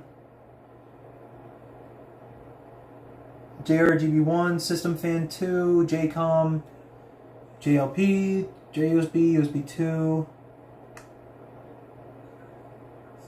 Yeah, here's what I'll do. It's the MSI. Oh, let me pull up. Yeah, it's the MSI Gaming Plus Max. Let's see. RGB LED connectors. Yeah, so there's no RGB. It's just the 2 RGB LED connectors on the board.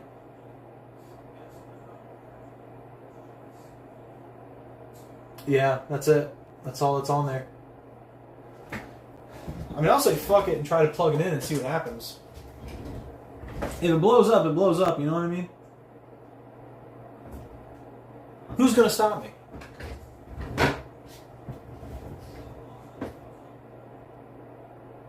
It's all the way, and I can be real discreet about it. It's all the way at the bottom, you know?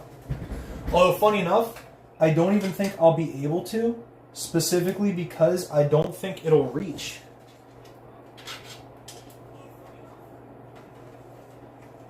I actually don't think it would reach either way.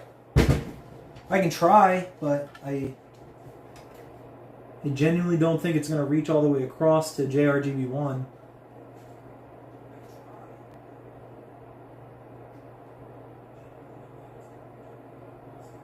Yeah, and that's it's like all the way at the bottom too. I mean, it is down there. Like, I would have to take out whatever. Here's what I'll do. So I'm gonna have to take this out to do it. So I'll just try it.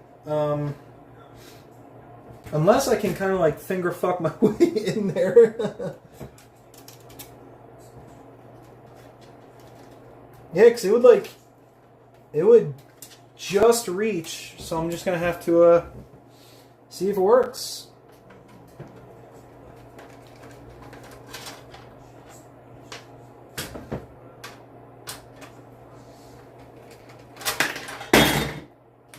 Doesn't matter.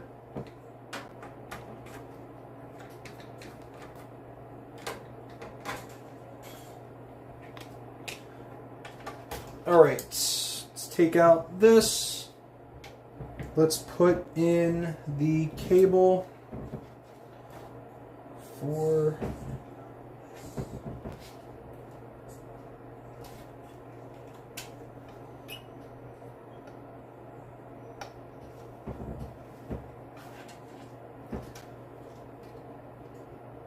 Yeah, I'm pretty sure it only has JRGB. So I'm just gonna try it, see what happens.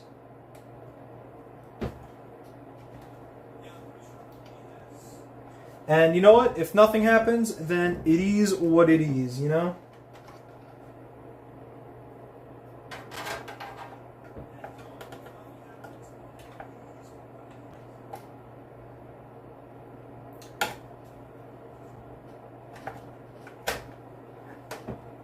All right.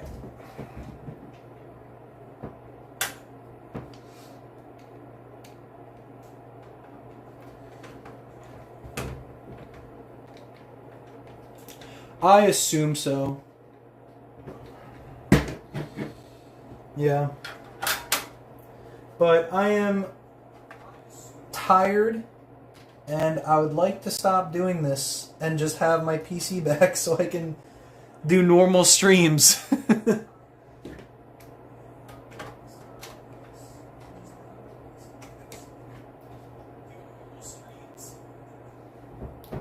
All right, let's see here.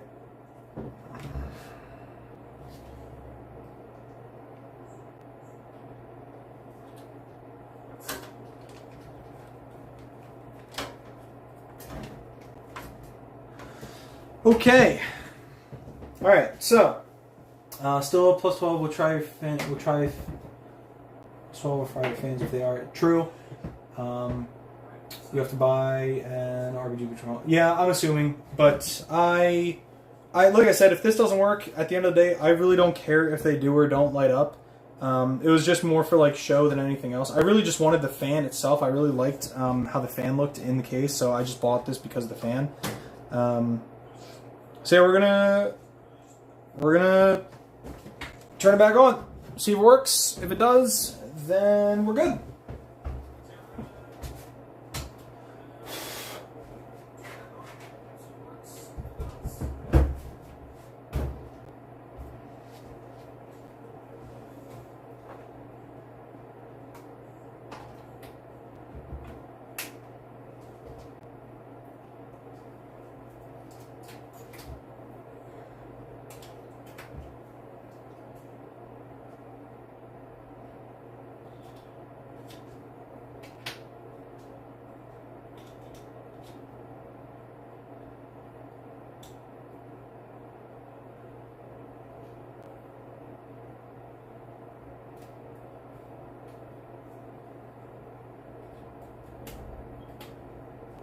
Okay.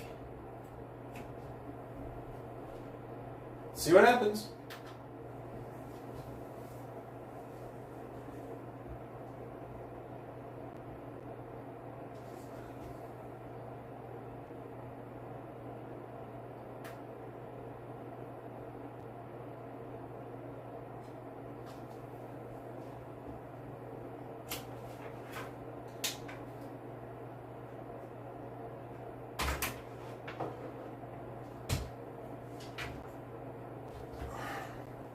All right, so yeah, I was in fact correct. So that really is just a part of the system fan itself that goes up to system fan 4. But now the fans are not spinning. So that really was just the system fan.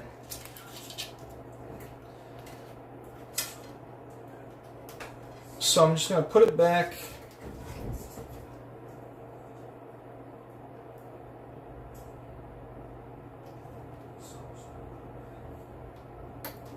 Yeah, my assumption is that it just has something to do with, it's half a PC now. It just has something to do with RGB controls, which is funny because again, it was working in my last PC, but I guess it just decided, hey, I don't want to work now.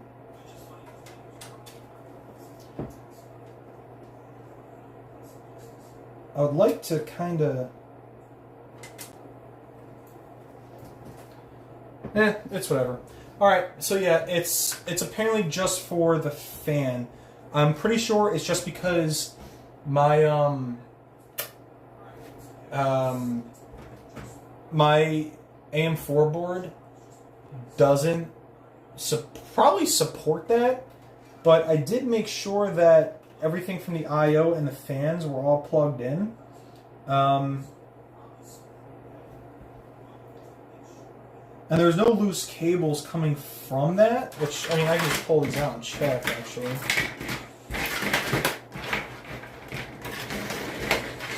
Let's see. So it would be something in this bundle here, but none of that's there. Yeah, so it is simply that I don't believe my motherboard supports that ARGB.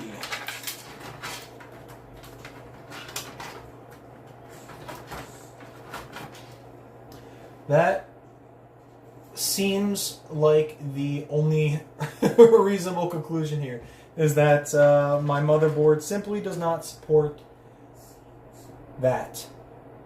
Which is fine. Like I said, I was kind of half expecting that anyway. I was kind of like, you know what, if they do work, it'd be a cool little, like, addition. But if it doesn't work, then I don't really care either way.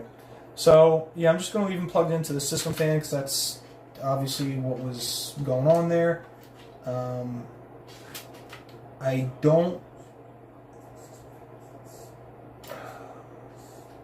Like, I'm wondering if any of these cables that are connected to the power supply have anything to do with that in the motherboard. I don't think so, because all that's left are PCIe cables. Just PCIe, and I don't even remember what this was. Clearly I needed it for something. What are you? I wonder. You are part of the power supply, and I don't think I ever used you. Yeah. GDV, PCIe cables.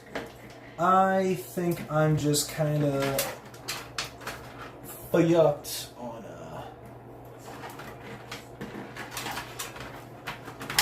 No, they're not connected to anything SATA. No. Yeah, I have everything. So the front panels are connected. Then it's just system fan 4, pump fan 1, which is the back one right here, because it's the only place that I could actually fit it, because it came behind here, which it works. But yeah, everything else is working. Everything else is working and fine. So I think I'm just going to call it a giant loss. Oh, they were already spinning. They were spinning before I tried it in the JRGB one, so I know that's fine. I'm probably just going to have to go into BIOS and adjust the fan speed, perhaps. I don't even think I'll need to do that. I think it looked fine when I had it. So yeah, I think we're just done, like at least adjusting everything. So I'm actually going to put on the back and front panel now and just learn to cope. I am a therapist, after all. Practice what you preach, right?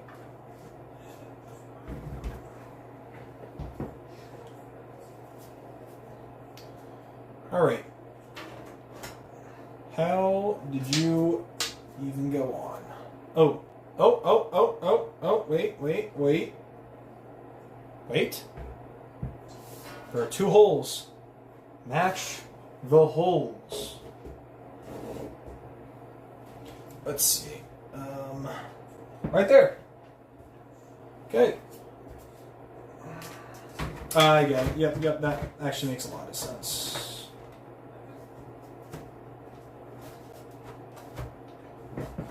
I should probably put the case down while I'm doing this. Probably make it a lot easier. Alright, guys. Let's see. Well, oh, it was the twist tie in the way. Yeah, I've had many years of dealing with a lot of unique characters, so I don't really get mad.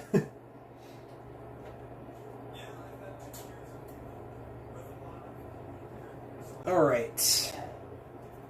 I like. Actually, someone's told me to put the case down. That's funny. Put the case down. All right. Alrighty. Now we just need. Oh, forgot to take all this out. Could have been dangerous. I'll put that over here. Okay. Now we just need to put on the front glass panel. Otherwise, it looks very good. Looks very clean.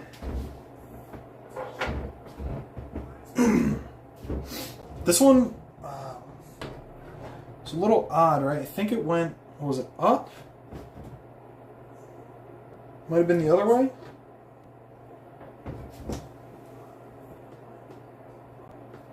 Was it this way? Yeah, it was this way. Okay. There we go. Now we just gotta peel off all this stuff.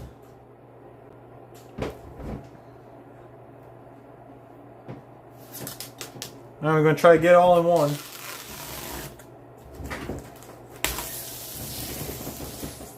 That was pretty nice.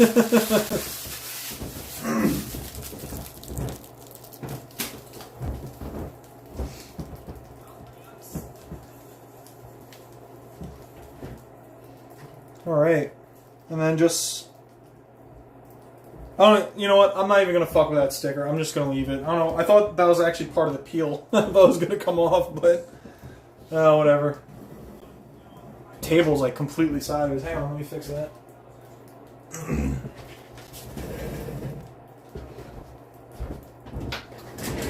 Because my chair's in the way. Move that.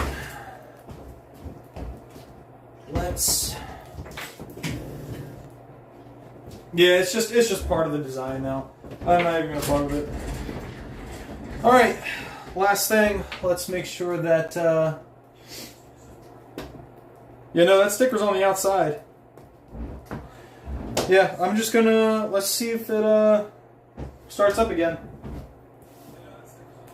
You never know. One little thing that you could do wrong might make it all fucked up. So let's just make sure I didn't do anything wrong, but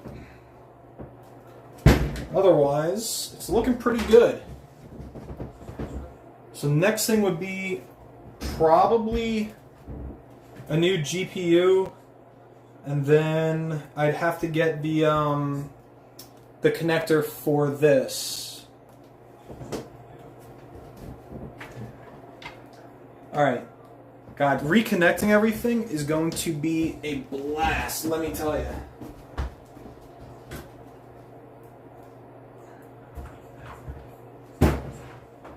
Okay.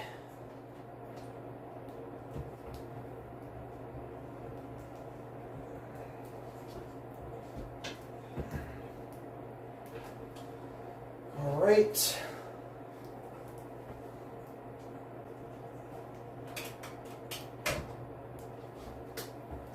I'm just going to try to reconnect both monitors this time, just to make sure both are actually going to work here.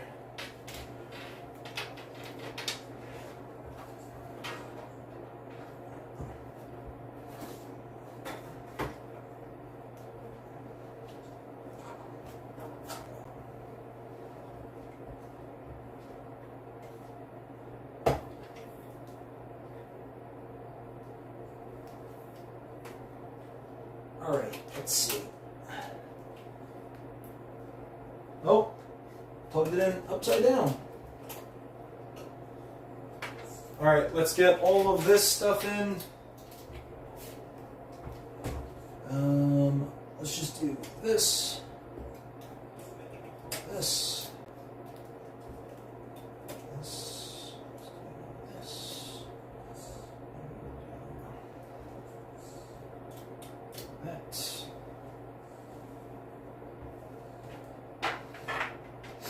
I'm going to worry about everything else later. I just want to make sure this thing turns on and that it will be spinning. On. Oh yeah. It's good. It is good. It is spinning. It is quiet.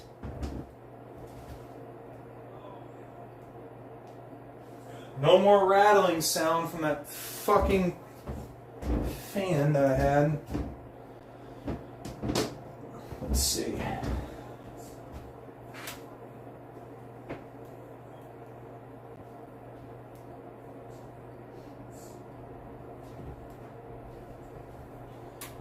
Alright, so it looks like the only thing I'll need is just a longer HDMI cable to get to my second monitor.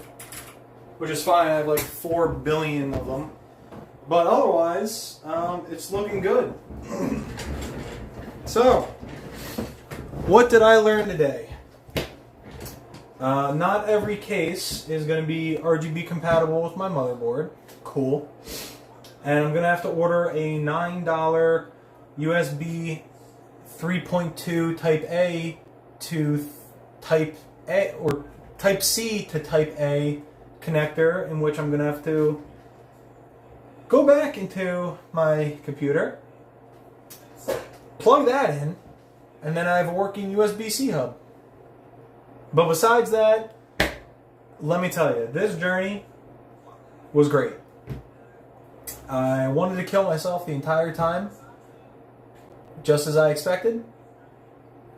And the Shizu does suck. I definitely will use the Type C. I actually do have some need for it, which is part of the reason why I got the case.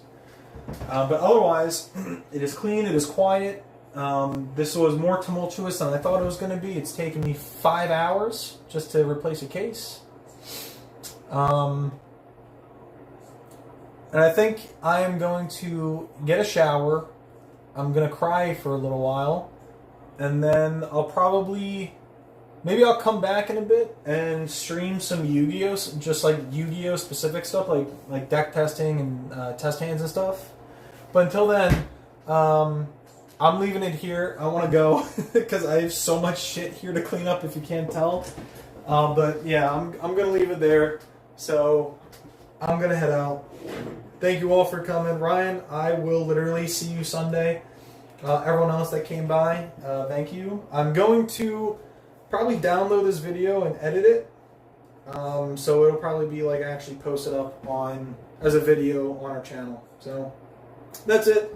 I'll see you guys later. Have a good night.